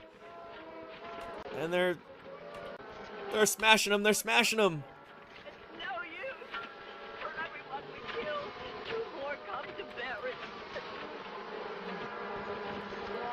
For everyone we killed, 2 more come to bury it. And I guess, I have not seen this whole thing, but I pick up through context clues. This is like the main character here, and he's supposed to be kind of a cad, and he was just like kind of tagging along with these Latter-day Saints here, but he's really interested in her, and but he's like not a believer. He's a scoffer, and like he really likes her, but she's not sure about him yet because he's a cad. But watch what happens. Where is that God of yours now, who brought us to this promised land? You mustn't lose faith, Jim. I never had it. How right I was. A lot of good your preaching and praying and singing has done you. Oh no. It's the only thing left for us now. Pray. Sisters and brethren, let us all... So I don't mean to make fun of this. I'm not trying to scoff at this or anything. To me, this is kind of beautiful that this is like a piece of Utah folklore. This is like part of the purported history of this state here, and that's one of the reasons why this animal is revered as almost semi-divine within the state of Utah. Check it out. All unite in prayer. Is it crazy stopping to pray at a time like this?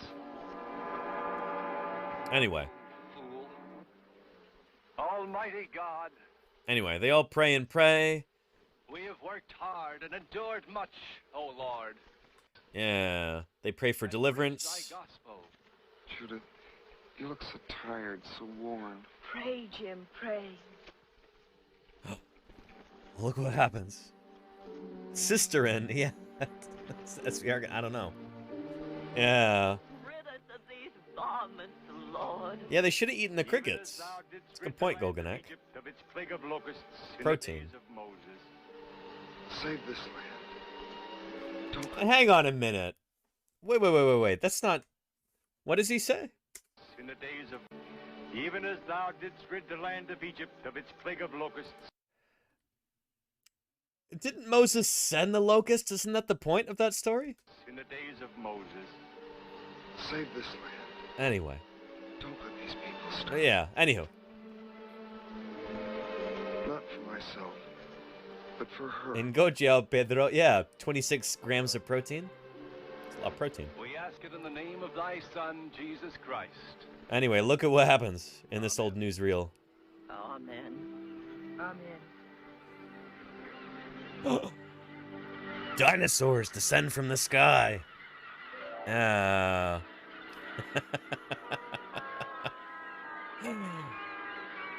Goals. Seagulls. They can't be. Here in the middle of the desert?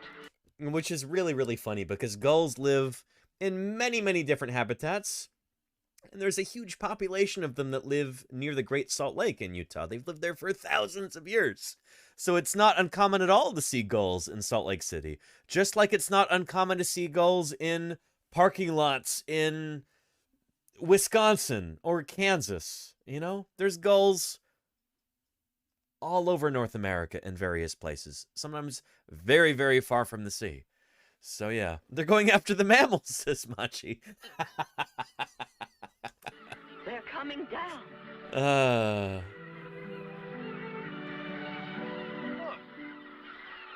They're after the crickets. They're devouring them. They're eating them. They're eating them. They're eating them. Finland. There you go, Enjoyabi. Yeah. Enjoyabi. Yes, straight from heaven. Thank you. I love this part right here. This is brilliant propaganda. I really like this. So, I presume, I've not seen this, but I think he's trying to woo her the whole time, and he's kind of a cad. He's kind of a scoundrel, and she's just not having it. But suddenly, he's all pious, and look at the way she makes eyes at him now. Here, take a look. Yes, straight from heaven. Thank you. She's like, ooh, look at you. All godly now. One more time. Thank you.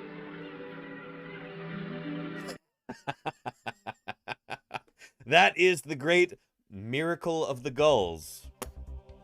An important part of Utah history, even though it's not strictly speaking, you know, true as a historical event. Didn't actually happen like that. But, yeah. Yeah. The miracle of the gulls on Wikipedia. Yeah. Anyway, so as a result, you can find statues of gulls all throughout Salt Lake City in Utah. Here are some gold gull sculptures up atop this pillar at Temple Square in Salt Lake City. And, well, there's a stone grasshopper commemorating the event, even though there's supposed to be crickets. Yeah. For this reason, the Seagull Monument was erected. There it is right there. And you also see statues of gulls all throughout Salt Lake City. And like atop the light poles and atop the street signs and stuff like that. I wish they had more pictures. But, yeah. Miracle of the Gulls statue. This is one that I visited back in 2011. There's a... Shoot. Yeah. A statue right there depicting the miracle of the gulls. somebody praying, and then exalting, and there's the gulls descending. I credit the statue maker for this. It's really difficult to show birds in flight in a statue because they got to be attached to something, but they did a wonderful job right here. As an artist, I appreciate this, you know? They did a good job. So anyway, yeah. But yeah. But anyway, they do like fries, says SB Harkin. Gulls very much do like fries.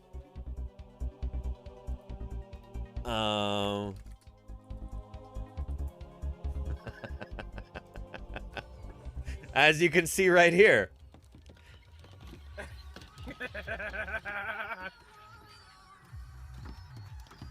Don't tease gulls like this. This is how you can end up with a gulls, like a Hitchcock's The Birds kind of situation. Don't tease them. Don't taunt them.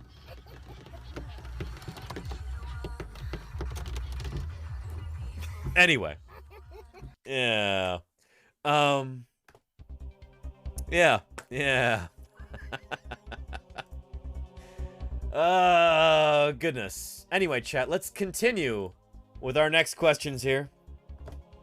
Are you ready for question number 10 for $32,000? I think you are.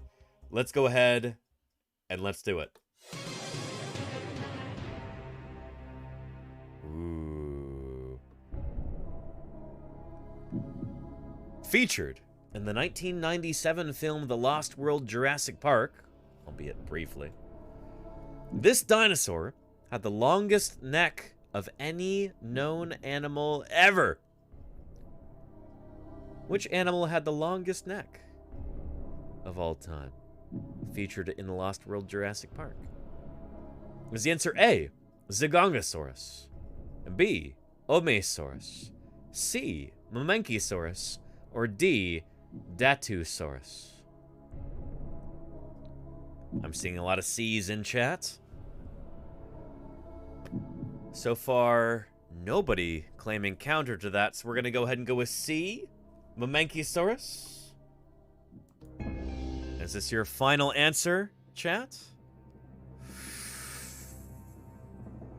Oh boy. Hold on to your butts. Yep, says Jiao. Well, with a ringing endorsement like that, let's go ahead and do it. And you are correct. Very nicely done.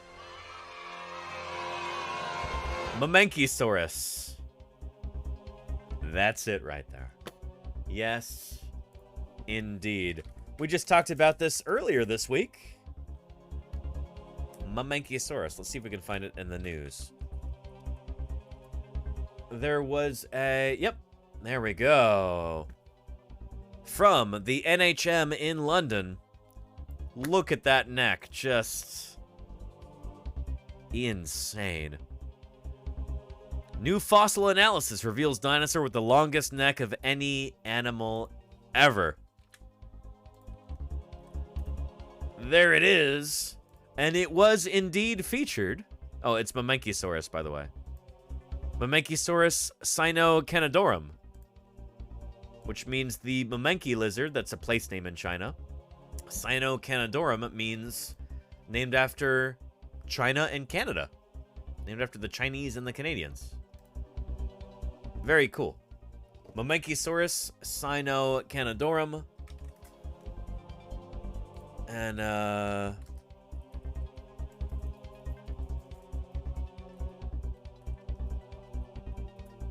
Lost World Mamenchisaurus. Here we are. Right here. From the film The Lost World Jurassic Park.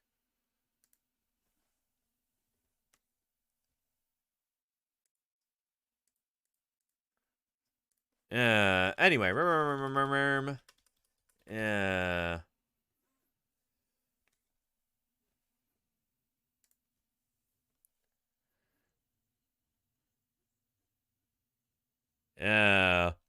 And here comes the Mamenchisaurus. Mamenchisaurus right there. Look at that. Enormous long neck. Not quite the way we would reconstruct it today, but still beautiful. Look at this animal. One of the most memorable moments from the film, if you ask me. Yeah, good stuff. Yeah. Anywho. Nicely done, chat. Nicely done indeed. $32,000 in your pocket. Are you ready to advance to question number 11 for $64,000? I think you probably are. Yeah, Postlethwaite, when he isn't acting as a monk, yeah, like in the Romeo and Juliet, Lilith Oboe, yes, indeed. Zhao says, yes, let's go ahead and get into question number 11 for $64,000.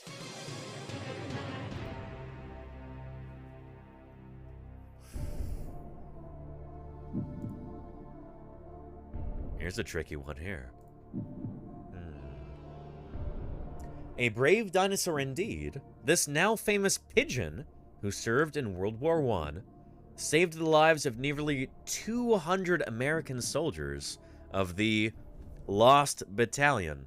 I would have put quotation marks in there if quotation marks didn't, like, break the scripts for this. You can't put quotation marks in, or it messes everything up.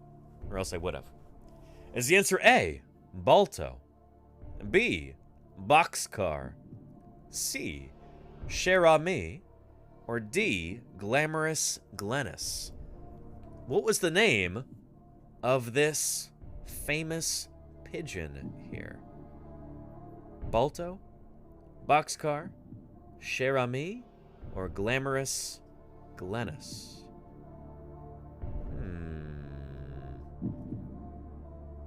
What do you think, chat? I'm seeing a lot of C's here. Seems like, chat, you... Yeah. The baguette, oui, oui, pigeon. C, says Odile Labdor. C for comrade, says Lilith Hobo. Yes, indeed. Well, let's go ahead and go with C, because everyone seems so keen on that. Is this your final answer, though?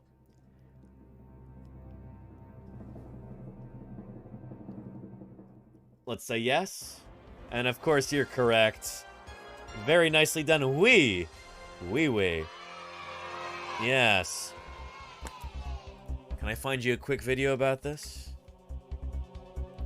Yeah, because it's a really cool story, actually. Pigeons, who themselves are living dinosaurs. Oh, let's see if we can take a look at this. Yeah. Pigeons, like many birds, are remarkably resilient creatures, and that seems to have some kind of... That resiliency seems to actually stem from their dinosaurian ancestry in a lot of ways. We'll talk about that in future streams, but for right now, let's take a look at this video right here. Here we go. This is the story of one of the most famous pigeons in history. Cher Ami was a female homing pigeon that served in the First World War in the U.S. Army Signal Corps. On the I thought Cher Ami was male. I could be wrong. 3rd of October, 1918, almost 200 soldiers were surrounded by German forces that would soon close in on them. In a desperate effort to contact headquarters, the soldiers released 3 carrier pigeons, the first of which was not so lucky. The second did not fare much better, but it was Cher Ami who made it through the hail of enemy gunfire. Miraculously, Cher Ami was able to complete her mission and deliver the message to headquarters. On the flight back, Cher Ami was shut down. It looked like all hope was lost. Until, out of nowhere, Cher Ami shot into the sky faster than a speeding locomotive. Despite her grave... This is a little too goofy. I don't think this is really approaching this with the appropriate level of... Here, let's take a look at this, maybe. This pigeon saved 200 people that were about to be bombed during the war. Well, not bombed. They were about to be shelled by their own forces, actually.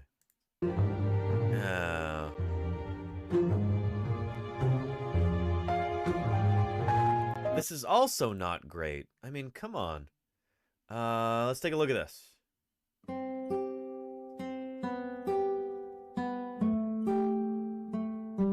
Okay. We're looking for something with some narration here, you know? Not one of these. Oh, boy. Yeah. Goodness. Let's try this. And that... How is this the same? Goodness.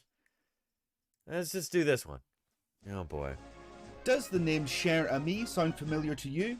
She was a carrier pigeon that saved the same one that we watched before, but that's okay. During the First World War. Do you want to know her story? We tell you about it in this Animal Wise video.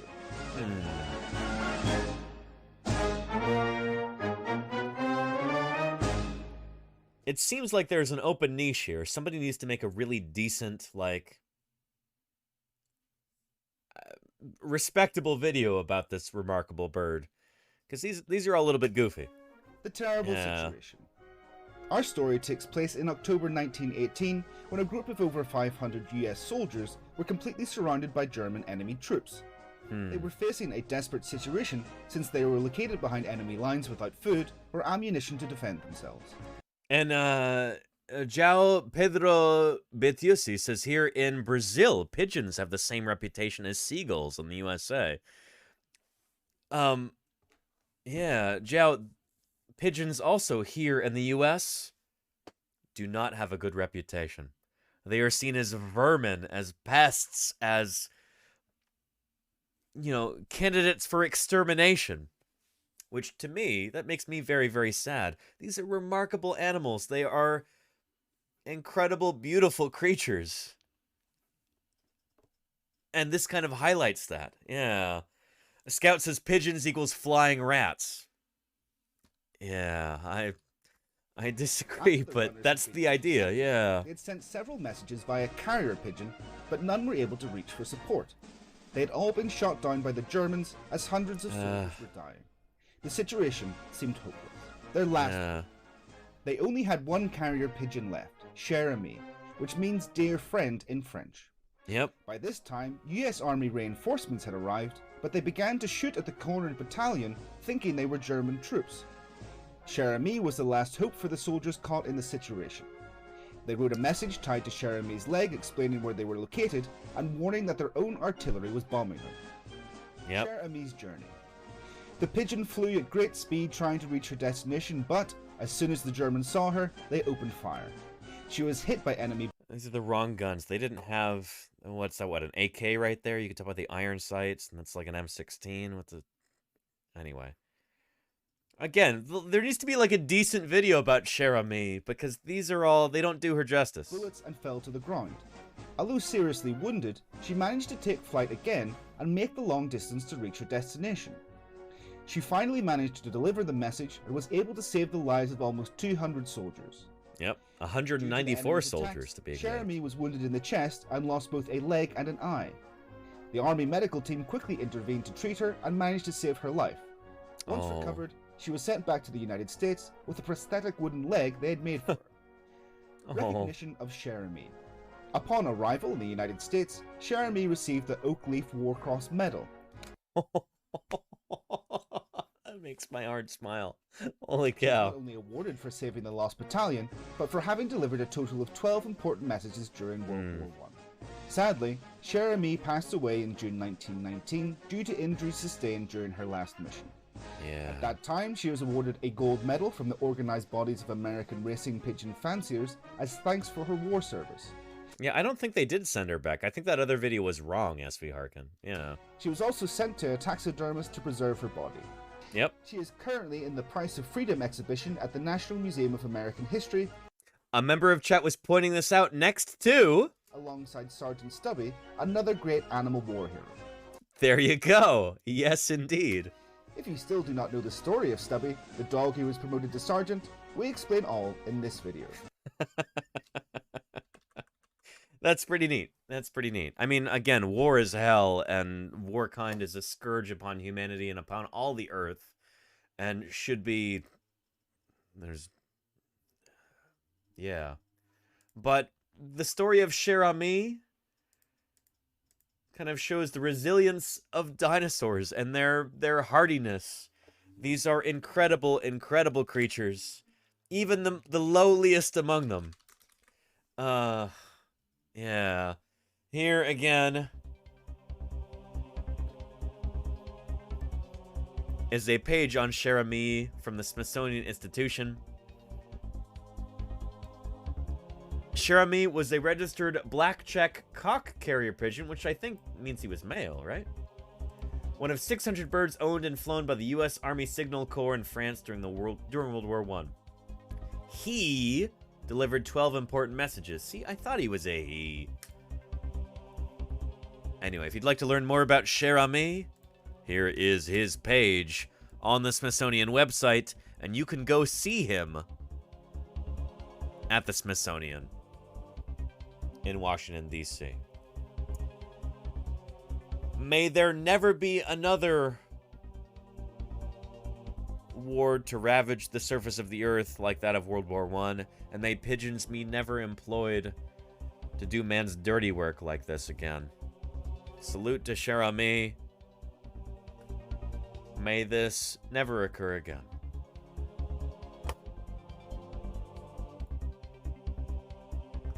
Now, chat, you got that for $64,000. You ready for $125,000? You ready to advance to question 12 here? Let me know in chat if you think you're ready. And we'll go ahead and we'll continue. Let's go. Let's do it. Yeah, let's do it. All right. Question number 11. For $64,000.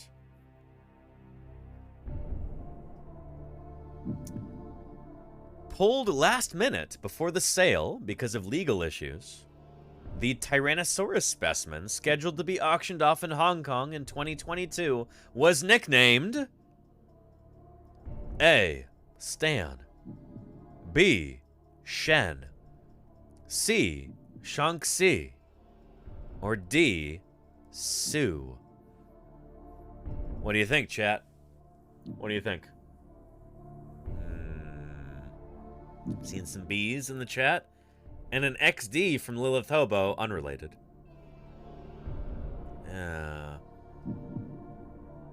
Seeing some B's. Another B.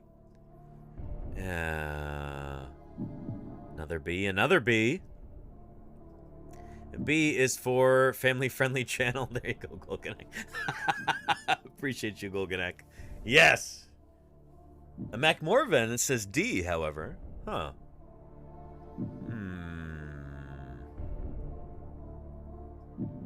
Well, there's mostly B here. So I think we're going to go ahead and go with B for Shen. Although Nolo says D for Sue. But still, most of chat is saying B.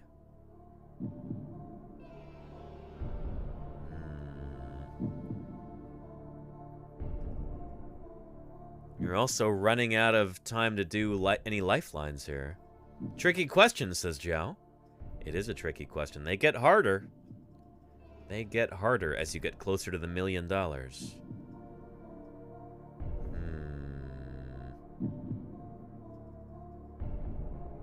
And Max says, I only guessed. Ignore me. Okay, Mac. Appreciate your forthrightness there. I think we'll go back to B for Shen. There we go. Let's go ahead and select B for Shen. Was that the nickname of this Tyrannosaurus specimen, which was going to be auctioned off in Hong Kong in 2022, but was pulled last minute before the sale?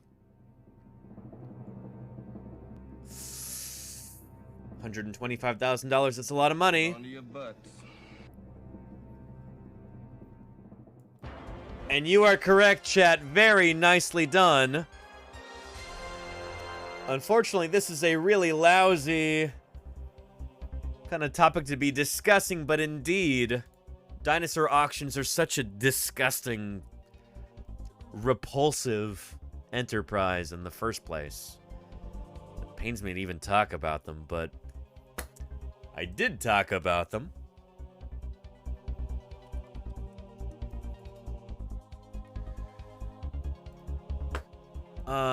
Here on this broadcast, take a look right here. I was interviewed by Michael Portillo of GB News in the UK. I don't know, I'm an American. I don't know what this is, but... Welcome back. In the world of dinosaur bones, something is out of joint. A skeleton of a Tyrannosaurus rex named Shen was due to be auctioned with a Shen, you get that? in Hong Kong this coming week. Yeah. To fetch more than £20 million, Shen was abruptly withdrawn from sale by auction house Christie's when doubts emerged over the provenance of parts of the skeleton. The plot thickens as it appears that some of Shen may be replicated from the bones of another T-Rex called Stan. So, see that? Interesting. Was this, was that one of the potential answers there? It was. See how these questions get trickier as we advance? Yes, indeed. This Jurassic whodunit has serious implications globally. And it's not a beautiful specimen, the Eternal. That's the thing, is that almost all of it was fake. It was fake. That's why it got withdrawn from sale in the first place. Though, yeah. Never trust a commercial dinosaur auction. They will swindle you, they will lie, they will cheat, they will mislead. Oh, my goodness. It's, yeah, that's exactly what happened here. Are made illegally trading bones and fossils, which are diverted from scientists who could study them. Yep. David Waterhouse is the senior curator of natural history Yep. and geology at Norfolk Museum and joins us from Norwich. And so look at this respected scientist right here. And who in the world is this dingus over here? My goodness, let me straighten my tie as I scoff. Who in the world is this jabroni right here being interviewed? Hello, good to speak to you again.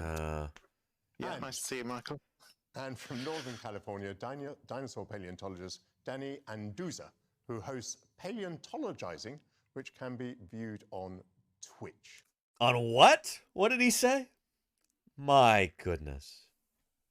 Anyway, if you'd like to watch the remainder of this, here is the video right there. And, yeah. There we go. But you are correct, chat. $125,000 in your pocket.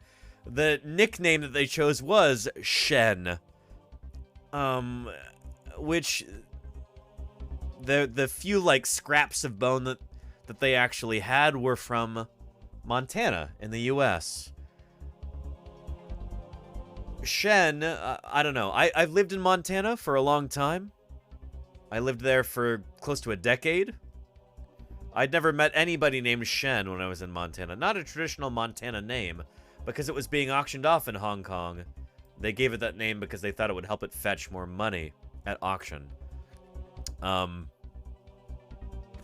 Yeah. Anyway.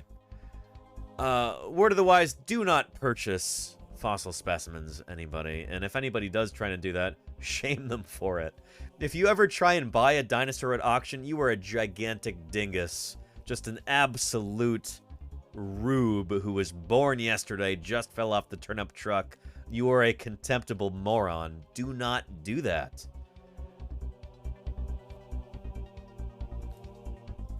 This particular Tyrannosaurus specimen, they were expecting to get like $20 million for it. They were just a few scraps of bone, and the rest of the skeleton was pieced together from bits of Stan, another T-Rex specimen, but they were replica parts of Stan. So anyway, 3D print one, exactly, Tactile, exactly. Like I've done here. I've got my very own Tyrannosaurus skeleton here, right here in my office. I don't have a very large office, so I don't have space for an adult T-Rex. But there's a beautiful juvenile Tyrannosaurus specimen right there. Tactile is 100% right. You're much better off 3D printing one yourself.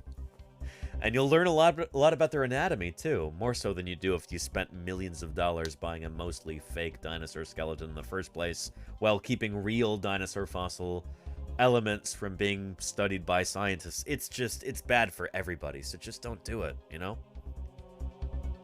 Anyway. Yeah.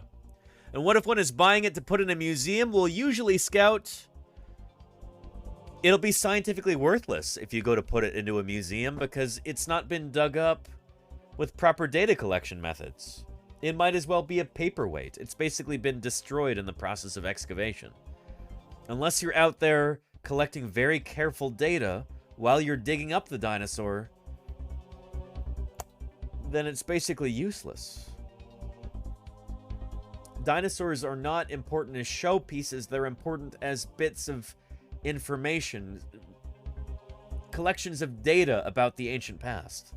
And when these commercial collectors go out and dig these things up, they hack them out of the ground as quickly as they can without collecting proper data about the stratigraphy. Oftentimes they have to keep secret where they dug the thing up because it's on private land. And so it's scientifically useless. It's just literally just a pile of junk, you know? So yeah, it is a waste of a good thing, Scout. That's exactly how it goes. Yeah. And is a Nano-Tyrannus very, very funny there, Chow? This is, that's not a Nano-Tyrannus behind me, but... Chow, I like you already. Welcome to Paleontologizing. Yeah. Anyway. Nicely done, chat. Let's go ahead and move up to $250,000. We've got 3 questions left before you get to the full $1 million. Are you ready, chat? I think you are. Hold on to your butts. Let's go ahead and do it. For $250,000, $250,000.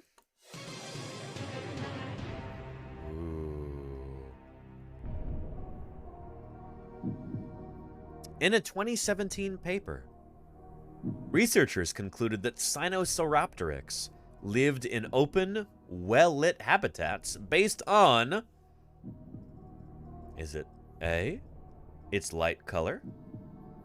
B, the shortness of its feathers? C, its raccoon-like stripes? Or D, its particular kind of countershading? Now, we may or may not have talked about this just yesterday, actually, when we were talking about the new Jurassic World Evolution 2 Feathered Creatures DLC pack. That was a mouthful. But what do you think it is, chat? How do we know that Sinosauropteryx probably lived in open, well-lit habitats? Is it its light color, the shortness of its feathers, its raccoon-like stripes, or its particular kind of countershading? What do you think, chat? I'm seeing a lot of D's in chat. A lot of D's indeed. Well, if you're so sure, chat, I'm not going to belabor this. Let's just go ahead and go with it. Its particular kind of countershading, that sounds a little vague, but... Mac Morvan says, obviously C. You're going against the grain there, Mac Morvan. Oscar Jr. says, what's countershading? I think maybe you're about to find out, Oscar Jr.'s. Chat wants D. And if chat wants the D, let's go ahead and deliver. Is this our final answer? Lordy says C. Lordy, what? Lordy's shaking things up here. I mean, well, goodness. But chat already said D for the most part. So let's go ahead and do that. Hold on to your butts.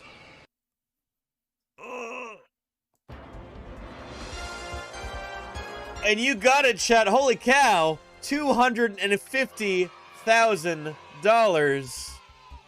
Very nice. And the correct answer is D. It's particular kind of counter shading. Lordy was correct in that Sinosauropteryx did have raccoon-like stripes, but that's not the reason that we know or think that it lived in open habitats like this. So let's talk about that. Yeah. Here we go. Based on its pattern of counter shading. To determine in which environment the counter shading in Sinosauropteryx would have been most effective, we made 3 models of its body and observed them under varying light conditions. This showed us exactly where shadows would occur in each different habitat. We then compared that to the actual color patterns seen in the... Oh, hang on. People were asking what counter shading was in the first place. Let's go back to the beginning, shall we? Let's explain this concept for everybody. So counter shading is our watchword here. Counter shading. What does that mean? You'll find out. Take a look. Revealing what color dinosaurs were was once thought impossible. Yeah. The discovery around a decade ago that some pigments can actually preserve in fossils has allowed us to reconstruct the likely color patterns of certain dinosaur species. Yep. One of the best places to find pigments preserved in dinosaurs is the early Cretaceous G-hole biota of China. I'm actually working on a dinosaur from this very formation, the Yixian formation, the G-hole biota. But yeah. Discovered here in the mid-1990s, Sinosauropteryx has feathers preserved that retain remnants of the original pigment that gave the animal its color in life. Yep. This means that we can reconstruct its color patterns to give a better understanding of how it may have behaved and to tell us more about the environment in which it lived. Very, very cool. One of the color patterns seen on Sinosauropteryx is that it had a dark back and a light underside. There you go. This is what we call called counter shading. Counter shading. It works because in the daytime, sunlight comes from above, meaning that the top surface of an object is illuminated, while the underside is shadowed. So I love that they put a little cylinder right here. So normally sunlight comes from above like this, unless you're walking over a field of mirrors, or unless you're, I don't know, walking over a field of magma or something, and you're illuminated from below. Usually you're illuminated from up top. Usually your light source is above, like from, the sun. Maybe it's not fair to talk about the sun with Twitch viewers, because not to play into any stereotypes here, but I don't know. If you walk outside, if you step away from your computer and go outside into the outside world, IRL as it's sometimes called, there's a big bright light in the sky, and we call that the sun, and it lights things from above. Murph says it's scary out there. But yeah, it lights things from above like this. And so if you're an animal who wants to camouflage yourself, natural selection is going to cause you to develop certain kind of pigmentation here. Here, take a look. Meaning that the top surface of an object is illuminated, while the underside is shadowed. There you go, Adelia. Our brains are able to recognize things as three-dimensional objects. In counter-shaded animals, the top surface is darker and the lower surface is lighter. And this is something that we see in all kinds of different creatures, is that usually the top is the darkest part. The pigments are darker on top, and they get progressively lighter the further down you go. Sharks are like this, like a great white shark. It's dark on top, light underneath. A deer, dark on top, light underneath. Human beings have even figured this stuff out, for crying out loud. In World War II fighter planes and submarines, they're painted dark on top, light underneath. This evens out the effect of shadowing. Yeah. So counter-shaded animals appear less three-dimensional. Very cool. Benefit for both predators and prey. Yeah. Importantly, lighting conditions vary between different types of habitat. Animals living in open areas with lots of light tend to have a sharp, dark to light transition high up on the body. Interesting. So this is a pronghorn right here. This is the American antelope right there. And they've got a sharp transition, and it's high up on the body like that. They live out in an open environment, the prairie, the Great Plains. They're not hanging around in forests. They're out in the open.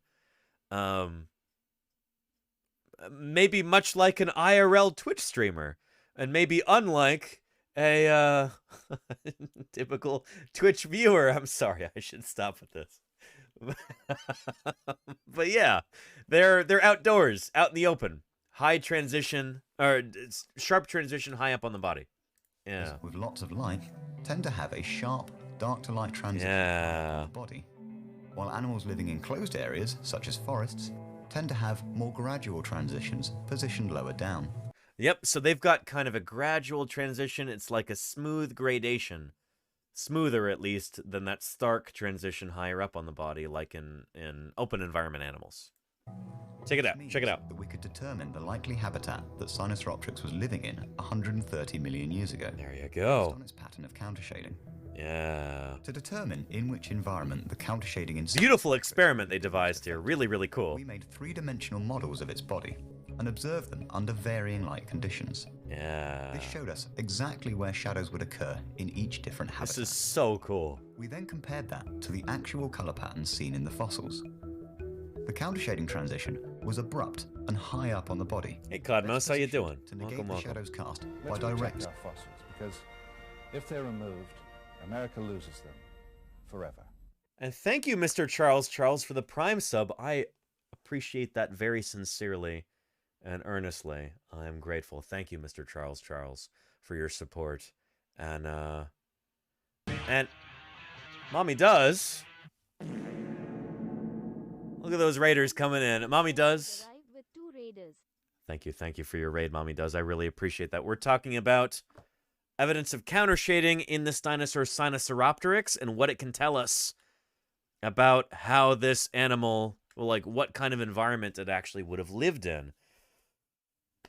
Really cool stuff. And this is part of our Who Wants to Be a Paleontologist game here. We're 2 questions away from chat winning the $1 million. Let's see if they can get it. But we're going over this answer here. Again, our, here we go. This was the question, and chat got it correct. Its particular kind of countershading is what suggests that Sinosauropteryx lived in open, well-lit habitats. And we see that right here. Very cool. To the actual color patterns seen in the fossils. Yeah. The countershading transition was abrupt and high up on the body, best positioned to negate the shadows cast by direct sunlight. We can therefore infer that Sinosauropteryx was best suited to have lived in an open environment. Beautiful. With this work, we have shown that by looking at paleocolor, we can start to understand important aspects of the behaviors of extinct animals, and also better interpret the long-lost habitats and environments in which they lived. Very, very cool stuff. So there's the citation for the paper right there. Really, really neat. And chat, I am impressed that you remembered this. We talked about this extensively yesterday in our discussion of the new Jurassic World Evolution 2 Feathers DLC. I was very pleasantly surprised with the depiction of the dinosaurs in that. We didn't look at the pterosaur, but we looked at the feathered dinosaurs. Sinosauropteryx, Eutyrannus, Dinochirus. They were gorgeous. I was very happy with them. So that dinosaur you just saw is in that video game. Pretty cool, and they did a wonderful portrayal. Anyway, chat, our next question is for $500,000. Are you ready for it? I need verbal confirmation here before I can click the yes button. Are you ready for the $500,000 question, chat? Ragnarocker says yes. Oscar Jr. is ready. Codmos says yes. Golganek says yes. Let's go ahead and let's do it for $500,000 smackaroonies. Let's do it.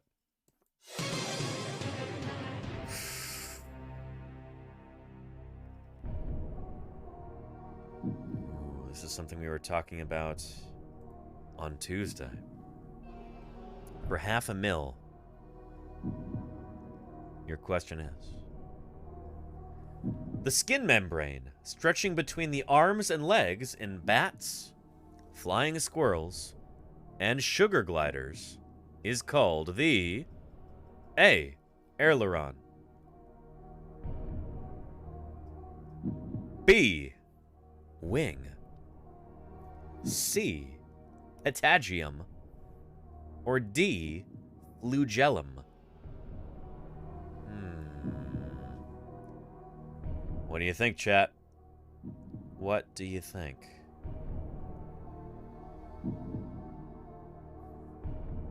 This is a tricky one. $500,000 here.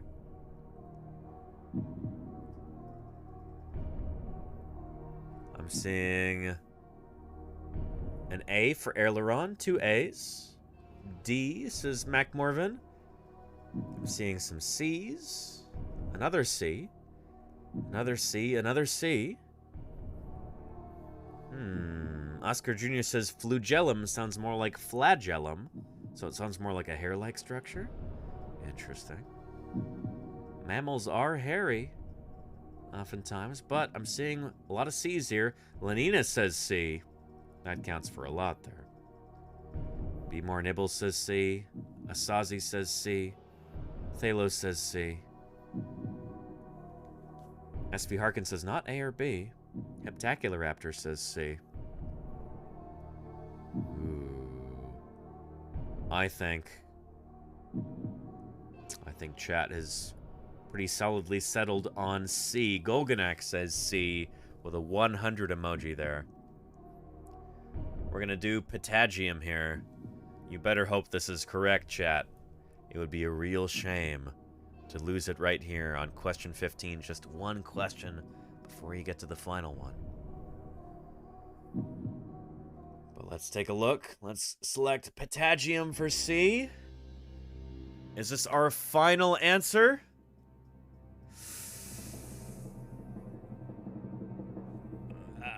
What do you think, chat? What do you think? Hold on to your butts. Let's go ahead and let's click it.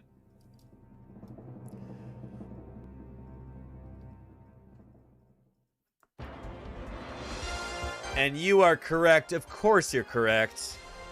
Very nicely done. Patagium is the answer right there. And Codmos, I guess, looked it up on Wikipedia. You're not supposed to say that you looked it up on Wikipedia, you know? Pretend that you knew the answer at least. But it is indeed the Patagium. A membrane or fold of skin between the forelimbs on each side of a bat or gliding mammal, such as a flying squirrel or a sugar glider. And we were talking about this on Tuesday, I believe.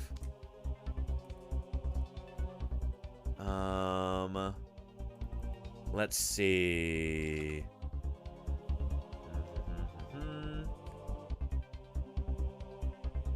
I might have to find that in my history right here. Hang on a second. It's gonna take a minute, but we were indeed talking about this. We were talking about convergent evolution between these different groups of gliding mammals like this. And I think it might have been here. There you go. Bingo. Yeah. Convergent deployment of ancestral functions during the evolution of mammalian flight membranes. Really cool paper about the evolution of the Patagium and these different groups of mammals, flying squirrels, sugar gliders, and bats. Really, really neat stuff. This is the Patagium right here, and I think they mentioned that. Yeah, lateral flight membranes or Patagia. Patagia is plural, Patagium is singular. So, nicely done, chat. You got that right. And are you now ready for our $1 million question? Yeah. And just crabgrass, that was a clever ruse there. The flagellum, with an A, flagellum, is a kind of like a little hair that a lot of single-celled organisms use as a means of propulsion. It's really cool. We've got like detailed records on how this thing evolved. It's pretty neat. Flugellum is a combination of that plus, in German, Flug means like flying, right? Like, well, yeah, anyway. Flugzeug was a very clever ruse. Thank you, Just Crabgrass. Appreciate that. Flugellum. With these tricky questions getting toward the $1 million, they're gonna get trickier. Flugelhorn, there you go, Nolo. Yes, indeed. But chat, are you ready for the $1 million question? I need verbal confirmation there in the chat that you are ready to proceed to the final $1 million question. Tradoon. Is that a yes or a no, Murph? Lenina says yes. Golganek says yes. Codmos says yes. Well, let's go ahead and do it. For $1 million, your question is...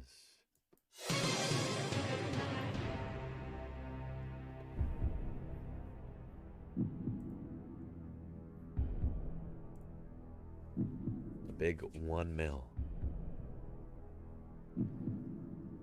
A late 1920s film footage of Komodo dragons directly inspired which classic film? That's a tough one.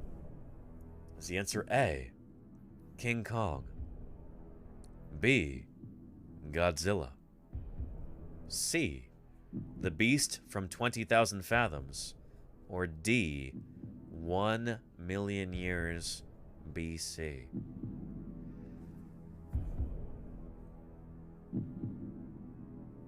This is not an easy one. We talked about this in a broadcast weeks ago. What do you think, chat?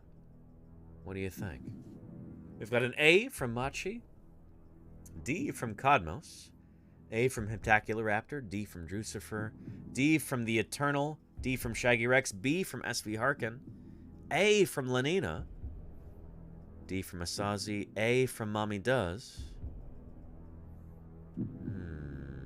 Golganek's not sure. Murph says A.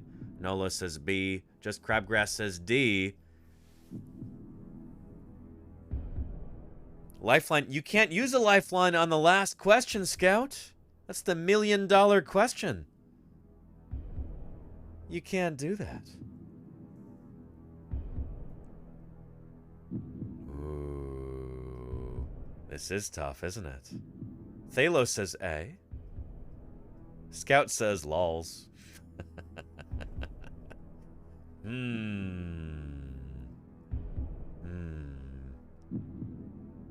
This is a tricky one.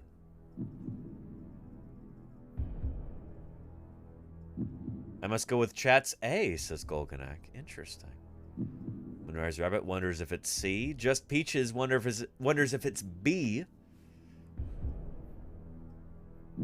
Mr. Charles, the first time typing in the chat, says A. I feel like that should count for something, Mr. Charles. Interesting.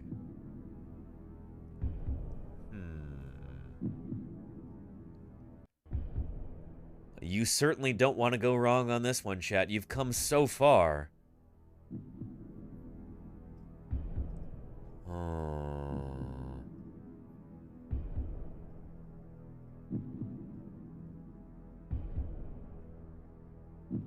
This is tricky. Murph says poll. I think we will have to conduct a poll here. Be careful how you vote in this poll. This could determine whether you get this wrong or right.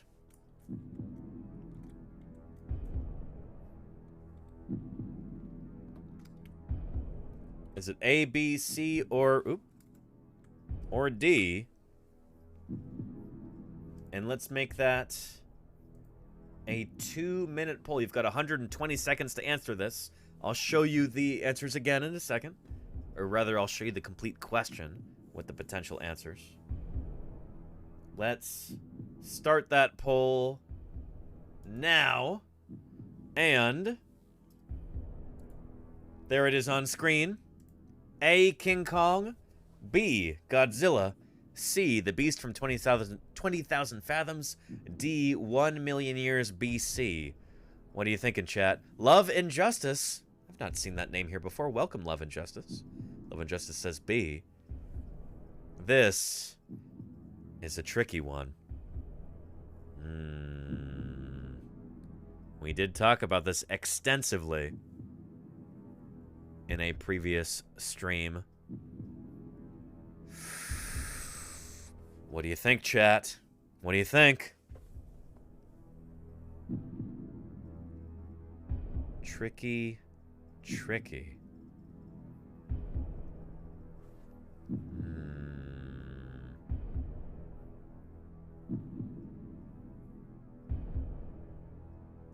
About halfway through the poll here. The suspense is palpable. Can you feel your heart beat a little bit faster right now? $1 million on the line. Have you been paying attention? This was a while ago. Our poll drawing to a close, just a few seconds left.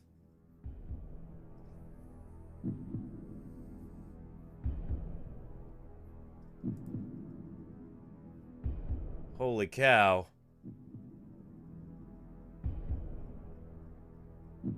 There it is, shrinking. Your time is running out. Here we go. Our final answer from chat is A. King Kong. With 14 votes, 58% of the vote. King Kong. Inspired by late 1920s film footage of Komodo dragons?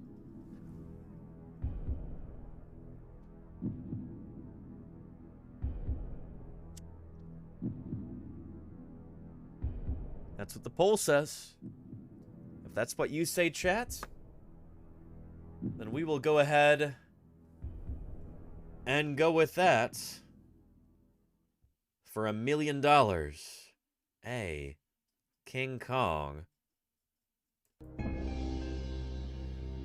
Is this your final answer, chat? Is this your final answer? I mean, the poll speaks for itself. There's no going back. Hold on to your butts.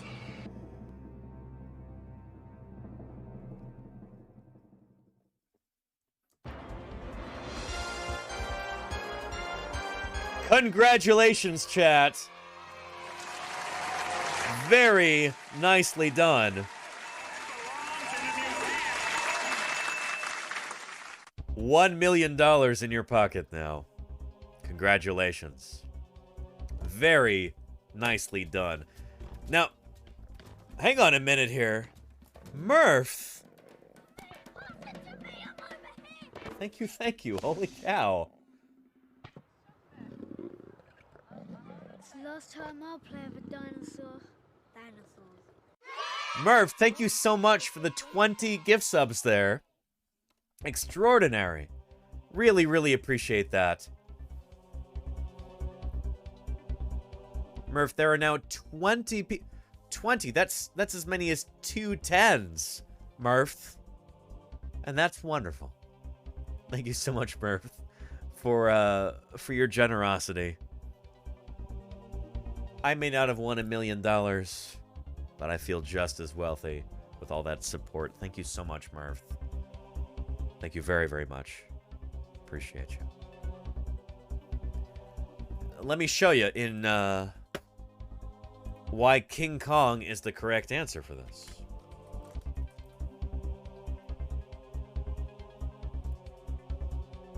And here we go. King Kong was inspired by a real-life Komodo dragon hunting expedition. There we go. According to Slate, and they're right about this, a 1926 expedition to the East Indies, today known as Indonesia, funded by the American Museum of Natural History in New York City, which we talked about earlier in this stream, planted the seeds for King Kong. The party, led by museum trustee William Douglas Burden, set off with the goal of recording footage of Komodo dragons and bringing specimens back to the U.S. for the first time. Back to New York City, no less. Just like King Kong himself brought back to New York City. And, yep. Because it wasn't beauty that killed the beast. It was the airplanes that got him, ultimately. Anyway, here is a link to this article right here. And then the article from Slate. Yeah, this is good stuff. The movie star Komodo dragons that inspired King Kong. There you go. Check it out. And it's funny because this footage reminiscent of the footage from the 1933 film King Kong.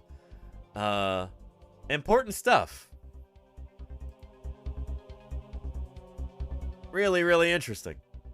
Yeah, you can read about it in full in this article. Dinosaur to put a swimming pool in your backyard. All you have to do is show up for 5 minutes. Whop! Instant swimming pool. Amelia Bedelia, thank you for the 13 months of support. I really appreciate that, Amelia. Thank you, thank you. Holy cow. So yeah. Congratulations, chat. You know, King Kong ain't got nothing on you. Very well done. You've clearly been paying attention. Try blaming the dinosaurs. And thank you, Cyant Streams, for those 100 bits. Really appreciate that, Belinda. Thank you, thank you. Shoot. That's wonderful. Yeah. And Oscar Jr. Please allow 3 to 66 million years for processing. There you go. Yeah. And this fun review was super helpful. I'm glad you appreciated that, SV Harkin. I'm really, really glad you appreciated. Who wants to be a paleontologist? Should we play the stinger one more time? Let's do it.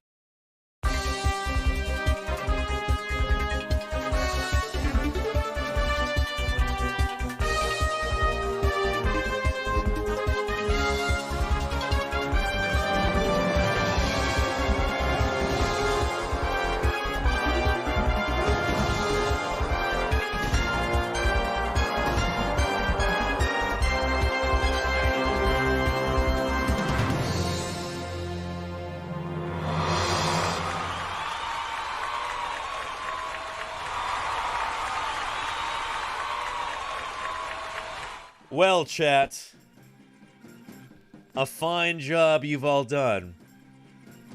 I am thoroughly impressed. And with that, we'll begin to wrap up our stream here. But don't go away just yet. I'll tell you in a minute what we're going to be working on Monday. Holy cow, Murph. Murph.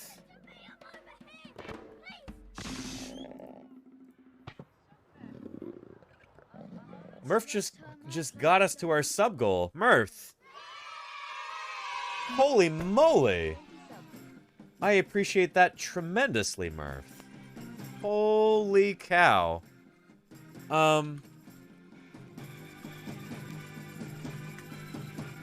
Murph. This is probably a long time coming. But, enjoy that VIP badge.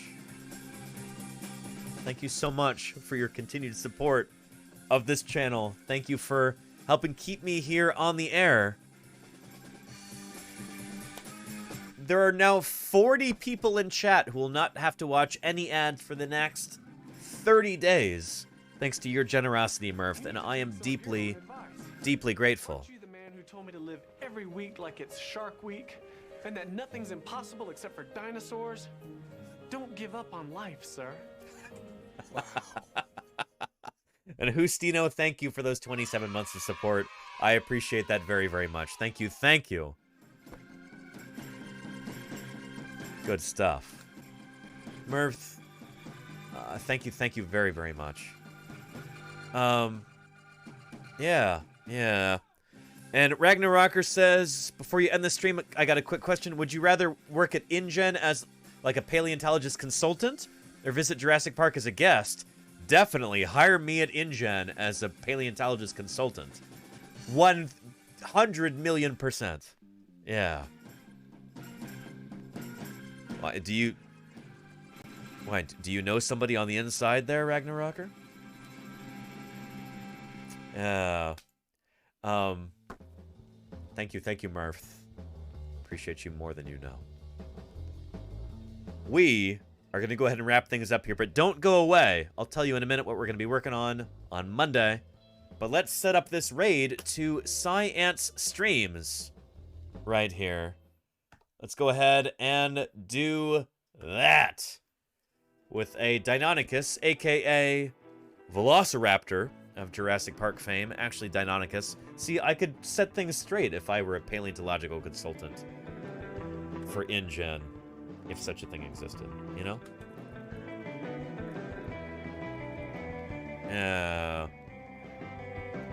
We're gonna go raid Science Streams, but in the meantime, thank you to everybody whose names are showing up here in the chat. You know who you are. Thank you to cheerers and raiders. Thank you to moderators for keeping this train on its tracks, keeping things friendly and accessible, and on the up and up here. Thank you to subscribers and resubscribers and gifters, maybe most especially. Thank you for helping me do what I do here. It is such a privilege to be able to bring science outreach to you 5 days a week here on Twitch, and I honestly feel like I've got the best job in the world, you know?